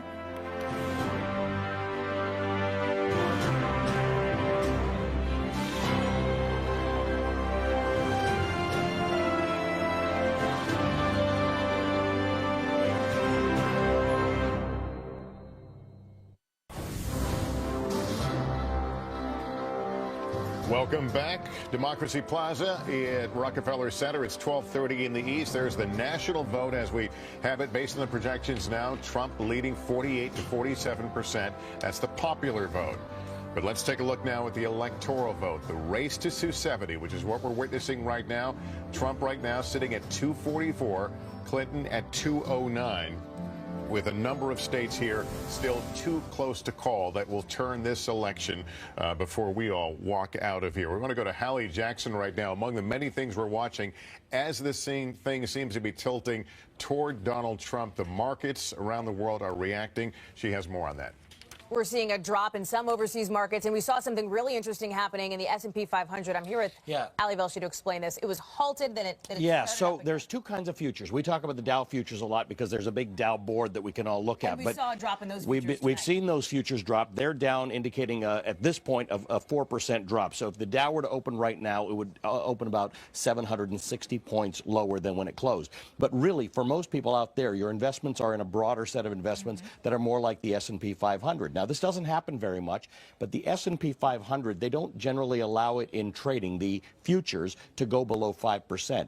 It hit the 5% floor, and there was some confusion out there about why it was not going below that. There was some word out that they were halted for the rest of the night. We've now got clarification. They're not halted, but they are not going to be allowed to go below 5%. Now, they've dropped as much as they've dropped as much as they're going to be permitted to drop. Now, why this is a problem is that on any given morning, Hallie, I can tell you at any point in the morning how the market is going to open based on futures trading. Tomorrow morning, I won't be able to, because we know that the Nikkei in Japan is down more than 6%. We know that Asian markets will be down. We see European markets, but we won't be able to trade these S&P futures. So now it becomes a guessing game as to how badly hit this market will be in the morning. And so all of it, Ali, driven by the uncertainty that we're seeing right now in the presidential race? That is correct. It's uncertainty, and I will remind people, when you're thinking about percentage drops... I've got to interrupt you because I've got to toss it back to Lester here. All right, we're going to make a projection right now, Hallie, as we go outside up the building. NBC News projects that Hillary Clinton will win the state of Nevada. 6 electoral votes. That's an important one for her. They're all important, as Chuck Todd points out this time, as her path to victory is very narrow. But there's the vote total, and that's where it leaves us right now in the race to 270. Clinton now at 215. Donald Trump with 244 in the race to 270. Chuck? I have to tell you, the most realistic path she has to 270 is a bizarre one. It is winning Pennsylvania, which right now I believe she's down about 2,000 votes. We go to Pennsylvania. She has to also win Michigan, which of course she's down, and she's got to win both of those CDs in Maine and Nebraska. That's the only way at this point, unless a surprise shows up at this point in Wisconsin, in Arizona, there's really no other point. But I want to go here.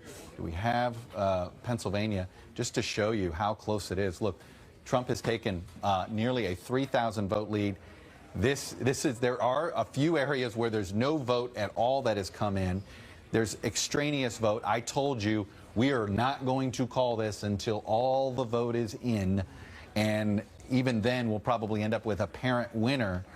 But boy, does Clinton need to turn this around. She needs to find there's a handful of precincts left in Philadelphia. She better hope there's a bunch of vote there.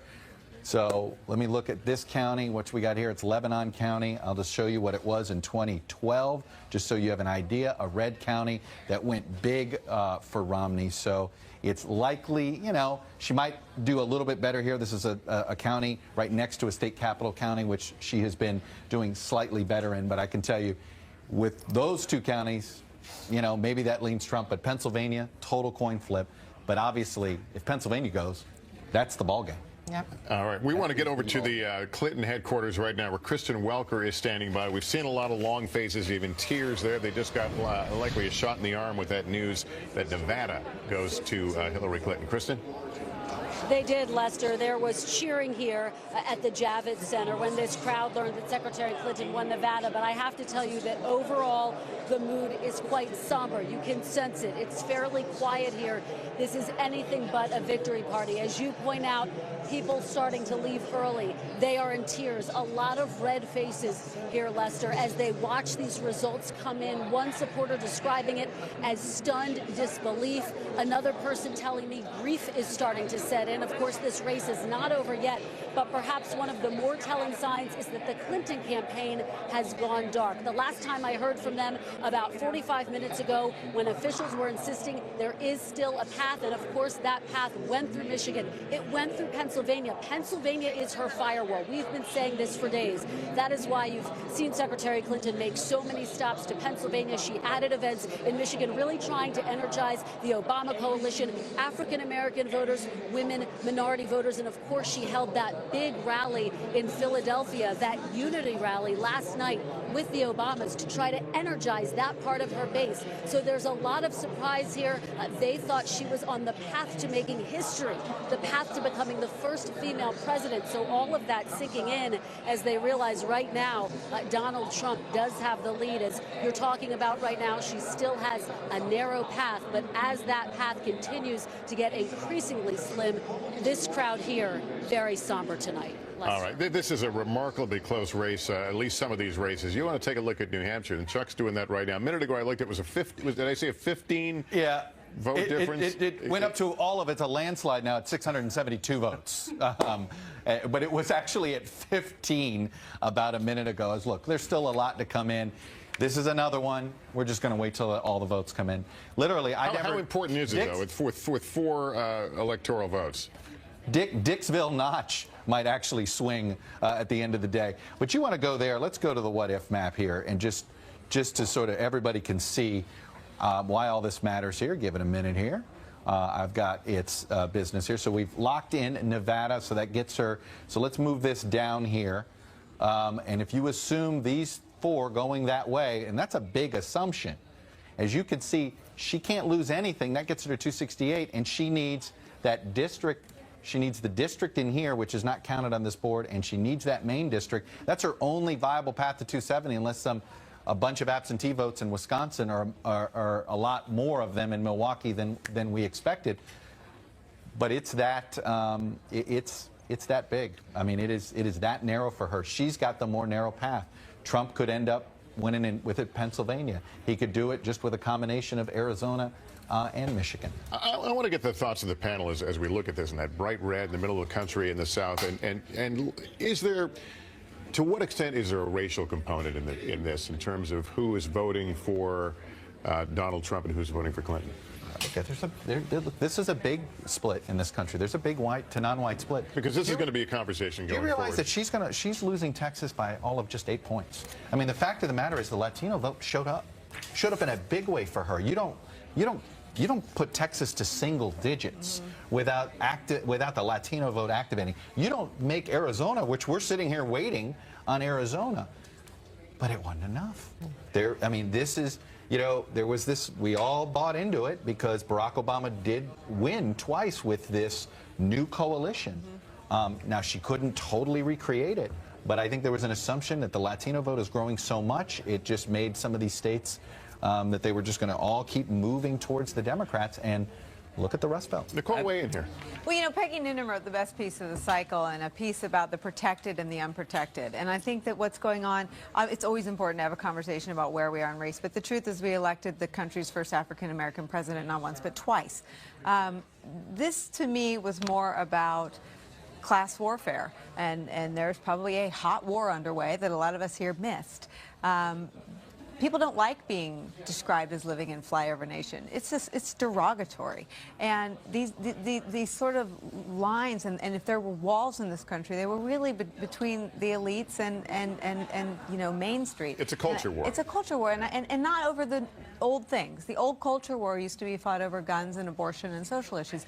It's a culture war that sort of subtly gets played out on the kind of media you watch, you know, on the kind of newspapers you read, on where you get your information. I met some of the stars of Duck Dynasty at the Republican convention in Cleveland, and some of the brightest businessmen you'll ever meet. But they speak about, you know, sort of the prejudice that they feel when they walk around the streets in New York City, and they're big, you know, media figures. But this culture war, this cultural elitism was the dynamic at play in Brexit, and there are a million ways that this is different. But the one similarity is that people felt so disconnected from their leaders that they were willing to burn down. Steve Schmidt said this downstairs, and it's true, not one political party, but two. I mean, Donald Trump is not a Republican. He's not a classic Republican. And the only people despairing more tonight than Hillary Clinton supporters are sort of the never-Trump Republicans who've been, you know, men and women without a country for many months. Your former boss didn't vote for him. He didn't vote, right. The next Republican president of the United States, potentially,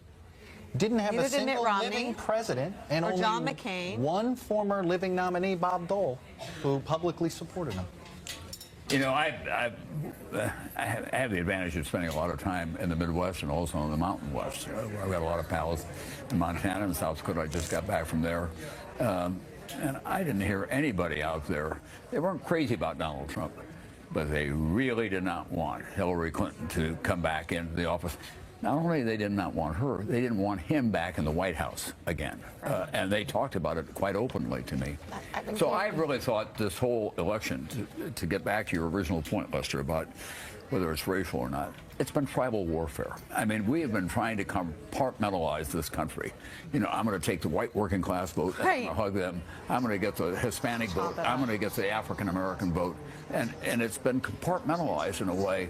And both of them played that game. You know, let's fracture the country and hope that I end up with more parts than the other guy does. And that's not, in fact, anything that's going to help us get through what we're going to get through. So whoever wins tonight, we've got a long, tough road ahead of us. Savannah, you brought some show and tell here. I was just saying I carry around my word clouds, and I remember the first time I saw this. Okay, so this is the word cloud for how people said they thought about Donald Trump: afraid, terrified, racist, bigot. Okay, so that looks pretty bad. Now take a look at Hillary Clinton's page. Sorry, my fingers are not working. No, but trust me, it's going to be worth it. Look at. People had this singular notion about her, that she was a liar and that she was not trustworthy. We talk about the racial element. Let's not miss the gender element here. I mean, it's the first female presidential candidate on a major party ticket. You have white males coming out in droves, and that's, it seems, when this history book is written on this, that's going to be a factor that really, really matters.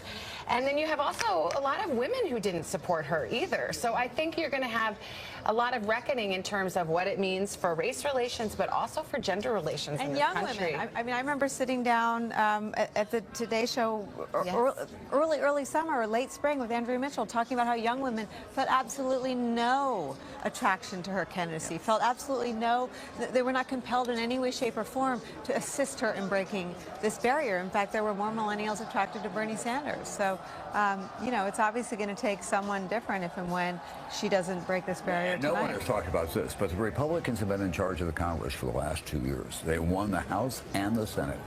And what did white working class America get from them? Zip. Right. Nothing. Nothing happened. Right. They sat there and they ordered one investigation after another. They tried to repeal Obamacare at one time after another. They didn't do anything proactive for the white working class. So along comes Donald Trump, runs not just against the Democrats, he runs against his own party that has control of the Congress. And that, we all miss the impact of that because it kept unfolding, and we kept thinking it'll catch up to him at some point, and he would always recover, no matter how vulgar he was, no matter how outrageous he was, because they were interested in getting at what they see as their enemy. But some of this, actually, it is interesting, some of this, and I remember something Tom Friedman said on the Meet the Press set. Excuse me for quoting the show, but hey, it is on your show, pal. And he said, you know, he said, there's this sense that the fact that Washington was stuck, couldn't really get anything done, was another reason that Trump is this antidote for it. Even if he burns it down, it will. I think there are voters who think maybe that's the point. That's the point. It'll be rebuilt differently, and ultimately, that's what it is. By the way, Trump got a big assist here too, and I think that we forget. And I've had some consultants remind me of this, and they absolutely are right. The NRA. Donald Trump didn't get a lot of help from major Republican institutions. But the NRA. But he did from the NRA, and they came through big. This is a big night for the NRA because I think Trump owes them, number one. They bought a lot of time. And they just bought a Supreme Court seat. I mean, that's a big deal. We're going to take a break as we do so. Take a look at that in the upper right corner of your screen. Those faces at the Clinton headquarters say it all about where they feel the direction of this night is heading. But we are not there. We're not anywhere right now. The race to 270, Trump at 244, Clinton 215. We will be back with more of our coverage, Decision Night in America on NBC.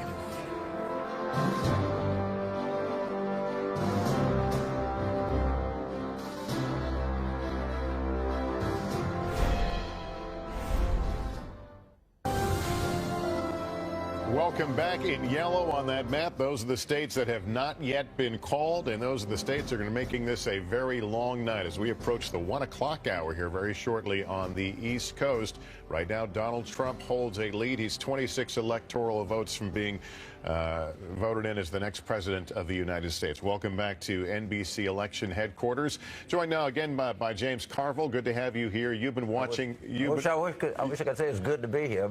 Yeah, not turning out the way I know you want. Walk us through what has happened from the Democratic view. Well, I mean, everything that you would think you needed to do. We had a great convention, great debates. We had a great GOTV effort. And Trump came through and had a nationalistic, nativist message, and a lot of people responded to it. And the Democrats, by the way, got all of their vote out. I mean, everything that you cannot blame the Democrats for not showing up and voting, But did you have a candidate? Did you have a candidate that was far more deeply flawed than you knew? You know, I think what she believed in is that preparation and hard work, and that you could shape a future through making some changes. She didn't have that sort of direct message that really had appeal to people. And also, she had been in politics all of her life. People knew her as being in politics, and that happens to be a very unpopular profession right now. There's a pretty important question that presidential candidates have to answer. Right. Why do you want to be president? Right. I'll be honest with you. It was something I bugged the Clinton campaign about. I said, what's the answer? What is it?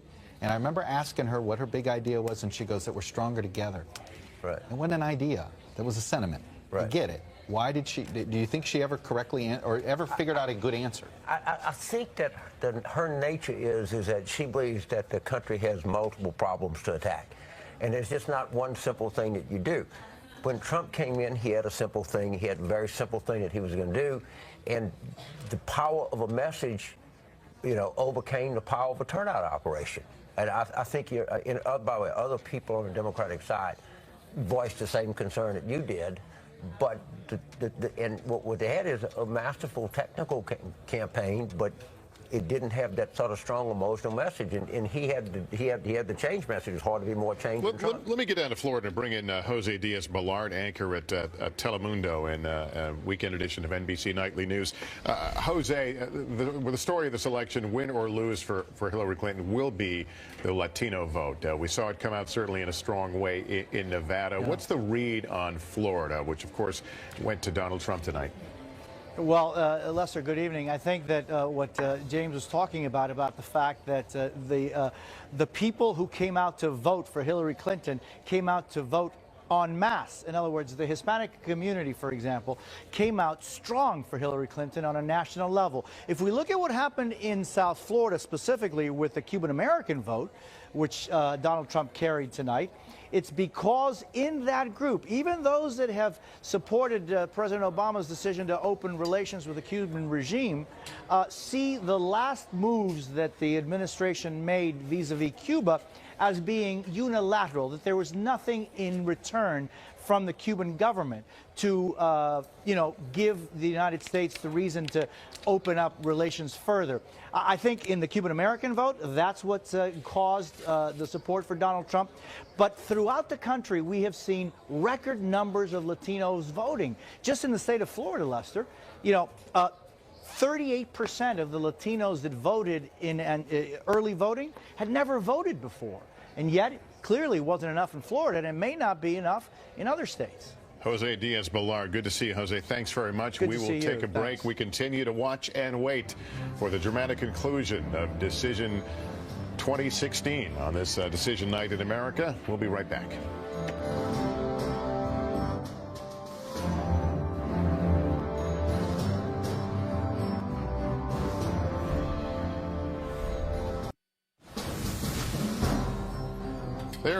There's the map as it stands based on the projections we have made tonight. Donald Trump leading 244 to 215 in the race to 270, but still a lot of states outstanding. Let's walk you through some of them and look at the margins right now. I think we're going to look first at New Hampshire.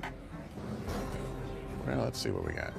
All right. Looks like we're going to go with Michigan, 55,000 vote difference. If you're Hillary Clinton, one piece of good news, a lot of Ann Arbor is still out. A ton of Ann Arbor, and we know that's Michigan not out of reach. Michigan not out of reach for her. There's a path there for her. Can we skip ahead to Wisconsin before we go to the break? There we go. Wisconsin. Again, I'd say we would have called this if we knew what the size of the absentee vote is. In Milwaukee, we don't yet, but it's trending Trump. And here's what's going on in New Hampshire right now. 536 vote difference. 81% of the Go vote. to Dixville Notch. I mean, it doesn't mean that.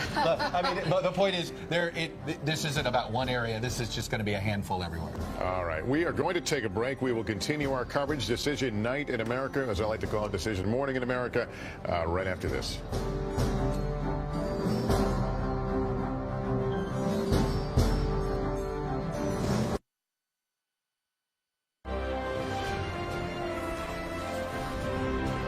Decision Night in America continues. I'm Chanel Jones in the NBC News Washington Bureau. It's almost 1 o'clock in the morning on the East Coast, and the race for president is still undecided. NBC News is projecting Hillary Clinton to win the state of Nevada, picking up 6 electoral votes. But in the race to 270, she trails Donald Trump by 29 electoral votes. The state of Pennsylvania at this hour, still too close to call. Wisconsin, another state still in play, and that's where we find Kelly O'Donnell in Janesville, the hometown of Speaker Paul Ryan, who won again tonight. Kelly, what can you tell us?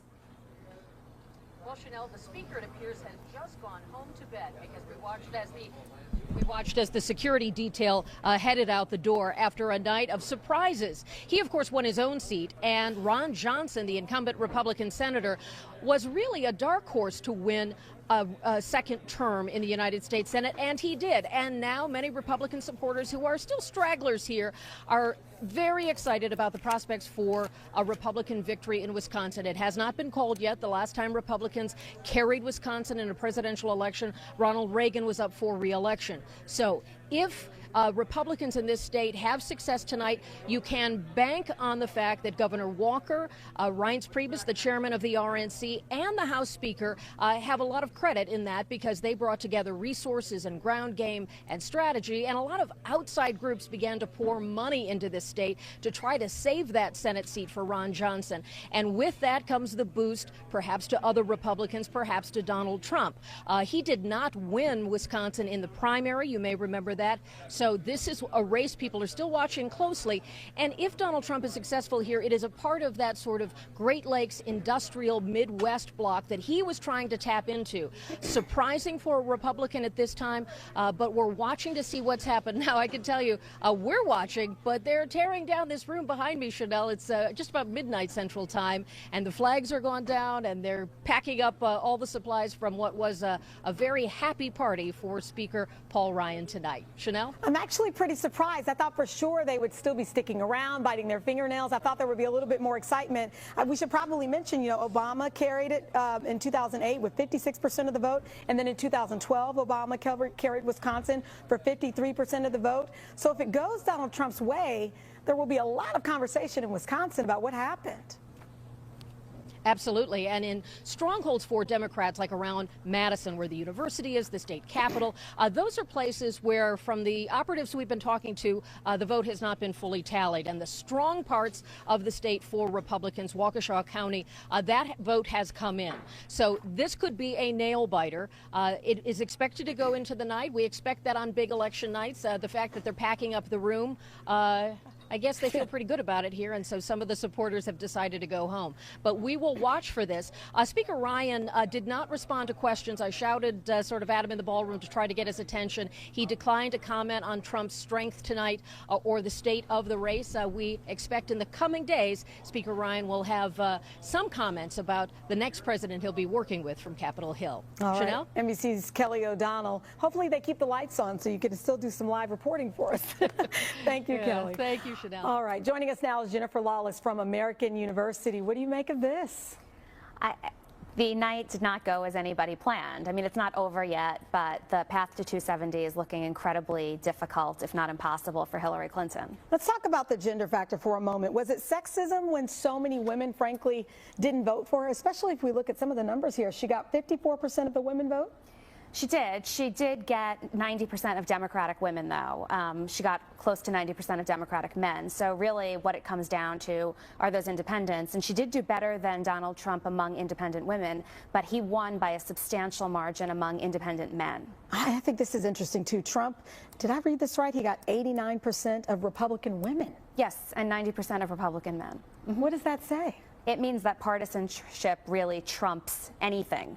And it didn't matter. The sexist comments didn't matter. The Billy Bush tapes didn't ultimately matter. At the end of the day, Republicans went home. This is something we'll be talking about in the days and months ahead. Jennifer Lawless, thank you. You know what? We want to take a live look now at Hillary Clinton supporters at her watch party in New York City. You can only imagine. Look at these women. A lot of anguish on their faces in what has been a very tough night for the Clinton campaign. Obviously, they're there. A lot of tears tonight. We will see you again in about 30 minutes. For now, though, we toss it back to Lester Holt in our New York studios for continuing coverage of Decision Night in America.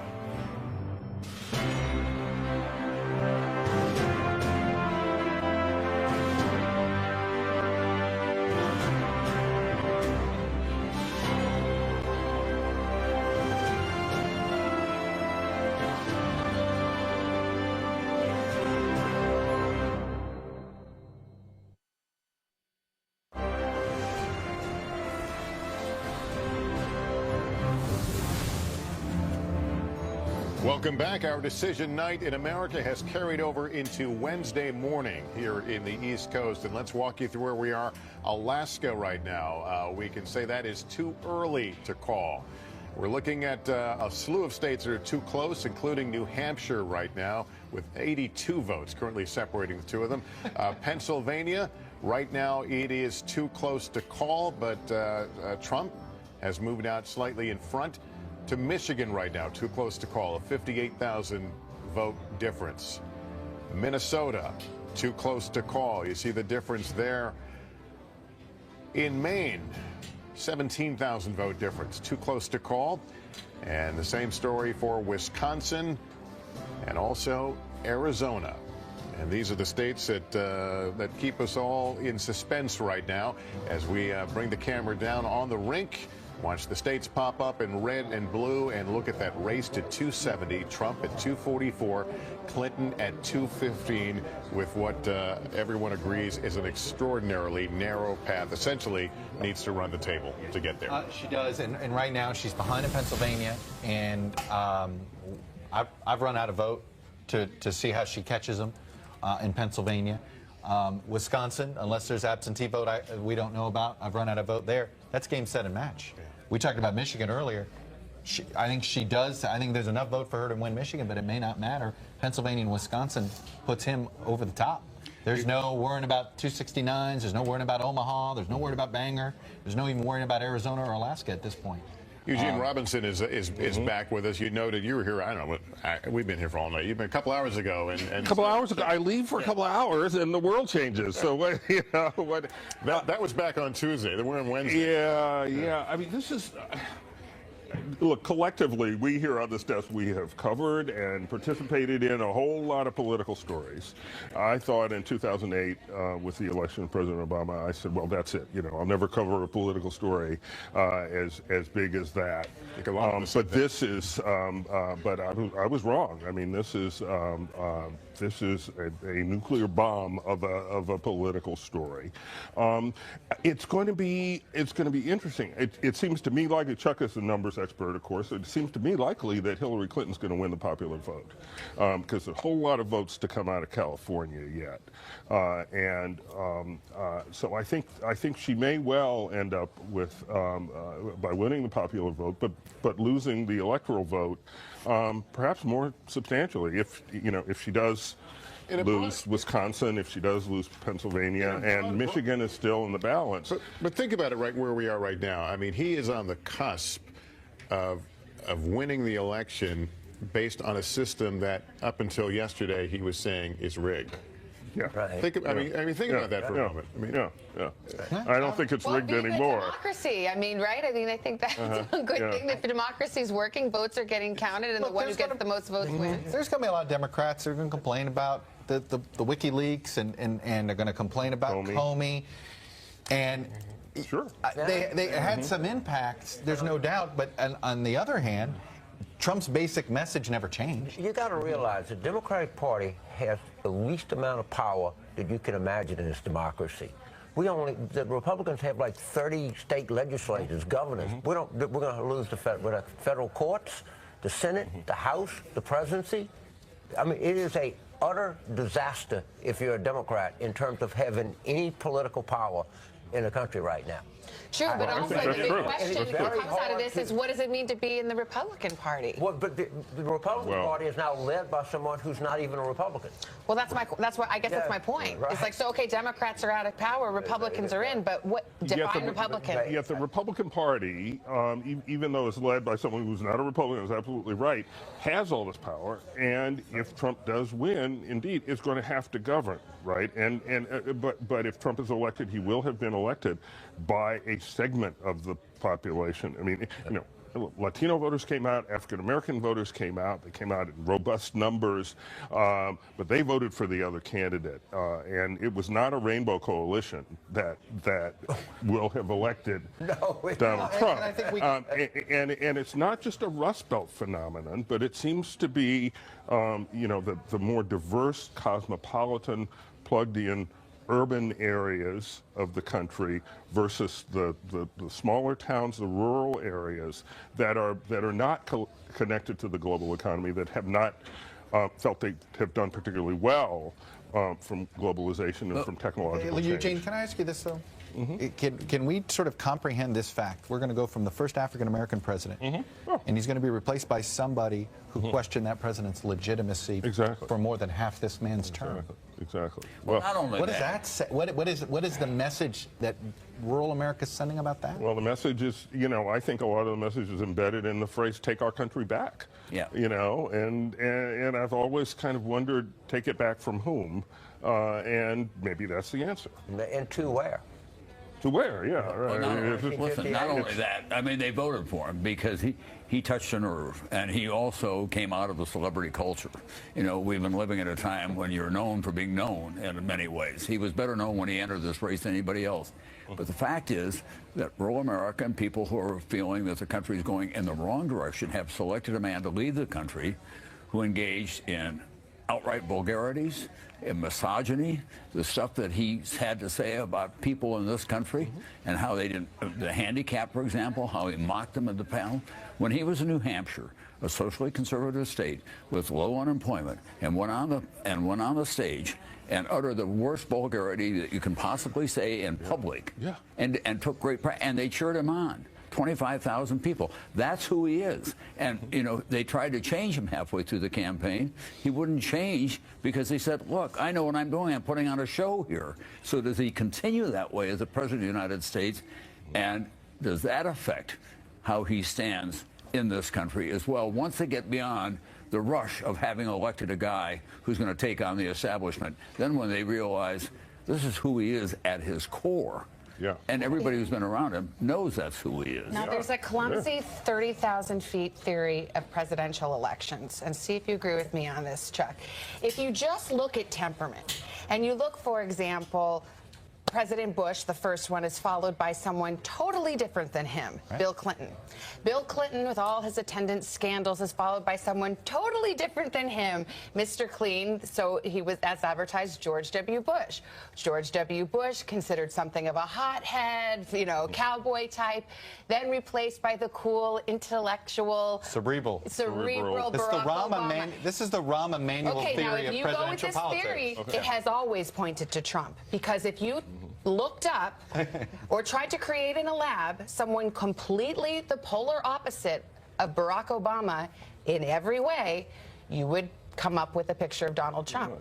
Pretty much. By the way, who are the people, I'm curious, and I can't wait for our exit poll guys to figure this out, the people that approve of the job Barack Obama's doing and voted Trump? It had to be because his job approval was 55%. It has been the whole time. There are clearly, look, I've been saying it in the state of Iowa, for sure, and we also know there are a whole bunch of Obama-Trump voters. Obama 12, and they went Trump. Now, part of it was Obama turned Mitt Romney into the boss that wanted to fire you and send your job overseas. So Romney was sort of an old Republican argument, you know, the businessman argument, and Barack Obama exploited that. But add to the things that Tom said, and add to the fact that he didn't know and didn't care to know and kind of relished the fact that he didn't know anything about anything. That he knew more about ISIS and the generals, that he got his information from the TV shows on foreign policy. I mean, all of the things that he said. Let's bring Mark Halper into the conversation. He's over there with Hallie Jackson. Hallie?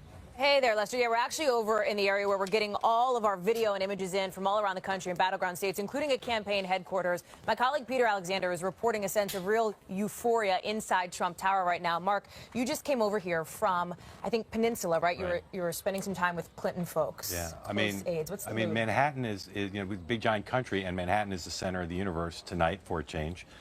Hillary Clinton chose to spend her pre-election event time at the Peninsula Hotel. It's 4 blocks up the road from here, about 3 blocks from Trump Tower. So she and Donald Trump are basically now 3 blocks apart.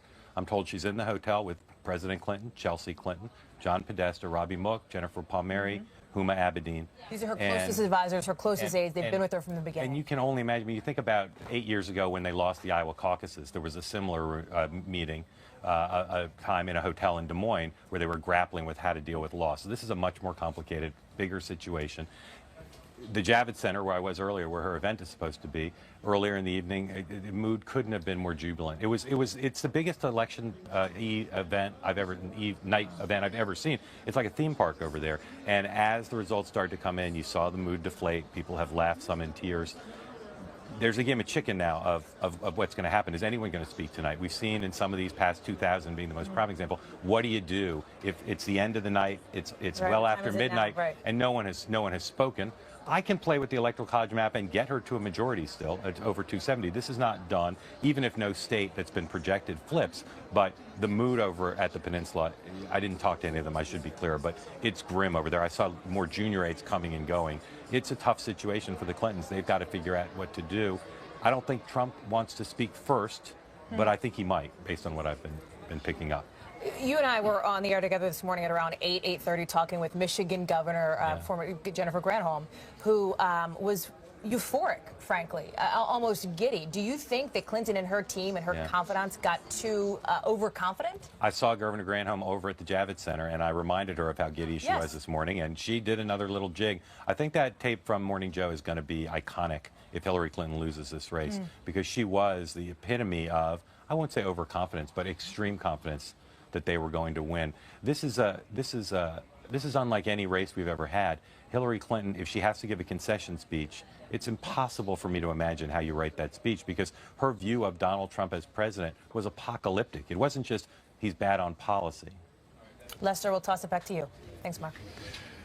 All right, Hallie, thanks very much. We will take a break a little after 1 a.m. Eastern time. We continue to watch those states too close to call. Both candidates still short of the 270 needed to become the next president of the United States. We continue Decision Night in America on NBC.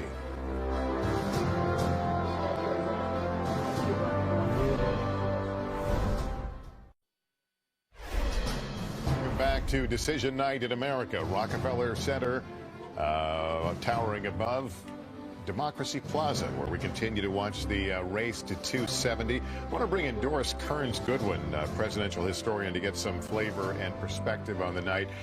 Doris, it was widely said that, at least on paper, Hillary Clinton was the most qualified candidate for president. Donald Trump may be the least qualified candidate. Is there a historical comparison with someone potentially coming into the White House with so little experience, no experience in government or military? Well, we very rarely had somebody who didn't have either the political experience or the military experience. There was Wendell Willkie, who challenged FDR in 1940, who was a businessman and a very good guy, actually, but he didn't actually win the presidency. But I think what that's missing is that in the old days, the parties were the ones that would choose their candidates. So they would naturally choose somebody who was one of their own, a governor, a mayor, or a congressman. But the parties have lost their powers now to the primaries. And what we've seen in this race, I think, is the power of this very thing we're on right now, of television. It established a direct link between Donald Trump and the people that a party couldn't establish. Even the Republican Party wasn't for him at a certain period of time. And the power of that celebrity is really going to have to be understood. The debates were powerful because he was on them. Didn't matter that he said things that people disagreed with. He just kept winning. I remember we'd be on Meet the Press on Sundays with Chuck, and we'd say, he's finished, it's over. And then that Tuesday, he would win a primary, which shows that something, the normal institutions that would not produce a man like Trump, that would produce one of their own, have lost their own authority in our country. But is he not somewhat of a mystery? Now, we know what he has stood for on many things, but he has sometimes changed positions in the middle of one answer on the use of nuclear weapons, among many others. So, would he enter office a bit of an enigma? And maybe that's what people were able to do with him, to project that we don't really know what he believes, so that we can imagine that he'll be what we want him to be, even if he's changing his opinions on both sides, rather than choosing somebody who's a known quantity and who you may disagree with. So it may be right. We may not know who we're getting. We know a lot of things about the course and dialogue that was part of this race that I think makes lots of people unhappy and makes us wonder where democracy has gone. But then we got to always remember Churchill. He said democracy is the worst form of government except all the others that have been tried. So we got to believe somehow that people have chosen him. Then we got to just hope that his leadership is up to that choice that they have made. And again, looking from a historical perspective, talk about who you put around you, the strength of a team, how much that makes the mark of a president. It's huge. I mean, it's not even only a question of putting people around you who are your rivals, as Lincoln was able to do. It's much more important to have people around you who have strengths that bolster your weaknesses. But that means having the self-reflection to know what your own weaknesses are. It means knowing that you want people around you who can argue with you, who can question your assumptions, who will challenge you. And that's what we needed to know about Donald Trump. We didn't need to only know whether he was a great businessman. I wish we'd had more reporting on what kind of a team did he have over these years. Were there people who could challenge him? Did he have people around him who were willing to really go after him when he was wrong? Was he able to acknowledge when he made mistakes? These are the things we needed to know about a leader.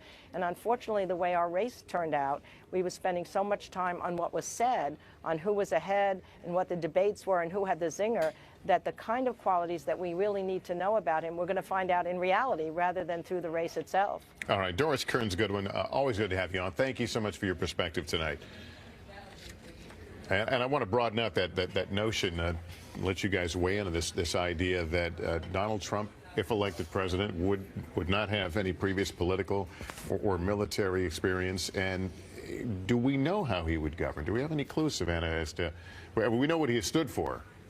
To some extent, but if you look at the certain positions he's taken over the course of the campaign, there are very few that he hasn't actually reversed himself on. So I think it's a real question. And I think it'll be interesting to see how the weight of the office, if he ultimately prevails, we're not there yet, but it seems like we're inching closer and closer to that call, whether the weight of that changes him in a way. How could it not? I mean, this is a huge responsibility to go in and say, take the oath of office and stand at the steps of the Capitol. I don't know. I mean, people, I don't know. I mean, we haven't seen it. Look how he turned his back on the political establishment and the political process that got him to where he is. Yeah. He has been a man who celebrates himself 24/7 as a promoter here in New York when he had his real estate empire going, selling the tea all over the world and wherever he could. He loves being in the limelight. He loves making decisions. Everybody's been around him at any length, says the attention span is about that long. I want to believe the best about someone who's going to now represent millions of Americans and people who have put their faith in him. But he got there by being somebody contrary to everybody that you had there before. I hear you. I totally get it. You've got, I must say, he got there on his terms. I mean, when he started out, no one gave him any kind of a chance. He stayed true to who he thought he should be and what the country wanted. And it appears tonight that it could very well work for him. I don't think he's going to abandon that just because he's walking through the gate at 1600 Pennsylvania Avenue. He's made some huge promises to people, and people believed him, and they put their votes behind him, and they're counting on him. But this is an important thing. He comes in with no... The weirdest thing is, I think, James, you're right, I think he actually doesn't win the popular vote once California rolls in, and that's fine. But guess what? He is going to feel like he got a mandate. We are going to treat him like he got a mandate for one reason, because he blew all of our predictions and models and you name it out of the water. He is going to feel unshackled. Understand, he won an election. That's right. That is the most validating thing that can happen. We live in a democracy. Right. So exactly. He's going to go and he's going to have congressional majorities in both houses, and a lot of people are going to owe their election to him. Right, exactly. And so you got to understand what is going to happen here. There are real consequences. No, I mean, I think he's going to want to be the boss, number one. And even if you take the sort of optimistic view and say part of the campaign was a performance for his audience, still, what's his North Star? I mean, and is it suspicion of immigration? Is it Donald Trump? But they elected him to blow up the system. I mean, that's how he got there. And as James says, he got elected under the process of a democracy. People chose him to be their leader because they're so upset with where it's going right now. I got to be the traffic cop here and get us to a break. We will continue with our Decision Night in America coverage on NBC after this.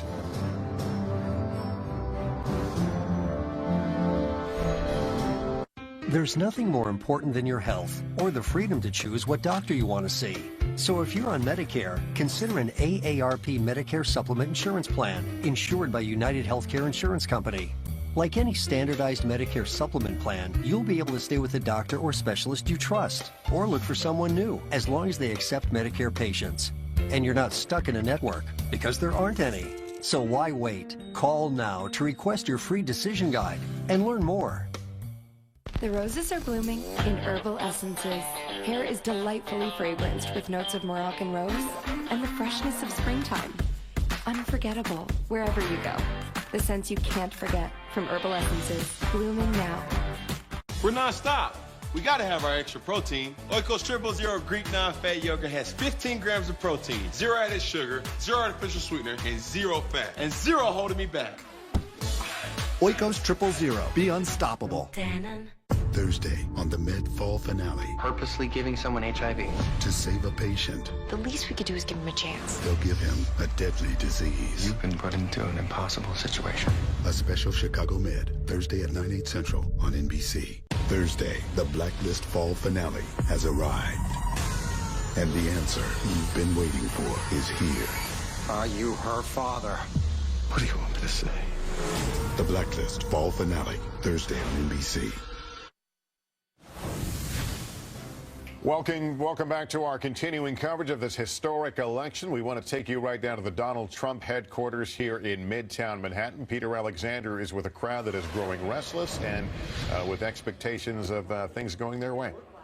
Yeah, Lester, good evening to you. I just spoke to a source who is with Donald Trump inside Trump Tower right now, who describes the scene there as euphoric, filled with hugs and high fives right now. There's also some new information that NBC News can now report. This from my colleague, NBC's Kelly O'Donnell, who spoke to a top aide to Speaker Paul Ryan. And we have now heard that the speaker earlier tonight reached out by phone, speaking to Donald Trump in what was described as a good conversation, congratulating Donald Trump, and also speaking to his good friend, the potential vice president, Mike Pence, as well. What's striking about this right now, as I speak to folks inside the campaign headquarters, is how strongly they've felt over the course of the night that they would do well, but how this result is even striking and surprising some of them. They thought they would do well in Florida.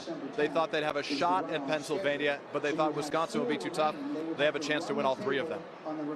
All right, Peter Alexander, and I think that's an interesting note. I don't know if you heard what Peter said, that this is a surprise even to the Trump camp. We can talk more about that in a minute. We're going to take another break and be back with more after this.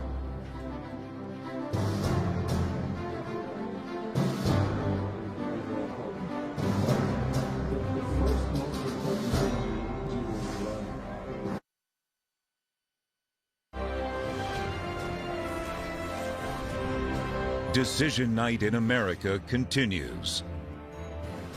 I'm Chanel Jones, live in the NBC News Washington Bureau. Voting in the historic 2016 election has now ended with polls closing in the state of Alaska.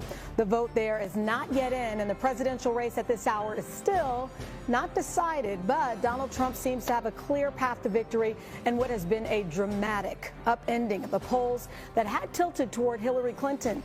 Donald Trump is now leading in 3 states that were assumed to be Clinton strongholds. Look at this: Wisconsin, the state of Michigan, and the state of Pennsylvania.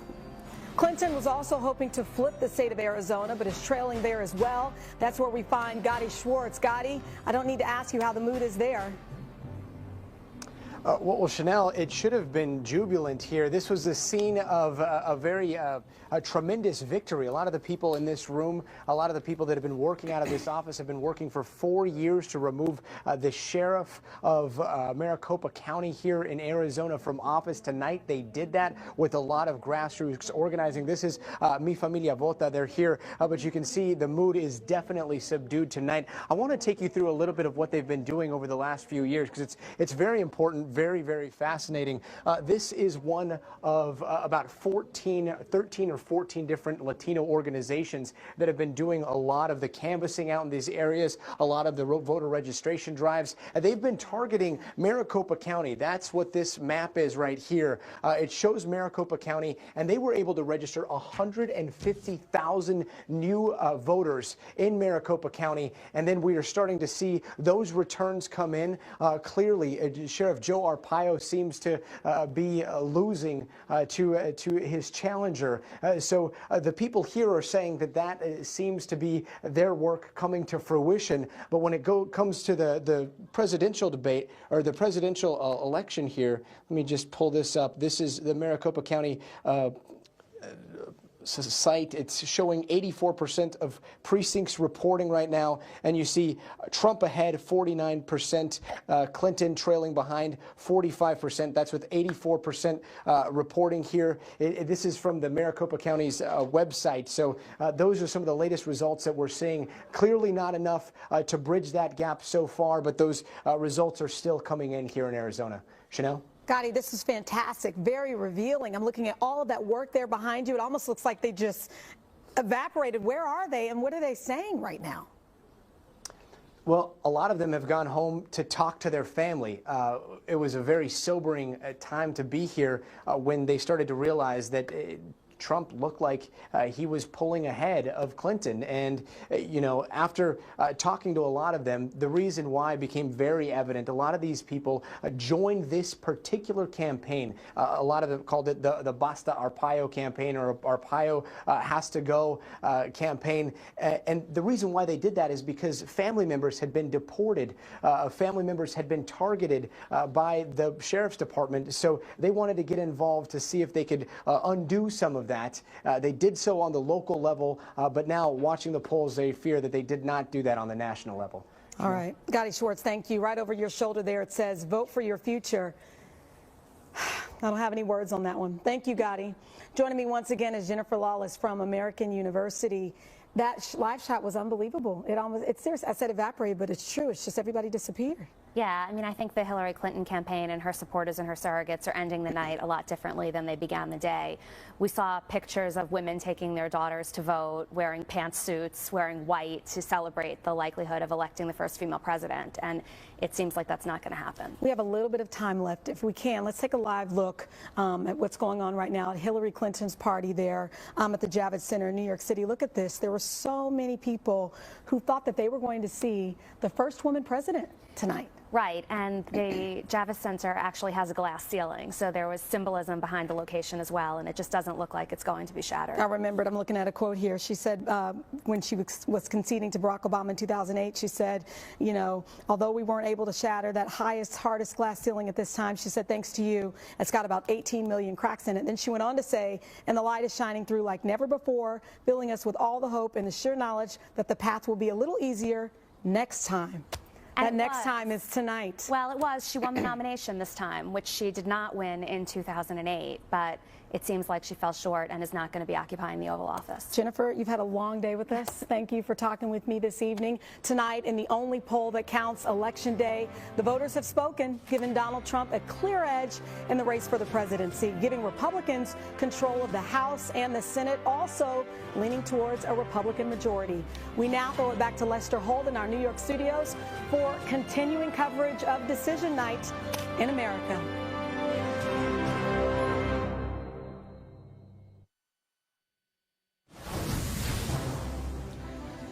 Welcome back. It is 1:30 in the morning on the East Coast, and we are still watching the race to 270. Right now, Donald Trump hanging on to a 244 to 215 lead over Hillary Clinton. And there you see the map laid out. We are still waiting for those states in gray to help give us an answer. Here's where we're at already this evening, though. The states you're looking at, Donald Trump has already won, according to our projections. And then we'll put up there on the side of Rock Center Hillary Clinton's face, and you'll see the states that she has won tonight. All right, we want to go to the White House right now, and that's where Ron Allen is standing by. And Ron, I'm told you've had a bit of a crowd gather there tonight. We have, Lester. There are several hundred people out here who have gathered. This was supposed to be an anti-Trump rally, but talking to the many students out here, there are some people who are supporting Trump, some who are supporting Hillary Clinton. The people up there in the tree that you see, we believe that they are Trump supporters. They are happy, and the people who are downcast are Clinton supporters. They are disappointed, they are stunned, they are surprised by what's happening, but they have not given up hope. Over there, of course, you see the White House, and we believe the president and the first family are there. We do not expect to hear from the president tonight. The guidance was that we would probably hear from him once the dust is settled, once there is definitely an outcome, and perhaps that's going to happen tomorrow. But you have to wonder, what is President Obama thinking and feeling tonight, given the effort that he put into trying to get Hillary Clinton into the White House, and given the fact that it may be Donald Trump, the man who led the birther movement, who questioned his very legitimacy, who may follow him into the White House. President Obama was in Michigan, he was in Florida, he was in North Carolina, on the trail, ridiculing Donald Trump. And months ago, he said, the president did, that Donald Trump will not become president of the United States. Well, we'll see what happens as the vote count continues to play out tonight. But again, out here tonight, a lot of energy, a lot of people who are trying to take in what has happened. This has been just a stunning night. There are several 100 people out here. It's all peaceful. The Secret Service are here. They're watching this. There's already the setup here, this fence that you can see over here, that's set up for the inaugurational ceremony that happens in a couple of months. But again, we're here outside the White House, a peaceful vigil, a lot of young people gathered, waiting to see how all this plays out. Lester, back to you. All right, Ron Allen, quite a crowd there for this time of the morning outside the White House. Thanks very much. Before I go to the panel, Chuck, just for those who are flipping back and forth, you may be listening to this and thinking we're talking about a foregone conclusion. There is still a path to victory for Hillary Clinton here. It's very narrow. I mean, I'll be honest, I don't see, there's two things two problems she's got is Pennsylvania and Wisconsin here. Both of them look like they're trending Trump. I think we're pretty close to, Wisconsin just seems totally out of reach. Pennsylvania, we're going to wait till everything comes in, but he's got about a 50, what is he up to? Excuse me, that's the Wisconsin. Let's look at Pennsylvania. He's got a 58,000 vote lead, and, you know, there's no Philadelphia left. There's no big sections left. She can still win Michigan, but they may not matter. Pennsylvania plus Wisconsin, done deal. We think we know where this is going. Yeah. I mean, again, barring some, I say this because I'll never forget what happened in 2000 in Florida and the missing 50,000, literally a 50,000 vote switch. You keep talking about buckets of votes. No, that one was. We all have PTSD. That's right. I remember the military votes. Right. I remember Joe Lieberman. And I think that one was like frankly, was like a typo by somebody and a clerk. But 50, you know, if we were at 5,000, is more than a bucket. If we had 5,000 votes, 4,000 vote difference, you would sit there and say that. 58,000 votes is, you know, that's the story here. It's the rural areas of the big blue wall. You may have noticed on the end of the table here, we've added Richard Engel, our chief foreign correspondent. Richard, you're spending a lot of your time overseas. You know what folks say about they're amazed, obviously, by the American political process. What are you hearing tonight? What are you reading? Well, let's just cut to the chase. Assuming, and that's what we're talking about, that he does win, people I'm speaking to think it's absolutely catastrophic. That it's catastrophic for the United States, that it's catastrophic for our position in the world. It emboldens our enemies and adversaries. It makes our allies terrified that we're not going to be their allies anymore. Most people think that this type of scenario happens, that if you imagine the United States as a nuclear warship, we stop. We become totally focused on our own domestic politics, that he's going to provoke a constitutional crisis, he's going to get into a fight with the Supreme Court, there'll be attempts to impeach him, and that for 6 months to a year or longer, we will be navel-gazing, we will not be leading the world, and other powers, Russia, China, adjust around us. He has called our generals stupid. He has advocated. Let me tell you, tonight the general is reading the Constitution. I'm sorry, say it again? General, I've been talking to generals for a long time. They've been reading the Constitution to see what they are obligated to do. If they are really ordered to round up and deport millions of Americans and put them on buses or trains, do they have to do that? The president is the commander-in-chief. That's the stage what we're talking about. It's, do they have to follow what they would believe would be an immoral and illegal order? So you have to look at this as a transformative event with America's role, not just domestically, but internationally. Let me throw this at you. The national intelligence, the White House, everyone has agreed that the Russians have taken an active role in this election. Because it's a political thing, it sometimes gets overlooked. But that's if you take this election out of the equation and Russians interfering with any American process, it's a frightening picture. Well, if you look at the world, right? We used to live in a world with two great superpowers. And with the collapse of the Soviet Union, we're now left with the United States being the only remaining superpower. Well, that has its advantages and its disadvantages. The advantages, and also its disadvantage, that no other state can do as much harm to you as you can do to yourself, right? And it seems to be that that is what the United States is doing right now. And Russia, as the last superpower, decided that a way to regain its empire, to regain its position in the world, was to help undermine the political system. And I've been to Russia, I've spoken to hackers there, we've spoken to intelligence communities. They had no doubt that Russia was deeply involved in helping to undermine Hillary Clinton. They also expect that Russia has been stockpiling information on Trump. Clearly, Trump has done a lot of business there. He's an easier target. We know, and we've talked about all the scandals. So wouldn't it make sense that if Russia now would want to unleash all of the material that has been... We don't know that to be the That's case. speculative, but not based on my speculation. That's based on speculation of people who've been examining this, including cyber experts who have been investigating Russia's role, that they have material on Trump, that they would be, it would behoove them to unleash it in order to hobble him, in order to hobble us, in order to hobble the only remaining All superpower. Russia cares about is us staying out of their way. Imagine right? us. This is what they want. We're a nuclear ship. We stop. Steam comes out of the middle. Russia, China, they do what they want. Russia, speaking of ships, has just moved its ship off the coast of Syria and is expected to start bounding Aleppo tomorrow, eastern Aleppo. Do you think we're going to be talking about that? Do we know what his plan? He's talked about a plan in Syria. I'm sorry. Because the Chinese have got military stuff going on as well, Lester. They're moving out of China across the South China Sea and into the Middle East. I mean, they've got a whole pathway going there at that point. If we make ourselves irrelevant, others will step into the gap. Yeah. What are they saying in Turkey, and what are they saying in Israel, and what are they saying in the Middle East about what happens in that cauldron of the world right now? Well, can I tell you something? I wasn't surprised by this outcome. I actually thought this was going to happen because it fits a trend. And you're seeing this trend in Turkey, in the Philippines, in Egypt, with Brexit, where you're having, even in Iceland, where you're having right-wing or fringe candidates emerging to the forefront. It's been a pattern. And where you have these populist leaders who are effectively doing what they want, appealing directly to the people, of going through social media, going through the television. And okay, if this happens in the Philippines, it's bad for that country. If it happens to the United States, it's terrible for everybody. So that's what they're seeing. They're seeing it as this part of this larger pattern of fringe candidates and right wing. This is upbeat. Yeah. I mean, I don't mean to be like, I'm sitting here, I mean, you're painting a frightening picture, Richard, and I wish I wasn't. I was driving back to what Savannah said, which is the weight of the office.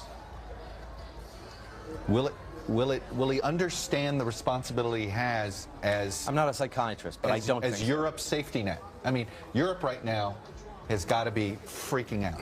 Well, clearly, he has spoken in very negative terms about our obligations to NATO. And one thing in seeing Republicans reelected to the Senate, like John McCain, who are strong voices around the world on I mean, some of his closest friends are the leaders of countries that rely on a clear voice from the United States of America. I mean, he will have a check in some of those senators and in some Isn't of the... that ironic? Because there was so much talk about, oh, Hillary Clinton will win. Right. We need Republicans in the Senate to be a check.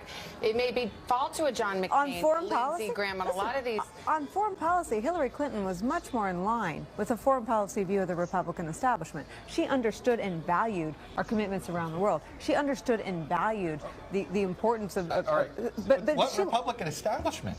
Well, it just I mean, got upended. Well, the Republicans still control the Senate. Well, I hear you, except Donald Trump, the country has spoken. And the Republican primary voters spoken. They rejected the Republican establishment, and now they rejected the Washington establishment as a whole, the American political establishment throwing us in the media. So I hear you, but what kind of check? Again, I go back to Donald Trump won this on his own. Completely. To the point where one newspaper in this country endorsed him. The National Enquirer. One. Well, all right, I was counting Las Vegas Review-Journal, the Sheldon Adelson paper. Well, I think you're going to hear more voices coming out and saying he didn't win it on its own. And I think that there's going to be more voices emerging. You're saying Russia? I'm saying there's going to be a lot of attention Assange? focused on Russia, on Assange, and we're going to be tying ourselves in knots. We're going to be fighting over the Constitution. We're going to be fighting over the Supreme Court. Was Russia involved? And then proving that it was involved through hacking is a very complicated task. So I just see us not sitting back and saying, okay, well, the American people have spoken. We're just going to hope for the best, and maybe that once he walks into the Oval Office, he'll have some epiphany that he needs to be responsible. Could he undo the Iran deal? Yeah, of course he could. But the fact is, Richard, the first half of your statement is the correct one. He has power because the American people gave it to him. And he didn't go to them with one set of values and then change to another. He stayed true to who he was, however much anyone may disagree with any of that. They bought into that. That's what they wanted. They thought that that's what Washington needed to see.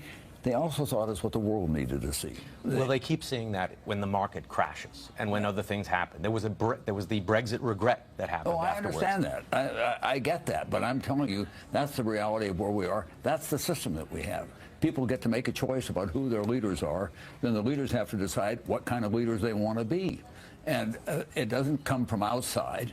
It really comes from inside who they are and the kind of value that are imparted to those leaders by the people who put them in that office. Look, I've got grave reservations. You and I have talked about this a lot, about what kind of an international leader he'll be, about how much he understands how complex all of this is, because he's a guy who, went through the primaries shooting from the hip, worked for him very well politically. We've seen other people go into that office and be overwhelmed by it, quite honestly, because from the moment you step in, the problems come through the transom, under the door, through the windows, 24/7. And you've got to have great staffs, and you have to have a very sophisticated system for dealing with all that. Is he up to that? Does he care about it? I don't know. But in the meantime, he does have the power of the people behind him. Let's get the read over at the Clinton gathering right now. Andrea Mitchell is standing by. Andrea, are you hearing anything from the inner circle, the Clinton folks, as to what their read and how this evening is going to play out, whether we will even have an answer tonight? They have really gone silent. Now, there's a lot of anticipation here that there has to be some kind of announcement. For one thing, this building is not supposed to be open all night. There are a lot of people here. They've been waiting. Many have left, but many, many more are here. This is a very large facility, larger than you could even see from our camera angles. That said, there's a number of calculations involved. Hillary Clinton won her Senate race in 2000, the night that Al Gore arguably conceded too soon, leading to all of the backtracking and the recount.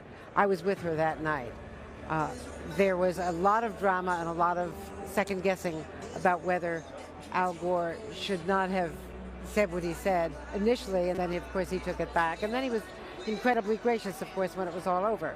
But that sort of began the process. So I think what's likely going on is, first of all, them trying to determine whether any of these states are within the automatic recount margin of error that would trigger an automatic recount. If not, and if it's a done deal, then they have to make a concession speech. And then what kind of concession speech? She has said the most categorically terrible things about Donald Trump. And the fact that she has said that he's unqualified, that he is a misogynist, that he is racist, all of these things she said about him, how does she now say, the people have spoken, I will cooperate, I will do what is helpful and what is best for the country, when she thinks that he should not be president of the United States? That said, just last night, she told 33,000 people in Philadelphia that Donald Trump was attacking democracy by saying that he wouldn't concede. So if she's true to her own principles, she has to make a concession. Yeah, that's a little hard to dial back on, and there's a phone call that would precede that speech as well. And by the way, we live in a vacuum on election nights, but there are other news organizations that have already moved some states that we haven't called yet, Pennsylvania, into Trump. And, again, we haven't done it simply because there is so much raw vote that you're just extraneous and you're always nervous when it's this close, and you want to be careful, especially when you're calling the presidency. There's no doubt about it. But, she needs a miracle, I think, at this point to get to. I think they may have pulled back Pennsylvania. I think the AP may have pulled Pennsylvania back. Because that one got a lot on the right fired up. I think they may have pulled it. Well, that would be the end of the. I think Andrea's got something else she wants to add. Andrea? Yeah, we understand that campaign chairman John Podesta has left the hotel, and he did say to a reporter outside, we are going over to the Javits. So I think you can expect that at the very least John Podesta is coming over here, but I think it may be the Clintons as well. Now, if there's some issue of Pennsylvania and of the outcome of Pennsylvania and what the Associated Press reported, which we of course have not, that might change that. But as of moments ago, John Podesta was headed over this way. They have to say something publicly, and there has been a game of chicken, if you will. We know that Donald Trump was eager to come out and say something, but clearly no one wants to be the one to go first here. So I expect that we're going to hear something from the Clintons. Yeah, you can only imagine how devastating this is. Washington Post does have Pennsylvania. We should look. His lead's up to 80,000. Again, I've heard from a Clinton person. As you can see, there's 77,000. They're talking about it. They claim there's some irregularities and things like that, and so I assume that's what they're going to try to go through. Who thought that it would be the Clinton campaign at 1:47 a.m. talking about irregularities? Right. I mean, it was and never. Who doesn't love irony? I mean, it's all over this election, but one of the biggest controversies and moments is in this campaign is when Trump said he might not. I don't know, I might not concede, and now it's almost 2 a.m. on the East Coast, and there's some hand-wringing about how and when Hillary Clinton might concede. So now she's on the business end of all of the arguments she made. It's such a stunning turn of events. And his overt message was to run against a rigged system, a rigged media, a rigged political class, Democrat and Republicans, and to run against sort of the Clinton machine. And that it's now the Clinton campaign you're hearing from about irregularities in a state where he has an 80,000 vote lead is just something 4 hours ago I would have found stunning. It's 80,000 votes. This is not. But isn't that a reason it's not 5,000 votes? Isn't that a reason for concern if he managed to pull off this miraculous defeat, this almost unprecedented, unpredicted event, and he comes out and gives this speech? We did it, even though the media was against us, even though nobody said we could do it. Thanks to you. I would think he's going to feel incredibly emboldened to try and go as far as he can. Do you think the result, what are you suggesting? He now has the Senate majority back as well. I mean, that's the other thing. Look, this is a Republican House, Republican Senate, and the a White House. Trumpian White House. I don't know. I mean, I guess this is our modern-day Dewey defeats Truman. It was practically that. We don't like to talk to about ourselves in this context. But let's face it, we were as much on the ballot, we, the media, as anything else. There was a great joy, I think, in among some to stick a thumb in our eyes because of the perception. I'm hearing it. I'm hearing it. Look, I'm hearing it. No, but to your point, it was an applause line at every single event. Our own correspondents were bullied and heckled by the Republican nominee. I can tell you time after time, and we've spoken about this, there were stories that you wanted to lead with something else, but then he would do something that was just no candidate had gone before provocative. Well, first of all, that was the one unifying theme of this campaign, that everyone hates the media, whether you're a Hillary supporter or a Trump supporter. So, kumbaya, everybody. Working till 2 in the morning. I'm not feeling great about the media. I got Bernie bros going. See, this is why you guys should have given Bernie more airtime. Yeah, But how much did that propel him? Did he become a hero of the anti-media? It was part of his soup. I mean, he made sort of some people might find it a toxic brew, depending on your perspective. His supporters, and I know a lot of them, found it to be sort of a magic recipe where you got his base riled up about enough things. You know, we talked about foreign policy a minute ago. He won the South Carolina Republican primary after blaming 9/11 on George W. Bush. I mean, the ideas are so outside the mainstream, not of Republican foreign policy, but of American foreign policy. I think we do bear some of the responsibility, frankly. The appeal of Trump is that he is that protest vote. Yeah. That's it. I mean, look, this business about the Access Hollywood tape, this is not media interpreting. It's on the tape. You can hear it. The fact that he didn't turn in his taxes, it's right there. The fact that he's running as a businessman and claimed an almost $1 billion loss in 1 year. He never denied it. But I think what the people are saying is, we don't care. We hear what you say about him. We don't want to hear it. It made him stronger. We don't care. I don't think it's we not can that it wash our isn't hands true. entirely It's that of they this, don't however. care. I mean, yes, it's true. A lot of the coverage, particularly over the last several months against Trump, has been incredibly negative. So you could say, well, what are we talking about? Why should you blame the media? There were so many stories that were negative. But there is that old adage. All publicity is good publicity. And we gave him a lot of publicity. And we know he believes constantly about himself. So if you believe that all publicity is good publicity, and he clearly did, well, He got a lot of it. I got a close friend of mine who's pretty smart about all this, who said, you know, sometimes you got to remember, you all are trying to figure it out, and you're trying to figure out, well, he did this and he did this. That sometimes the American public does swoon for reasons. They swooned, and his theory was, hey, they swooned. Obama seemed like the in thing to do, and being for Trump seemed like the rebellious in thing to do, and you know, maybe the country doesn't know what it's done yet, but it rode a wave. And it was, and Trump was kind of captured the imagination. Yeah. And look, Hillary Clinton didn't do anything to capture the imagination. We've talked about it. It was always described as a grind. Her campaign. By the way, you can also say voters are rewarding authenticity. I mean, here you have Donald Trump, who talked about himself more than any other thing, but you know, in a way, I guess he gets points for candor. He's not one of these politicians that acts like I care about you. He makes it pretty clear that Donald Trump is #1 in his life, and he's an out-of-the-closet narcissist. Appreciated the authenticity of it. Listen, Selena Zito wrote a great column, and Steve Schmidt reminded me of it downstairs, where she wrote that the elites took him literally but not figuratively, and his supporters never took him literally, they took him figuratively. So this divide in how he was perceived, you know, the voters just cut him a lot of slack. They didn't think that any of the toxic kind of racially tinged comments were literal. They thought he was just putting it all out there as a provocateur.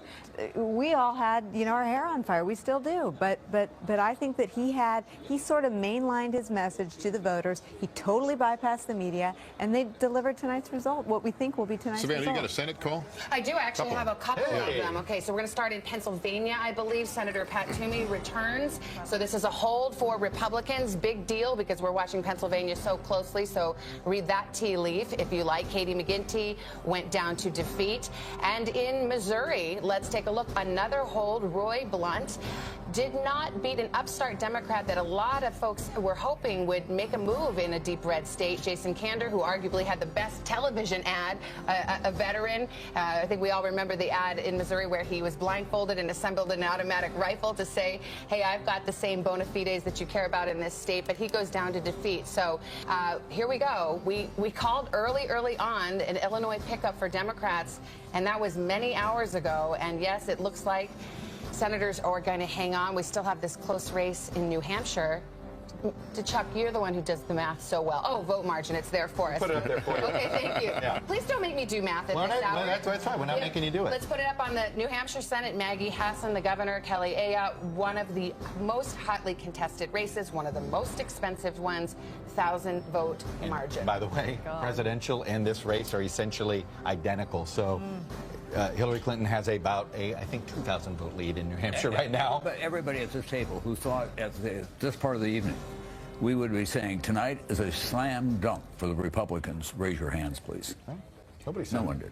No one About to crawl into the table. Nobody thought that. Not even the Wall Street Journal thought it was going to be a slam dunk for the Republicans. Can I raise another issue, and that would be the U.S. Supreme Court? Yeah. There's already one opening, and who knows how many potentially more over the next 4 years. And this is, the thought is that this is what drove a lot of Republican voters ultimately, because drove them home, because that's the biggie. Especially evangelicals. It'll be curious to see what the Democrats do as a minority party and decide, do they play the filibuster? Do they make the Republicans have to do the nuclear option? The question is, do they go tit for tat, right?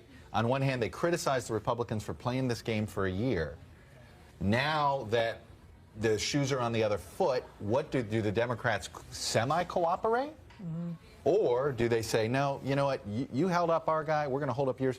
We're going to make you change the rules of the Senate to make it a 50-person vote, although I actually think secretly conservatives would love that, because that would allow them to get even more conservative justices in on a 50+1 vote. But does the Supreme Court such an interesting question? I mean, the campaign drove the message. I don't think anyone here who's watched Donald Trump's sort of archival interviews believes that he's an ideological person. He was so pro-choice, he wasn't against partial birth abortion, I think, 3 years ago. So, I mean, the idea that the Supreme Court may have put him over the edge is so ironic, again, because he's not an ideological person. He's become pro-life, and obviously evangelical voters accepted that. But the notion that it was the Supreme Court and the culturally divisive issues that really helped him is just... Doesn't he have an ideology? Power? Maybe, but that doesn't, you know, the idea that he might adhere to something looser, you know, I just don't know what it is about anything he's done. Ideology. Not yet. Yeah. Hey, Well, but with Supreme Court picks, what each side is usually looking for is ideological purity. And so that was such a salient issue is fascinating to me. This is a guy that, even in the general election, was talking about how important Planned Parenthood was. And a lot of people were heartened to hear that he's not a particularly ideological guy, but it just makes the Supreme Court such an interesting issue for him to have gained such an advantage. He had produced a list of people at one point. He did, and that gave a lot of Republicans comfort because there were some very conservative judges who were on that list. But no one thought he knew who any of the names were. No, but that was fine, I think, right? I mean, I think well, like, Mitch as long as you're putting the right names on there, we're good. And Mitch McConnell said that one piece of paper was enough for him, and he then, I think within days of that list coming out, endorsed him. It wasn't just any Supreme Court justice seat. It's Justice Scalia's seat. And it would have altered the balance. Exactly. I mean, we've seen epic Supreme Court fights, but in the last few years, they haven't been ones that would have altered that ideological balance. This one had the potential to. And then it was to his advantage. It's just another interesting twist. Let's get out to the Trump headquarters where Katie Tur is standing by. Katie, we note, of course, you were there when he announced, what was that, 511 or maybe now 12 days ago. How off guard, how surprised are they right now that they're doing as well as they're doing? Well, I can tell you, I had a very early conversation with a top campaign aide, gosh, maybe in early July of 2015, and they told me that they see their chances as 1 in 10 back then. 1 in 10 chance of getting the Republican nomination, let alone getting to the point that they're at right now. Those chances grew as time went on.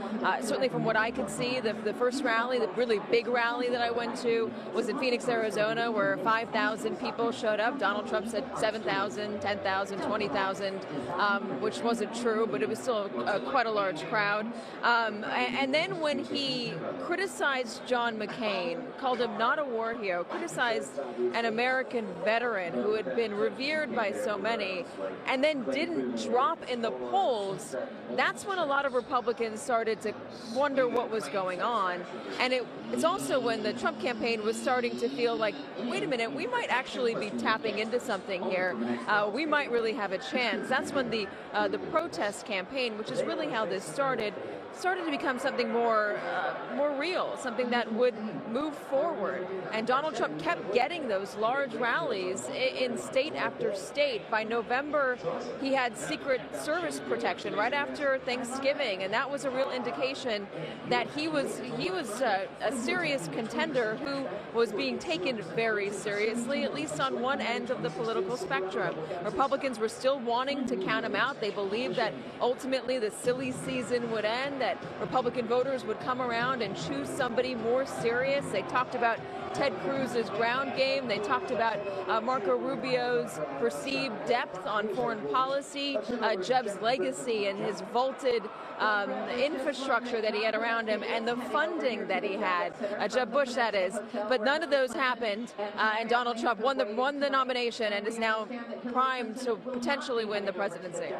All right, we've got Katie, thank you. We have another projection to make as we go to the side of Rock Center. And NBC News projects when all the votes are counted that Hillary Clinton will win the state of Maine, and she will get 3 of the 4 electoral votes there. They allocate them differently in Maine, but there's the raw vote count, 309,289, 48 to 45. So Hillary Clinton picking up another state that brings her total on the electoral map there to 218 to the 245 for Donald Trump. Neither still in reach of the 270 needed to secure the presidency. All right, Steve Schmidt, you just popped in next to me. I didn't even see you again. I didn't see you. A campaign veteran. How will Democrats, assuming Hillary Clinton loses here, where will the finger pointing be? Well, you don't really know where to begin. I mean, first off, you will have the Democratic Party out of power with all three houses, the Senate, the Congress, very weak bench. A massive repudiation personally of Secretary Clinton by the electorate.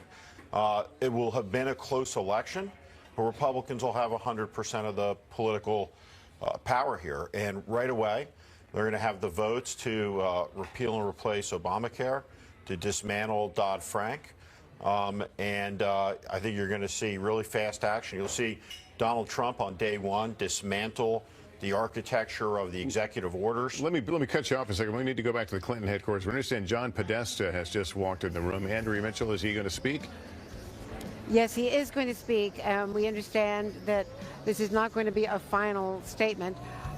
The friends, the donors, the supporters have all reassembled. The other people here, the large crowd has been here. The music came back up. And here is the announcement for John Podesta. It will not be the Clintons.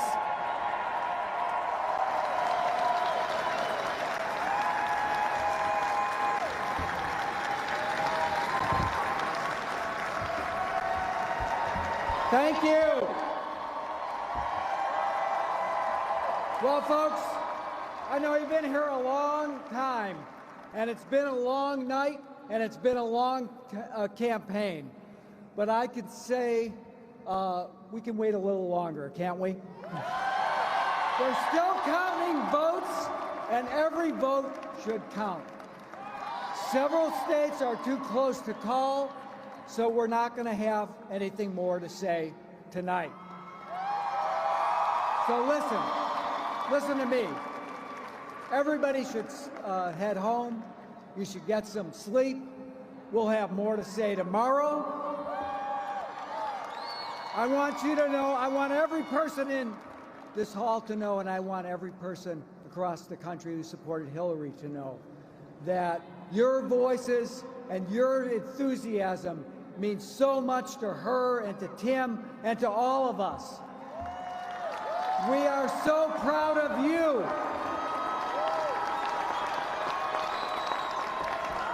And we are so proud of her. She's done an amazing job, and she is not done yet. So thank you for being with her. She has always been with you. I have to say this tonight. Good night. We will be back. We'll have more to say. Let's get those votes counted, and let's bring this home. Thank you so much for all of you have done. You are in all of our hearts. Thank you. Campaign Chairman John Podesta addressing the crowd gathered at the Jacob Javits Center on behalf of Hillary Clinton, saying every vote should count. We can wait a little longer, and essentially telling the crowd to go home. It's not going to happen tonight. There will be no speeches tonight. Andrea Mitchell, did you see that coming? Well, what I was suggesting to you just a bit ago was that Hillary Clinton saw what happened with Al Gore, and until every vote is counted, especially given her verbal indictment going all the way back, but certainly in that San Diego foreign policy speech last summer, the fact is she has said he is not qualified to be commander-in-chief, that he is not qualified to hand the nuclear codes, that he is not qualified to run our military. It would be very difficult for her to concede until every vote is counted. That said, this contradicts everything she had said as recently as last night about being gracious and listening to the voters. But they're basically saying that there are some states that are still, they think, within the recount range, and they want to use every legal procedure that they can, and they're going to fight on, at least legally, as long as they can, as long as they think they have any argument. Let me extraordinary role reversal. Well, let me ask around the table here. I mean, Donald Trump is a guy that doesn't play by the rules, so what's the betting that he comes out? I think he comes out. By the way, if I were him, I would. He's leading in Pennsylvania, leading in Michigan, and leading in Wisconsin. He only has to win 2 of the 3. And he gets his number 1. He can win both Wisconsin and Michigan. Dante Cheney, our data guy, he's now run out of a path for her to carry Michigan. And it looked like it was, but Wayne County didn't turn out. So does he come out? Does he just come out and declare victory, or something near victory? I hope not. Look, there's a choreography to this in our system, and I was critical of Donald Trump earlier in the campaign, but now the burden will likely fall on Secretary Clinton here to commence the process where we transfer power peacefully in this country, and that begins with a concession phone call. And the first person who will address Donald Trump in the next hours as Mr. President-elect, who matters is Secretary Clinton. And I think the choreography, the ritual of that phone call, there have been concessions that have extended into the next day, into the next afternoon in elections, and this will probably be one of them. What we don't know is if any phone call transpired. Well, clearly not yet. Not yet, yeah. And most people seem to be heading for the exits, but there are long, sad phases here because even though John Podesta is correct that it's not over, every vote should count, clearly the folks in that room have been watching what we've all been watching here, and that path to victory all but closed. Look, there is, if we were talking about one state where they needed to find a counting error or missing this or precinct here, but she needs it in 3 states. But just right imagine now. if the tables were turned and it was Trump refusing to concede at this moment under these circumstances. But by the way, I wouldn't.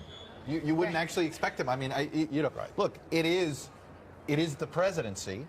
It has happened. Again, she is trying to do something we've never seen, which is find that missing, that whatever it is, that in 3 states where she's down essentially anywhere from a half a percentage point to a percentage point. And of course, at the end of the night, she could still win the popular vote, which gets us back to that whole debate that comes up every 4 years or so on why do we do this electoral college thing? Well, look, these are the rules. These are the rules you play by. Exactly. These are the rules you play by. And everybody but agrees with these. Agreed to these rules. Exactly, but it comes up. Just try amending the Constitution. You think a presidential election is hard. Yeah, that ratification would go well. Let's go to Katie Tur at the Trump headquarters. Katie, are they aware of what John Podesta just said? Has that word... Well, the crowd is aware of what John Podesta just said because they watched it on the monitors here. I have reached out to the campaign to find out if they plan on coming out now that they've seen Podesta basically tell his crowd to go home and they're not going to make a decision tonight for the Clinton campaign, and I still have not heard back. What I suspect is going on behind the scenes is conversations about whether Donald Trump should come out and decide that he is going to declare himself the winner, or is he going to wait it out until they get officially to 270, at least wait for one news network to officially call him the winner and the president-elect at 270. You can hear this crowd behind me. They are yelling, call it, call it, call it. Obviously, people are getting quite tired. It's 2 a.m. in the morning, and many of them have been here for hours. The doors opened here at 3 p.m. Also, these are folks who have been waiting to see Donald Trump win the presidency, so they're feeling like they want this to happen as quickly as it can at this point. The Trump campaign, though, is not giving any indication of when he will come out. We do know that he does want to come out, and he has been preparing his remarks. But as of now, the last we heard, he is still waiting for 270. All right, Katie, thanks very much. Chuck? Steve, 2004. John Kerry did not concede the night of. They thought there was enough in Ohio. And you guys did not declare victory. We did not. Either. You made the decision, you know what, we'll give Kerry, if he wants a day, give him a day. Absolutely. Give him time. Look, the psychological impact of this is that, I think not only all of us, but, certainly everyone on the Clinton campaign went into the Peninsula Hotel today believing that she would be the president-elect of the United States sometime before midnight. That hasn't happened. So, giving your opponent some time to get used to the new reality is an okay thing to do. All right, Savannah's got a Senate call here. Let's make it official. The Republicans hold the Senate. Lisa Murkowski in Alaska holds on. Here she is. This is not a surprise, but puts a fine point on the night. It is a Republican night, and if everything turns out the way I think we anticipate that it will, the Senate stays in Republican hands, the House we know, and it looks like Donald Trump will be president-elect. This is already a more powerful more powerful congressional majority than George W. Bush. In fact, it was basically a 50-50 Senate when he came into office in 2000. This is, again, I mean, he's got, if he wants to govern with the congressional majority, he's got the ability to do it. We're all just, I think everybody is trying to figure out, how does that going well, to they work? all are going to have they have an R by their Let me quickly make another mean? projection, and it is the state of Alaska. NBC News projects that Donald Trump will win in the state of Alaska, 3 electoral votes. It increases his margin by 3, but does not get him to that 270. Here's how it shakes out in Alaska, 54% to 37. Trump over Clinton right now in Alaska. And if we come down to the rink and look at that race to 270, it inches Trump closer, but not quite there. 248, 218 for Hillary Clinton. And look at that map, a sea of red, with Illinois kind of breaking it up there in the middle.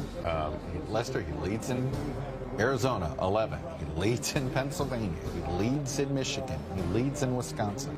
She does lead in Minnesota and New Hampshire, but you know, any combination of his 4 leads should, I believe, does it. Well, Kevin Tibbles is in Michigan. He can count some of the votes there for us, or the people around him. Kevin?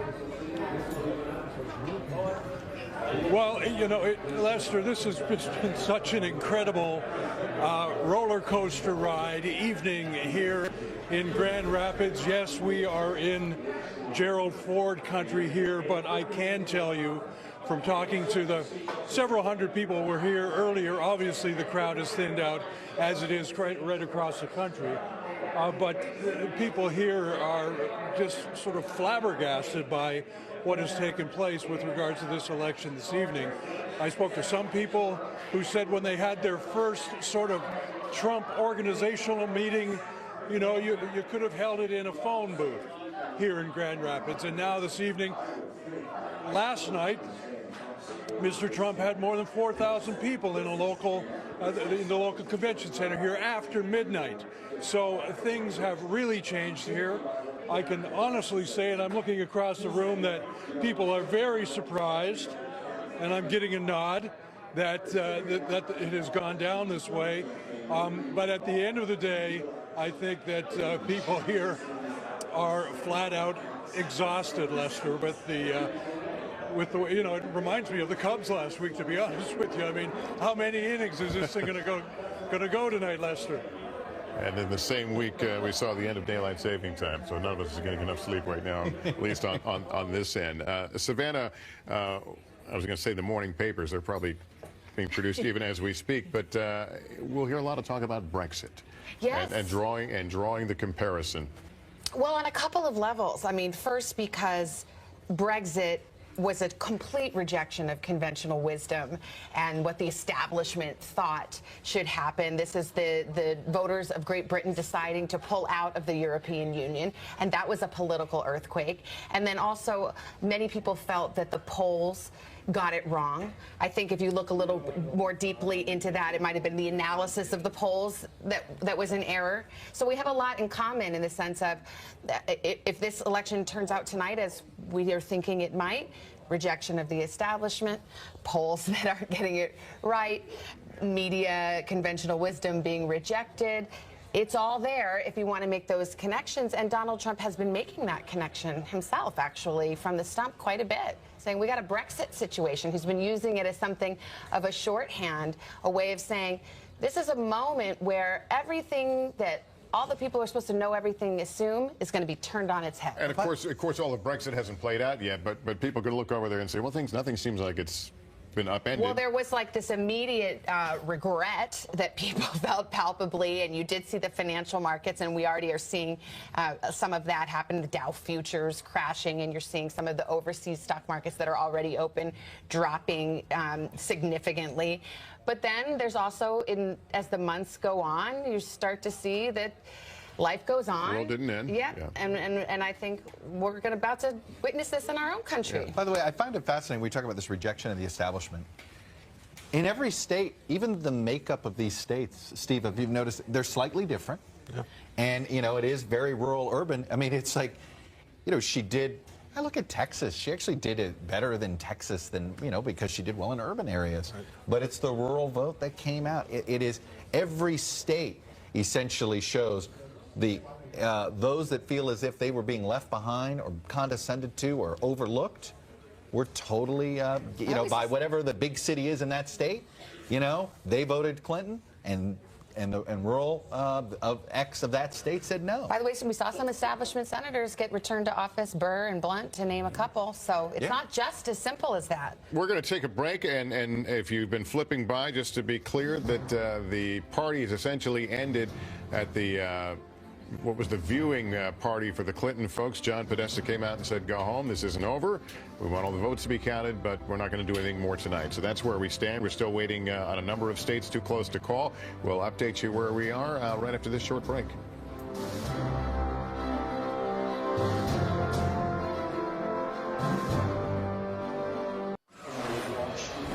2:20 in the morning Eastern time. We're watching the cameras here at the Trump headquarters, trying to figure out if we are going to hear from anyone from the campaign, and certainly from Donald Trump himself. He's not crossed the 270 mark, and Hillary Clinton's folks have left their viewing party, not certainly throwing in the towel because this isn't over, but we'll keep an eye on what's happening there at the Trump headquarters. And while we do that, let me go back over to Chuck Todd. Chuck, John Podesta said, look, it's not over. They want to go through the votes. Tell us what they're looking at that gives them any hope. All right. Well, I can tell you what we're looking at and why we haven't called Wisconsin. Two things. Number one, we still don't know what the total absentee vote is in Milwaukee. Until all precincts are reported in Milwaukee, then we will know what the absentee vote is, and then we will figure that out. There is a few precincts in Dane County, a big Clinton county. So again, our boiler room, they want to see all of that. They want to know that number, and that's why we haven't called those. Let me move over here to Michigan and explain where we are there. There's still some vote out in Detroit. Detroit works in Wayne County, works just like I described in Milwaukee. When all of the precincts are counted in Detroit and in Wayne County, then they tell us what the absentee vote is. But what I can tell you is we don't know what that number is, and our guys want to know what the number is until they feel comfortable making a decision one way or the other. But as you can see, it is a Trump lead there. And then let me take us over. I can work my way here. Let me take us over to Pennsylvania. Hopefully here. There it is. And here in Pennsylvania, again, between provisional ballots and the extraneous ones that are around, and we are in a 2012 map, sorry about that, on Pennsylvania, between the extraneous ballots and some provisional ballots, our folks don't think we'll be able to call Pennsylvania tonight. That you got to know everything that's available. We know a few other news organizations have.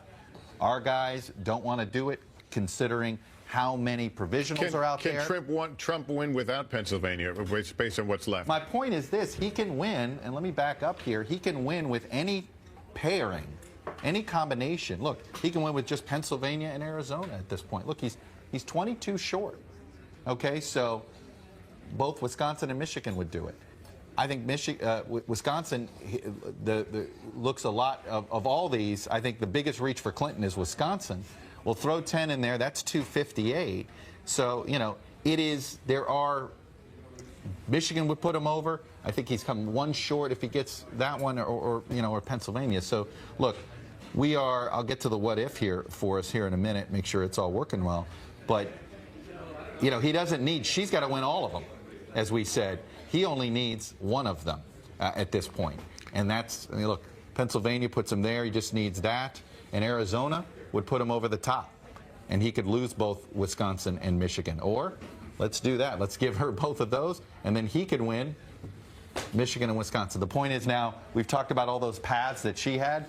Donald Trump's the one with all the paths. Talk about a reversal of fortune. Absolutely. He's the one with all the paths to 270. But the fact is, those combinations are still possible, so we still wait, and that's why the Clinton folks have gone home, and the question is now, what will Donald Trump do? It would almost seem in character that he would want to come out now and I have to say, I want to go back. Look, when they decided not to declare victory that night with John Kerry, we were talking about one state. We are talking about 3 states here, and they need a miracle in 2 of those 3 of ballots that are missing, or provisional ballots that come from where, or a bigger absentee vote than was expected. It's obviously you wait, but I I can see why the Trump people are irritated. Yeah. Hillary Clinton had talked so much about healing today in her final remarks. And as Andrea pointed out, if she has to concede, you almost wonder what can she say in a healing way, given the way she has positioned herself against Donald Trump as an enemy of democracy and many other things. Well, she's laid out the homework assignment pretty well, because she's been telling him what is required, what our democracy requires when there's a peaceful transfer of power. And so, yeah, she's going to have to find the words, if she finds herself in that situation, to be gracious, to put the country first, to say this man is our president, all of our president. I mean, there's a script to follow. But, I mean, these are not easy speeches to give. Steve Schmidt's the Spokesperson, by the way, practitioner don't mean to here, interrupt, spokesperson for the Republican Party says Donald Trump's about to take the stage at the Hilton in New York. Let's go to Katie Tur then. Katie, are you hearing the same thing, that we're about to see Donald Trump on stage? Yeah, I am. Donald Trump is in the building, and there is a bit of a frenzied atmosphere in this room right now. There is movement up on the balconies. The curtains are moving, and that is to say that there are people behind them. We did see a number of his aides line up a few minutes ago. They are no longer lining up, but now Secret Service is on either side of Donald Trump's podium. We are expecting him to come out. It is unclear at this point what Donald Trump will say. Will he declare victory? Will he chastise Hillary Clinton for not conceding? Will he chastise the news organizations for not calling it? This crowd has gotten quite rowdy. It is turned on the press. You can hear them yelling at times behind me, yelling at Fox News, which is standing right next to me, to call this race and wondering why they are not doing it. Of course, Fox News is on the monitors here at headquarters. It is late. Many of these folks have been drinking. There are bars here, and they want to see their candidate come out, and they want to hear what he has to say. And what Donald Trump has to say, frankly, is anybody's guess. If I've learned one thing on the campaign trail for this last 17, 18 months, you can never predict what Donald Trump is going to do. Yeah, I mean, I think you can appreciate certainly the restlessness of folks. I mean, they have seen this thing turn around in ways that not even members of the campaign could acknowledge. Look, the right way to handle this, if you're Donald Trump and you think you're going to be president of the United States, is to go out there. You thank everybody. It's close. We don't want to assume anything. And so we expect to be declared the winner soon, something like that.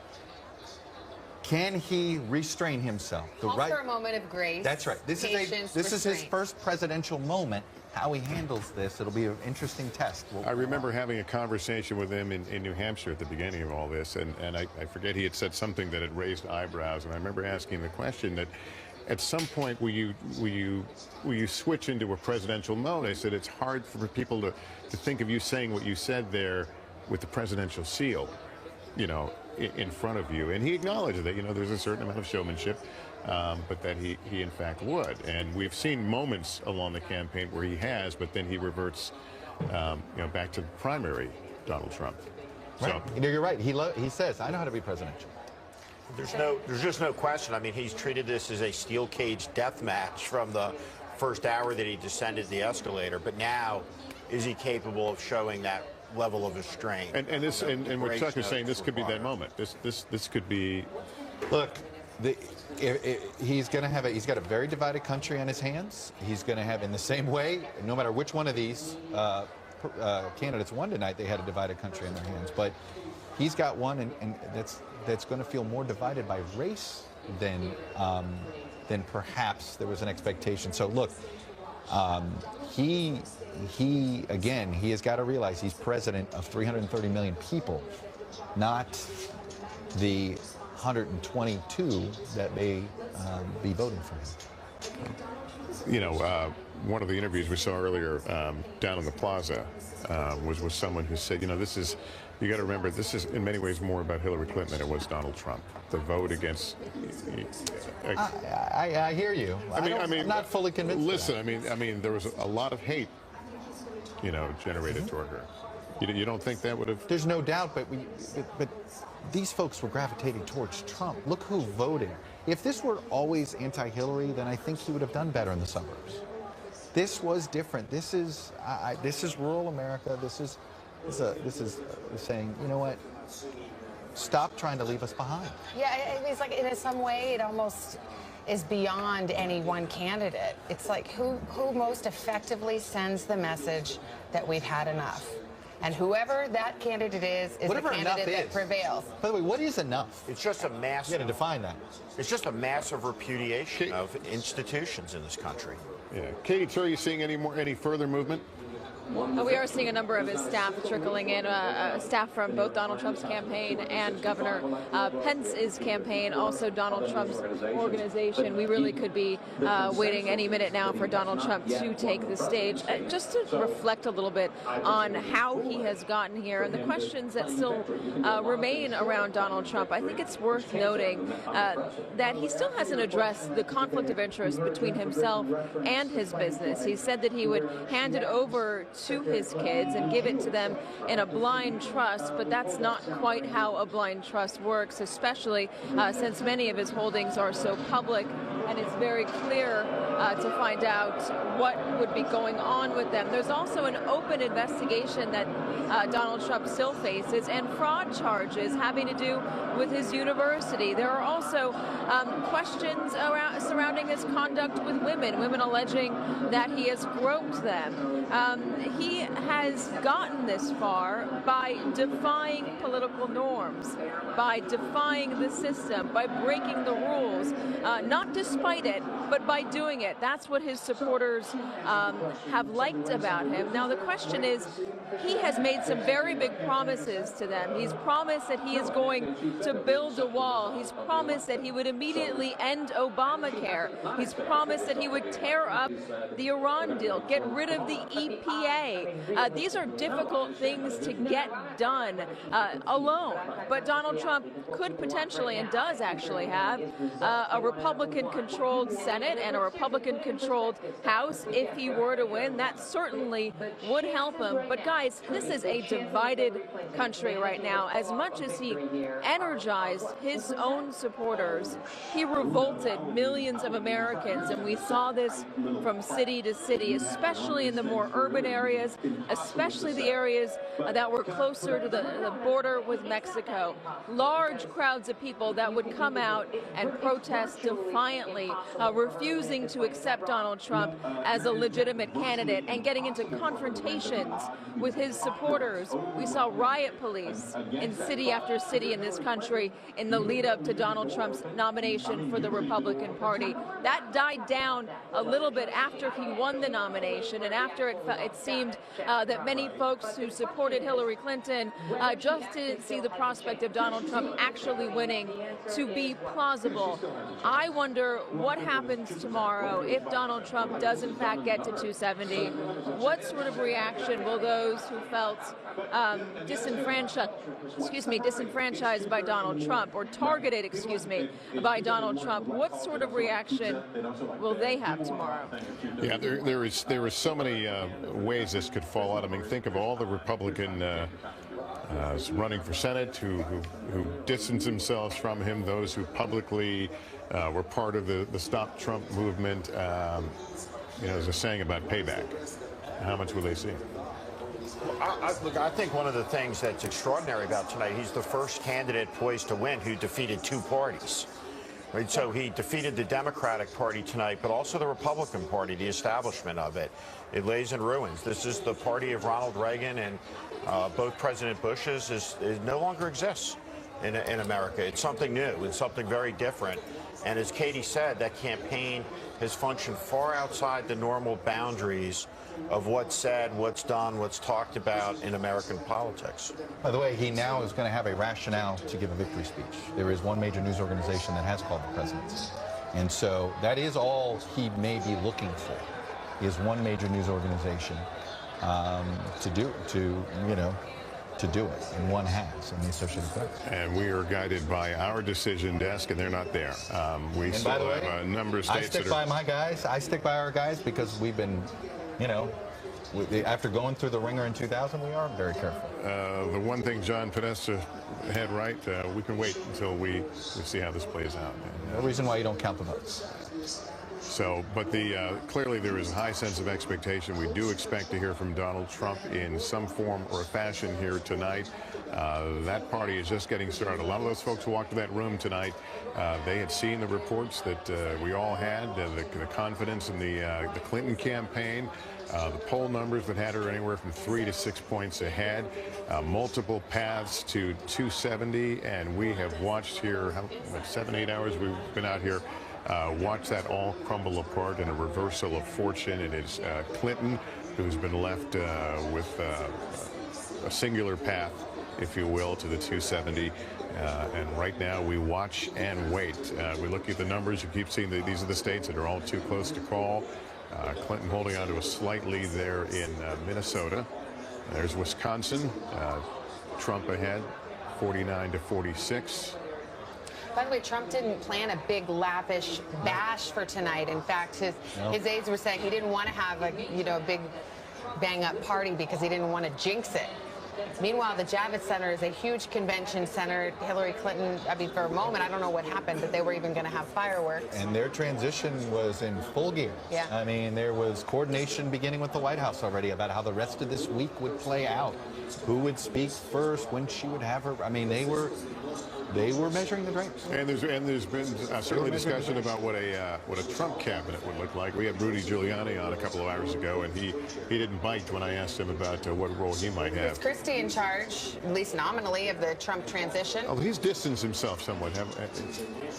Yeah, he has not been as much of a factor and a force as he was certainly early on. The Bridgegate trial, his 2 aides that were convicted, he says he had nothing to do with it. They believe they're about to serve time after doing something they thought that their boss wanted. Testimony in the trial that he did know. So that was the reason why he had been sort of staying away. Nicole Wallace is back with us. You had a little insight into what a Trump cabinet might look like, or some of the discussions. Yeah, and I think Governor Christie might have a different sense of his role. His role in the transition has been consistent. It's been behind the scenes. The transition on both sides is not something that plays out in full view of the public for the very reason of what we're seeing tonight. The outcome is uncertain, so that work sort of goes on in private. But Chris Christie and his staff had vetted cabinet members. There was a list, and I think we just didn't ask a lot of questions because we trusted what we were seeing in the polls and didn't think we'd be talking about a Trump cabinet. But all that work that goes on both sides has gone on the Trump side. All right, the camera continuing to pan the crowd there, all eyes on the TV monitors and the stage. Folks waiting and hoping for a call. Certainly waiting to see their candidate, Donald Trump, who will have a lot to say when he comes out here because and though he had predicted victory, then most of the polls have largely pointed against that happening. This will be a stunning upset if, in fact, this is how it all plays out. We continue to watch those states crawl at the bottom of your screen there. These are the ones we see as too close to call. Katie Tur is in that room. Katie, what are they seeing on the screen? What are they hearing? They're watching Fox News, and they are waiting just like everybody else here. You can see there's a woman right there who's even yawning. Many of these people, again, have been here since 3 o'clock this afternoon, and if there's one parallel from what we've seen around the country is that Donald Trump supporters will wait hours on end for him to come out. We are seeing some movement up on the balconies, people shaking hands, congratulating each other. We're seeing members of Donald Trump's staff down by the buffer area where the stage is. Also, the pool crew has been pacing back and forth, unclear at this point whether he will come in from the left side or the right side, although we do believe it will probably be from the left side. I heard you guys talking a little bit about potential cabinet choices, and this is all extraordinarily preliminary at this point because Donald Trump didn't want to have these conversations behind the scenes with his staff because he was very superstitious about it. He didn't want to jinx his chances. Staff members told me that he would tell the story of 2012, having a conversation with Mitt Romney, and Mitt Romney saying that he was too busy to talk because he was dealing with the transition, and Donald Trump reacting by saying, "What do you mean transition? You haven't won the election yet." Who knows if he actually had that conversation with Mitt Romney, but that is the story that his campaign had relayed to me. So his campaign essentially was left to behind the scenes start to posture for positions that they might want. I had conversation where folks were telling me, "I don't know, what have you heard about me? What do you think I should do?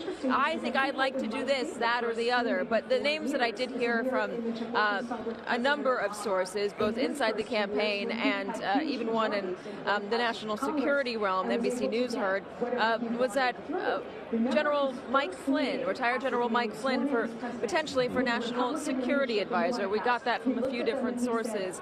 Also, Newt Gingrich for Secretary of State, Rudy Giuliani for Attorney General, Reince Priebus for Chief of Staff. These are names that we are very familiar with at this point because they travel with Donald Trump and they've been so visible on the campaign trail. Who knows if they will be ultimately on this whittled down list. But what I can tell you is that Donald Trump does prize loyalty above all else, and these men have been very loyal to Donald Trump through the thick and thin of this campaign, through the roller coaster ride, standing by him even when other Republicans were admonishing him or refusing to endorsement, withholding their endorsement, revoking their endorsement, then coming back around. At some points, even Newt Gingrich, chastised Donald Trump for his responses or behavior. Reince Priebus would go quiet at points during the campaign. Rudy Giuliani at times struggling to defend Donald Trump. You just heard a huge cheer from the crowd. They're reacting to what they're seeing on Fox News. Essentially, though, what happens next with the Trump campaign is still very much an unknown, guys, and that's going to be the big question that dominates the news cycle for the next 3 months. All right, we're watching a celebration at Trump headquarters. We'll keep in mind they are not reacting to anything that we have reported. Another news organization, I guess. Let's go to NBC's Kelly O'Donnell. Kelly? Lester, I can tell you that sources tell me that Hillary Clinton has telephoned Donald Trump to concede this election. It is now President-elect Donald Trump. Sources say the phone call was placed just a short time ago, where the former Secretary of State has conceded the general election to Donald Trump, who has never held elective office and is now the president-elect. Lester? Kelly O'Donnell, and if that is the case, that occurred less than an hour after John Podesta came before the crowd and said all the votes need to be counted and invited the crowd to go home. But listen, everyone is looking at the same data, drawing conclusions, perhaps at a different pace, but it's becoming clearer and clearer where this is all pointing. Right now, we have Donald Trump at 248, 218 for Hillary Clinton. There's the breakdown for you of the electoral votes in the race to 270. Nonetheless, there is excitement here, as we said. Others interpret the data differently, and we do expect to hear from Donald Trump in a few moments, who will have. He'll have a lot to say, and rightfully so. He will have pulled off, if in fact he is victorious, he will have pulled off the equivalent of a 10 magnitude political earthquake in this country on every level. But you can see the smiles, the waves, the signs in the air at the Trump headquarters. All this, by the way, taking place just about 4 blocks from us, right down here on 6th Avenue at the Hilton Hotel. This is a reminder, and maybe I'm channeling Diana Brokaw over here. People have spoken, and everybody needs to accept this. You know, you can be frustrated by it. That's the way it works. That's right. This is American democracy. It's at its best. People turned out. You would feel worse about a situation like this if this were a low turnout election and you felt it was somehow manipulated. This is a high turnout election. Okay, everybody had their say in this, and it's a it's a wake-up call to a lot of the establishments of both parties. It's a wake-up call to we in the news media. I have to tell you, I go back to, I've thought about this and how we covered the Great Recession, and how we covered the economic downturn. We covered it statistically, both as it was going down, and we covered it statistically as we were going up. We never touched these communities enough. And you know, look, I know I'm going to go through this, and I know plenty of other people are going to go through this, but we got to acknowledge this. I mean, it is that this is the populace. We're in this economic transition. There's no doubt about it, going from this industrial economy where people knew what their job was going to be, to this service. Nobody knows. Uber, I'll tell you something Steve Schmidt said on my show the other day. He's like, you know, Uber's goal is to not have any employees. Uber doesn't want to have any drivers, because they want to go driverless. But what's so interesting is Trump's making big promises to this community of voters, saying, I'm going to bring those jobs back, and I'm going to reverse the clock, and I'm going to make your lives closer to what they were before, and that is a huge promise. And now it's up to him to deliver. Ladies and gentlemen, please welcome the Vice President-elect of the United States, Governor Mike Pence.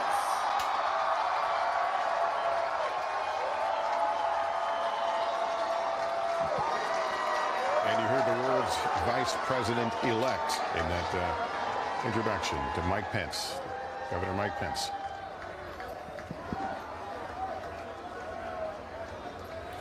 You're looking live here, the Trump headquarters in Midtown Manhattan. And there is Governor Mike Pence, as we said, introduced as the Vice President-elect.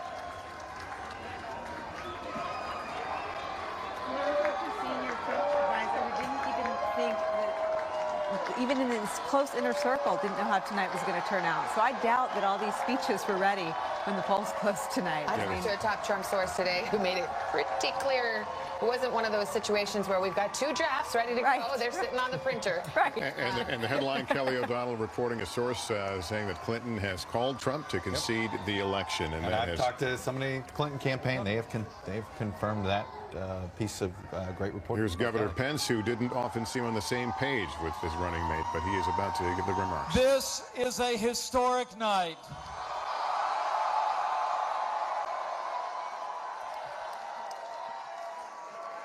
The American people have spoken, and the American people have elected their new champion.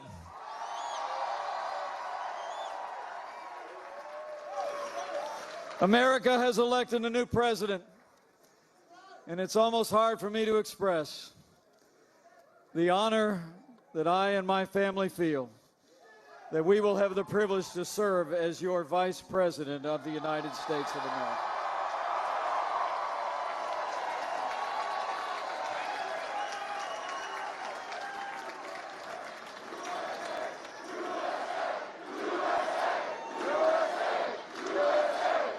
I come to this moment deeply humbled, grateful to God for his amazing grace. Grateful to my family, my wonderful wife, Karen, our son, Michael, and his fiancée, Sarah, our daughter, Audrey, far away, and our daughter, Charlotte. I could not be here without them. And I'm deeply grateful to the American people for placing their confidence in this team and giving us this opportunity to serve. And I'm mostly grateful to our president-elect, whose leadership and vision will make America great again.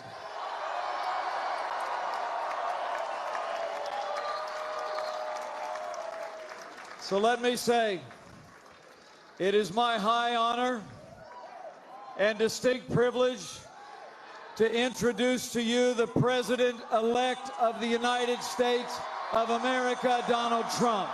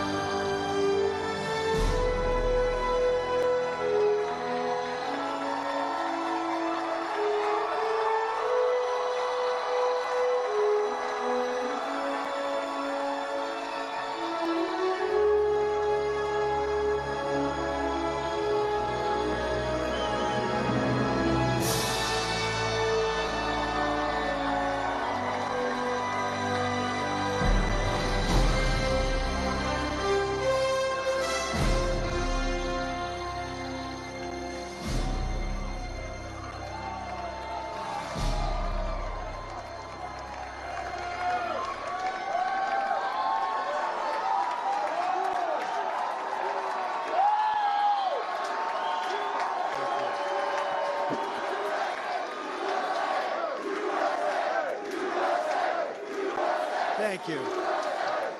Thank you very much, everybody. Sorry to keep you waiting. Complicated business. Complicated. Thank you very much.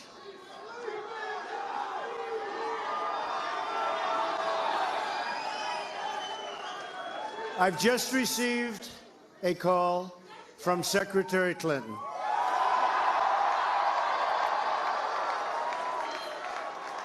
She congratulated us, it's about us, on our victory. And I congratulated her and her family on a very, very hard-fought campaign. I mean, she fought very hard.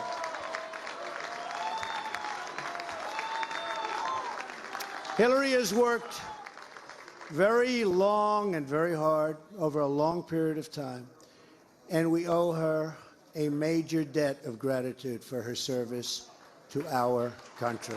I mean that very sincerely. Now it's time for America to bind the wounds of division. Have to get together. To all Republicans and Democrats and independents across this nation, I say it is time for us to come together as one united people. It's time.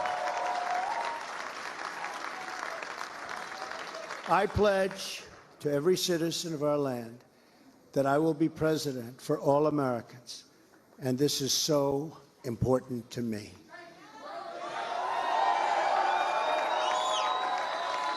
For those who have chosen not to support me in the past, of which there were a few people,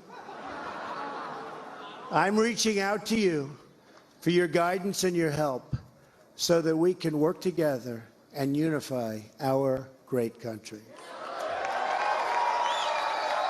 As I've said from the beginning, ours was not a campaign, but rather an incredible and great movement made up of millions of hardworking men and women who love their country and want a better, brighter future for themselves and for their family.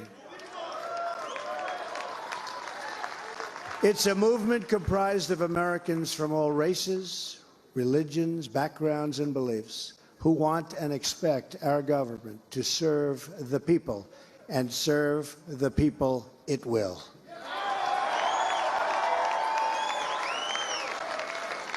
Working together, we will begin the urgent task of rebuilding our nation and renewing the American dream. I've spent my entire life in business looking at the untapped potential in projects and in people all over the world. That is now what I want to do for our country. Tremendous potential. I've gotten to know our country so well. Tremendous potential. It's going to be a beautiful thing.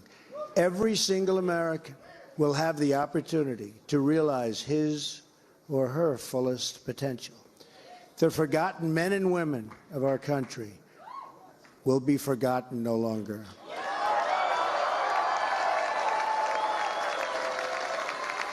We are going to fix our inner cities and rebuild our highways, bridges, tunnels, airports, schools, hospitals.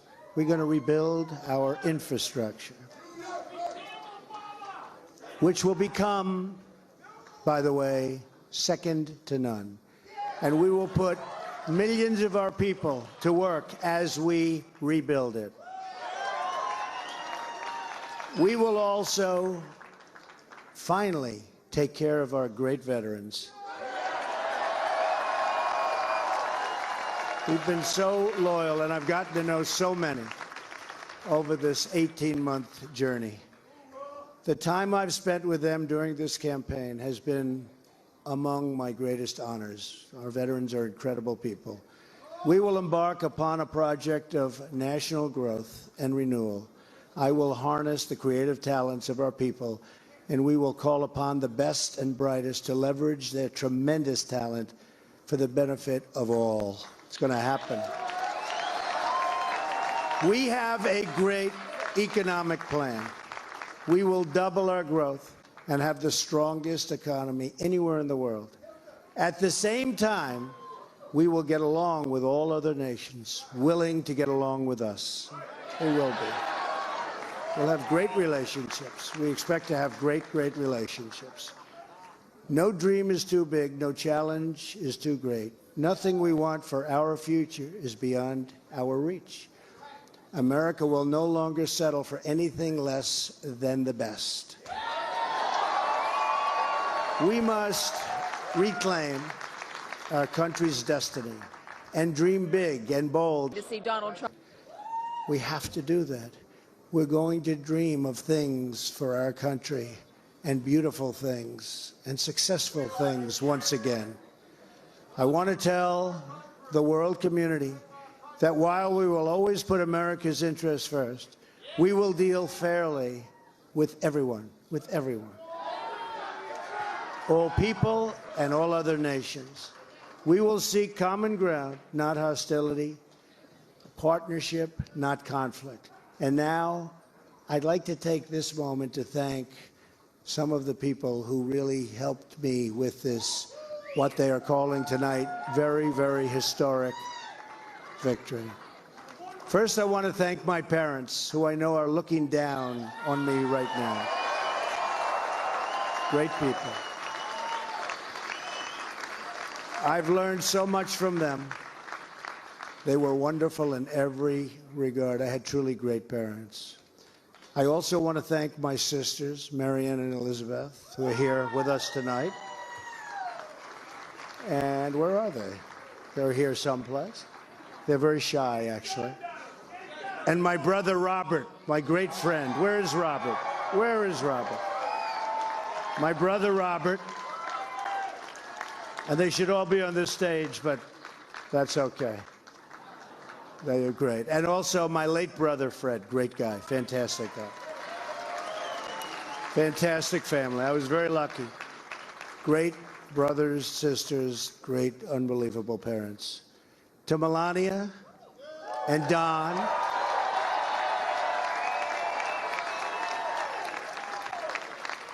And Ivanka. And Eric. And Tiffany. And Barron. I love you and I thank you, and especially for putting up with all of those hours. This was tough. This was tough. This political stuff is nasty and it's tough. So I want to thank my family very much. Really fantastic. Thank you all. Thank you all. And Lara, unbelievable job. Unbelievable. Vanessa, thank you. Thank you very much. What a great group. You've all given me such incredible support, and I will tell you that we have a large group of people. You know, they kept saying we have a small staff. Not so small. Look at all the people that we have. Look at all of these people. And Kellyanne, and Chris, and Rudy, and Steve, and David.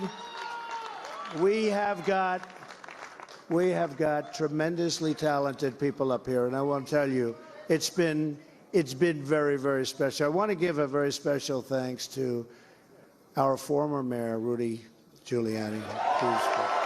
Unbelievable. Unbelievable.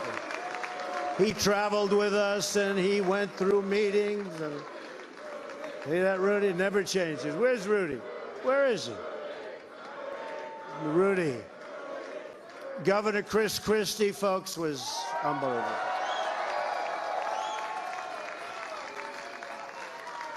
Thank you, Chris. The first man, first senator, first major politician, and let me tell you, he is highly respected in Washington because he's as smart as you get.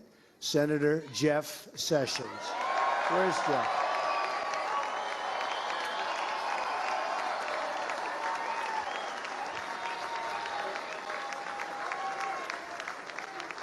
Great man. Another great man, very tough competitor. He was not easy. He was not easy. Who was that? Is that the mayor that showed up? Is that Rudy? Oh, Rudy got up here. Another great man who has been really a friend to me. But I'll tell you, I got to know him as a competitor because he was one of the folks that was negotiating to go against those Democrats. Dr. Ben Carson. Where's Ben? Where is Ben?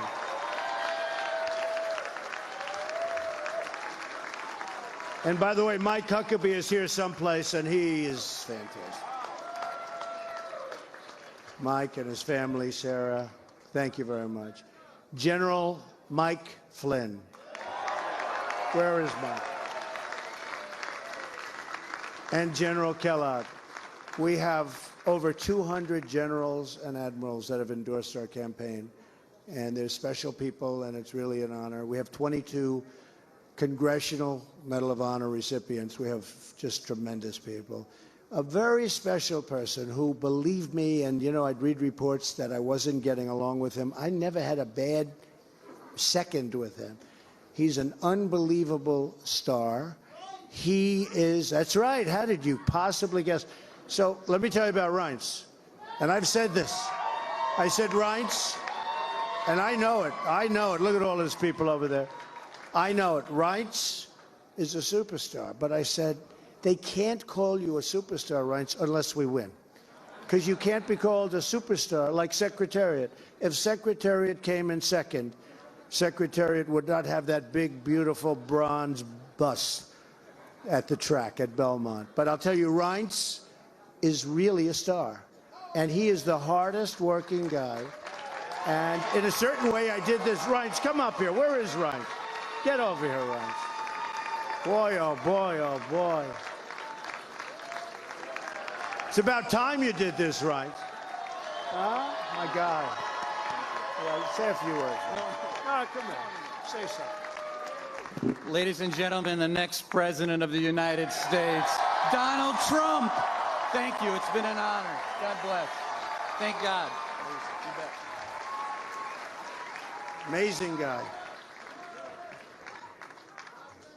Our partnership with the RNC was so important to the success and what we've done. So I also have to say I've gotten to know some incredible people, the Secret Service people.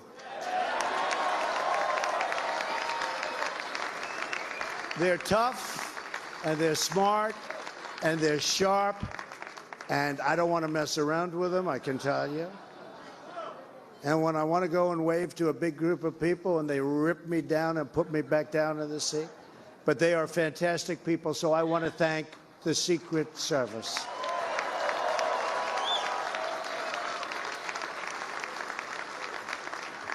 And law enforcement in New York City, they're here tonight. These are spectacular people, sometimes underappreciated, unfortunately. But we appreciate them. We know what they go through. So it's been what they call a historic event. But to be really historic, we have to do a great job. And I promise you that I will not let you down. We will do a great job. We will do a great job.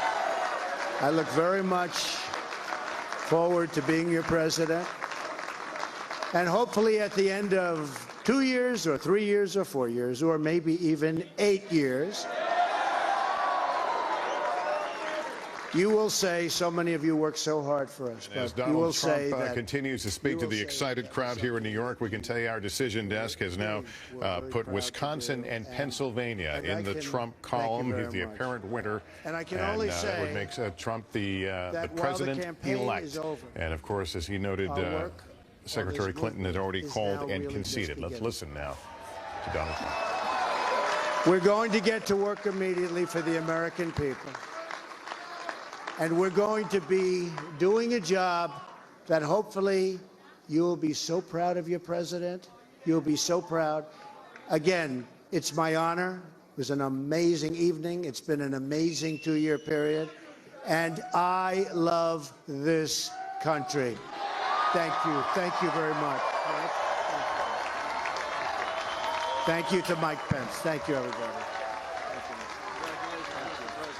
Donald Trump thanking his running mate Mike Pence. What a dramatic evening this has been. A nail-biter, and then suddenly everything turned Donald Trump's way. A political earthquake, a come-from-behind story for the ages. A man who defied political gravity to walk on that stage tonight as the president-elect of the United States. Savannah Guthrie, you have been with me all evening. I don't think any of us at this table imagined the evening would end in quite the way it has. No, and this is the rise to the occasion moment for Donald Trump. And the campaign was hard fought. And the really hard work begins now, because it's the hard work of uniting the country. It's the hard work of facing some very complex problems.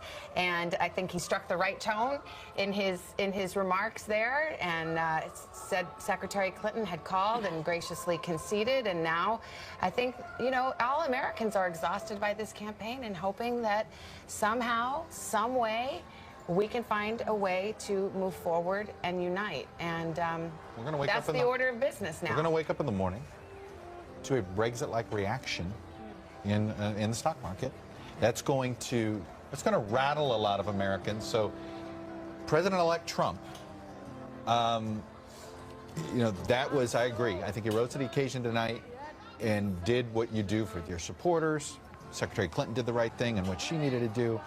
But he's now quickly got to address sort of this panicked reaction that there is out there in the financial markets. And so that's what a president has to do. He's now president-elect. He needs to stabilize this economy quickly before that whole thing rattles. I had more than one person text me tonight and say, well, there goes my retirement again, you know, when you see Dow futures down multiple hundreds of points. So we'll see if that settles down. As we talked about earlier, Wall Street hadn't exactly priced this into the market. We'll see what the long-term effect is. But we're going to continue this discussion here, but I think we want to excuse you now. You've got to be on the Today Show. You guys are going up at 6? 6 or 7, I don't even know. 6 or 7, but you have been a trooper. And I just start now. Yeah, we're just starting. Tell Matt to sleep, and I'm here. I'm awake. I'm all dressed up. I think you're all going to be here tomorrow, so thank you. But I know, so we're going to let you get out of here, You're gonna tuck me in. Savannah, and we'll bring over Hallie Jackson here. Thanks, partner. Thank you. I want to get Andrea's reaction. Your story on Nightly News, which feels like it was years ago. You know, this was an upbeat Clinton campaign. They felt good. Pennsylvania was part of this firewall. We watched it all collapse over the last several hours. And it crumbled very quickly, really, when we saw the tightening very early on in several key areas. But that was early data, very little raw vote. But those early indicators were alarm bells, certainly. And then when I was told by a very reliable Democrat in Michigan, this is really making us nervous. We're not seeing that vote turnout in Detroit and Flint. That was pretty early, and everyone was saying, well, this couldn't be happening.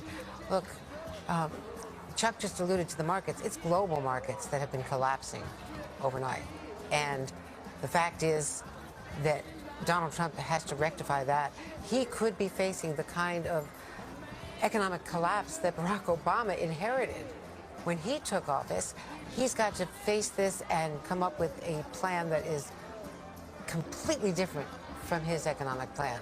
The $5 trillion debt hole that all independent observers have said is his economic plan. He has got to reassure markets very, very quickly. He has promised a lot. Before we go to Katie, I do have to ask you this. I think if we had had this discussion earlier today, we would have said, gee, will we be waiting to hear a Donald Trump concession? Will he concede?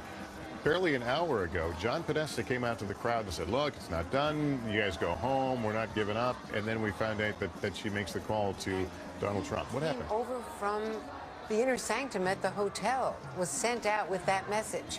We're not giving up. We have to do more reporting on this, very frankly, because clearly the numbers came in. And whether they were called by Ed Rendell in Pennsylvania and other leaders in other states, they saw that there was no margin for error. What she didn't want to do was concede if it was within the automatic recount margin, because she'd seen what happened with Al Gore, and that set a train of events into action, and which, for a variety of reasons which we all know about, never came back. So she wanted to see, I'm sure that was the advice. But so when do we hear from her now? Well, we're going to hear from her tomorrow, clearly. They are staying in town, at least as I was coming over here. Not Chappaqua. They are not in Chappaqua. They are at that hotel. they unpacked again. And so she is presumably prepared to make a statement. She's going to have to address the American people. President-elect Donald Trump now working the crowd, folks taking selfies, enjoying the moment. Wife Melania there. Katie Tur is also in the room. Katie, we couldn't get a sense of how big the crowd. Did some folks go home, or is that the same crowd that... No. Nobody has gone home. They're starting to file out now after Donald Trump left the stage, but there are still quite a large number of people here, and many people obviously wanting to get a picture with now President-elect Donald Trump. He took the stage with a number of his top aides, but also his family by his side, his wife Melania, his son Barron, daughter Ivanka, her husband Jared Kushner, his sons Eric and Don, and their wives as well. It was a very jubilant moment for them. You could almost, maybe it's just me, but you could almost see the surprise, the shock, or the moment hitting them on their faces. And if you asked me to predict if Donald Trump would come out and give a speech as gracious as that just was, especially towards Hillary Clinton, I would point towards what he did in Iowa after he lost to Ted Cruz. He did surprise everybody by coming out and giving quite a gracious speech. The question is, what Donald Trump do we see tomorrow and going forward? And where do the very many policies that he's put forth during this campaign season, what happens to them? And does he follow through with the promises of building a wall? Remember, it was only a few days ago that Donald Trump was promising to put Hillary Clinton in jail. He was promising to investigate the investigation into the FBI. He was calling the system rigged. He was saying, obviously, they were out to get him. Obviously, the system was rigged in Hillary Clinton's favor.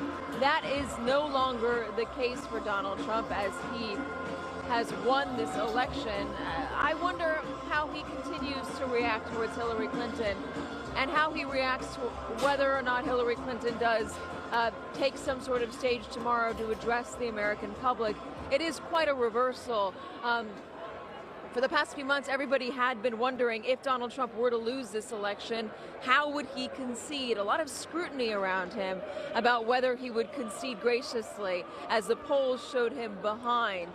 And now what we are seeing is that Donald Trump came out and graciously accepted the president-elect title, and Hillary Clinton still has not addressed the American public. Right. He says that she did call him and that she congratulated us. He made a point to say us. And Katie, it was interesting watching him. You're right. There was so much humility there. He talked about being president for all Americans, reaching out to those who did not support him. Hallie Jackson is with us right now. That was a very presidential speech. And those of us who watched him, certainly you watched him during the primary, you watched him during the general election, we're all left to wonder now, is that President Trump we saw? He has had presidential moments through this campaign. He has some moments that his critics would argue were very not presidential. I think what you saw from Donald Trump over the last 45 minutes or so was him trying to basically set the tone. Remember what had happened in the last couple of weeks of this campaign. Privately, his campaign was, I would almost say, defiantly confident in their projections and their mapping. They'd been talking about Michigan before I think a lot of folks had been talking about and seeing Michigan. They had identified some of these places that were going to be key battlegrounds, talking about Pennsylvania, talking about Wisconsin, some of these key states. But look back, not just in the last couple of weeks, but to what we saw this entire primary season, from the day that he announced, from the day that Ted Cruz first became the candidate to get into the race 600 days ago, Donald Trump defeated all of his primary challengers. He has been the unexpected candidate from the very beginning. There are Republican sources on Capitol Hill tonight who are saying things like, well, now he's going to have to learn how to fall in line with Congress. Oh, yeah? Does he? Says who? Donald Trump would have Exactly. something to say about that. Look, this is, I never thought somebody who may or may not win the popular vote, may not cross 300 electoral votes, I never thought I would say that person has a mandate. But this person has a mandate. You looked at that map lately? That's a lot of red. Trump has a mandate because of how he won and because it was in defiance of the Republican Party, the Democratic Party, the professional intelligentsia in this country, whether it's we in the news media, the academics, you name it. So he owes nothing to those folks. Now, You want to get something done? Okay, that's another story. But he doesn't owe anybody anything. It is a fascinating, I'm trying to think of the last president, Andrea, that didn't owe, that didn't owe sort of political party, didn't owe a lot of fundraisers. He comes in without owing a lot of people much. Andrew Jackson? Yeah, exactly. You got to go back to Andrew Jackson. No, and I think this is a modern day Andrew Jackson. James Carville, when do you suspect we would hear from Hillary Clinton, and how does she craft a message, given the way she positioned Donald Trump as an enemy of democracy? Right. I think that Hillary Clinton, she's never conveyed it to me, but I don't have any doubt that she thinks that Donald Trump is a threat to the country. I think she thinks that he's totally unprepared to be president, that he really doesn't know anything about what it takes to run the country. And she's going to have to go out there tomorrow, and it's going to be very, very tough for her. I mean, we live in a democracy. The election is in. He won the election. You're right. He doesn't owe anybody anything. No, the Republican Party anything. He's not even a Republican. He pretty much won on his own terms, and probably people elected him because he did that, because he did win on his own terms. But it is going to be an unbelievably difficult time for Secretary Clinton. Is there going to be an acceptance, though? Those who were vehemently against him, an acceptance period, and they will allow him a honeymoon, and okay, let's see. You can't unring a bell. I mean, if you're a person and accused of President Obama not being born here, I mean, you'd be a lot of things. You go back and you say it's all. I mean, things happen in this campaign. He said things in this campaign that have never been said before about anybody in a campaign. I don't know. I don't know, and there are a lot of, going to be very. Yeah, people say, well, I hope he succeeds. It's good for the country. They'll have to rally around him. To some extent, he has the authority of an election. We live in a democracy. He won the election. It has consequences. But by the way, look, we've had Jesse Ventura as a governor of Minnesota out of nowhere. We've had Arnold Schwarzenegger. James, I'm just curious that when you look at that, and there were some predictions of these people don't know what the heck they're doing. California didn't fall into the ocean. Minnesota didn't get taken over by Canada. He struggled to govern. Ventura did, and Ventura, by the way, comes in very similar to Trump.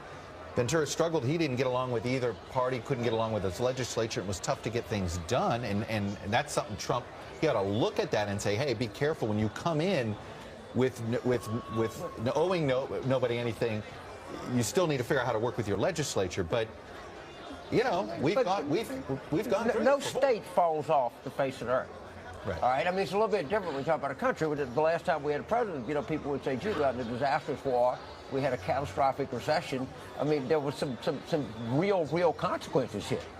And I mean, yeah, Minnesota could survive a lot. I mean, not the United States is not going to cease to exist, but there are all kinds of issues. If you take what he said, he wants to renegotiate the debt. We're going to withdraw from every climate agreement we're in. This is going to be the end of the system of health insurance we have. I mean, all of these things are things that he said, and you have to take him serious. The people have validated that. But when you talk to his supporters on the campaign trail, when you speak with folks at his rallies about some of these policies and his messaging, what they say is, well, we know that he'll really listen to the smart people around him once he is president-elect, once he ends up in the Oval Office. They don't necessarily believe that he will follow through on every single one of his policies. They believe he'll listen to his advice. What evidence do we have? What evidence do we have, honestly, that Donald Trump has ever listened to anybody? What I mean, he doesn't even prepare. I mean, I'm being just honest here. People may say that. There is no evidence that he listened. He is a man that said, I know more about ISIS than the generals. There's no evidence. Let's don't delude ourselves here. We know what just got elected in this country. But I would just question what we know about his judgment in choosing people in staff. That's all. In choosing cabinet, choosing staff. He listened to somebody in Mike Pence because that wasn't his first choice. He got talked into Mike Pence as a more go pick yourself a traditional Republican. Yeah. And that was a very odd relationship because he ended up. Sometimes they would give different answers to the same question. And let's not forget, it was, did he wait 24 hours, Hallie, before saying he was reaffirming that he was staying on the ticket after the Access Hollywood tape. So, you know, Pence had some internal struggles with Trump's morality and some of those things. But I go back to that because, James, to answer your question, he did listen to somebody on Pence, because Pence wasn't his idea. I guess the question is, is that how he picks his cabinet? That he is going to listen to more traditional... One thing I know about smart people is they never agree on anything. If you get 5 smart people in a room, you're going to get 7 opinions. The idea that smart people somehow or another, you know, have a consensus or something like that. And look, I hope I'm wrong. And I don't want to be like sour grapes. I mean, I'm obviously devastated. I hope I'm wrong, but everything that I've seen about his conduct, about things that he said, leads me to believe that... Hey, James, who's the leader of the Democratic Party right now? No one. The Democratic Party is devastated. It won't have the federal courts, it won't have the Congress, it won't have the presidency, it won't have 30 or 31 state legislators. You know, we're a party in search of a leader. It's a very, very tough time to be a Democrat. And we talk about the Senate remaining Republican. This was supposed to be the cycle for Democrats. Exactly. 2 years from now, the Democrats have more exposure and more seats at stake. So don't forget, midterms, now, by the way, midterms get turned upside down. That's true. It's the part, right. All of a sudden now the midterms are going to... But it's a tougher challenge. It's a big No doubt, but midterms do get flipped over. Party in power now is the odds. It's almost certain that she's going to win a popular vote. Right, because California... Yeah, and I just... David Wasserman, who knows this better than any 10 people, just said, it's almost certain, which is... And she comes within 8 of Texas and wins a popular vote. That's what makes it... You know what? You know, this will be going back and forth. I think the election would have been the same without that. But how can I prove it? I can't. It's a game. What do you say, Chuck? A lot of Democrats are never going to believe. You know what I mean? Like, that's never going to go away. I understand. I mean, Hallie's the expert on this, but it just seems to me that in those 9 days, the rhetoric, the lock her up, I mean, it had been there, and then it kind of died down a bit. Remember the Obamacare thing blew up with the premiums going up in that same window. That is the messaging that Donald Trump got on even before the Comey announcement, the original Comey announcement came out that Friday. His campaign privately talked about seeing the polls tighten even before that because he was on that healthcare message. And I would say this, in those 9 days, here's what I think was one of the more significant developments. Donald Trump seeing what was happening when he was staying on message and listening, to your point, to some of the people around him who said stay on script, talk about the Affordable Care Act, go after Hillary Clinton. He saw the polls begin to tighten, and it was kind of a self-fulfilling cycle in that respect. The big story. A Breitbart or a Steve Bannon or a Kellyanne Conway president? I mean, you know, the variety, the diversity of voices. That he's listening to. Big story coming out of this campaign, and what happened is going to be there were people in the Clinton campaign who said we need to have an economic message. We need to close on this. And there were people that said if we close on temperament and we have this unbelievable get out the vote effort is what it's going to take to win. Obviously, the second camp ended out had the day. That is going to be something that is going to be gone over in 1,000 times if this is done. I need to get out to Kelly O'Donnell in Wisconsin, who's got some reporting for us. Kelly? Well, one of the things we need to think about, Lester, is that now that he is president-elect, within days, Donald Trump and Mike Pence will get higher-level intelligence briefings to prepare them in transition to take office. As candidates, they had received some basic level. This will now be amped up. And one of the things that one can expect when you move from that point of being candidate to president-elect is the sober nature of everything that becomes a responsibility on his shoulders. So he will be informed at a greater level now to prepare. And that, of course, will be involved in the decisions that he has to make to set up a new administration. In conversations I've had with Senate Majority Leader Mitch McConnell, he has talked about a willingness to try to work with Trump and to have a lot of policy ideas prepared for him and hope that they can work together to get some of these things done now with Republicans in control of the White House, the House of Representatives, and the United States Senate. Lester? All right, Kelly, this headline has been written as we're on the air. We can show you some of the headlines here as we continue our conversation. The folks who are not with us who will be waking up to Trump stuns the world. Andrea, let me ask you about President Obama and Michelle Obama. They put blood, sweat, and tears in this campaign. This was an argument not only for Hillary Clinton's candidacy, but for his legacy. I have been thinking about that very thing, Lester. We had been led to believe that whoever was elected, President Obama would greet them, welcome them to the White House on Thursday of this week. That wasn't announced, but that was what sources were saying was going to happen. And I was just thinking a couple of days ago, what if it's President Trump? And Barack Obama is welcoming the man he says and his wife believes profoundly was trying to delegitimize him, was questioning his whether he was the legitimate president, his birth, his ancestry. They believe he is racist. They Michelle Obama had given that amazing speech about at the convention. They had to raise their children in this atmosphere. There is passion about the legacy, and it's personal. It's deeply personal. For him and for Michelle Obama to do everything that they did for Hillary Clinton was motivated not just by policy, but by the emotion of countering Donald Trump and of defeating Donald Trump. And now we're going to see the majesty of our democracy. And what is it going to take for Barack Obama to welcome the Trumps? For Mrs. Obama to show Melania Trump around the White House? For that image that we've all seen on the North Portico on Inauguration Day when they come for coffee and then the two men, because now it will be a male president, get in the back seat of that limo and ride up to Capitol Hill for an inaugural ceremony. I mean, it's just stunning when you think of the drama of it. It's a narrative you could not begin to imagine. Because of the relationship the two have. Exactly. Or whatever you want to call it. Not a relationship. Yes, it's poisonous. There's so much. It's so toxic. You know, there is for many African Americans in this country, what he did with birtherism is an unforgivable sin. And I think my guess is for many members of the Obama family, what he did was an unforgivable sin. And remind you, he never answered the question of what changed his mind, what ultimately brought him to. He never apologized to the President of the United States. And I always thought, and I've taken, now that he's about to become, it's late, but that's another thing. We talked about economics. The fact of the matter is, we are a country that is going to feel more divided by race than we have had probably since before I was born in the 60s. And Donald Trump's got to preside over that, too. It's in his best interest to perhaps repair a personal relationship with the outgoing president if he even has a chance. Plus foreign policy, Vladimir Putin. I think a lot of people feel like that America told them exactly of African Americans, Latinos, Muslims, you name it, Asians.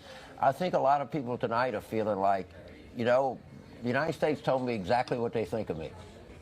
And I think a lot of people are really feeling down. An African American woman say that to me earlier. Right. And you know, people like myself who like really believe in a pluralistic nation, you know, that really think it's really part of our character. I mean, I'm like, gee, we just really do this.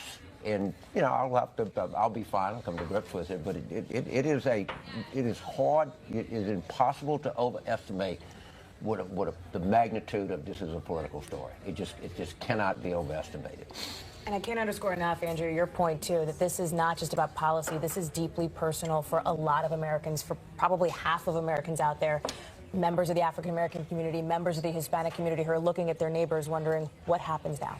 All right, Hallie and James Carville and Chuck Todd and Andrea Mitchell, great to have all of you here as part of our coverage. It's going to do it for NBC News coverage on this decision night in America, a night that will go down in history, a stunning upset as Donald Trump triumphs over Hillary Clinton, defying the polls, the pundits, and the political class, once again, this time elected President of the United States.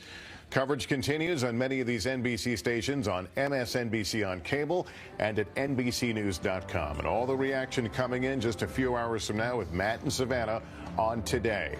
For Chuck Todd, Tom Brokaw, and our entire election night team, I'm Lester Holt.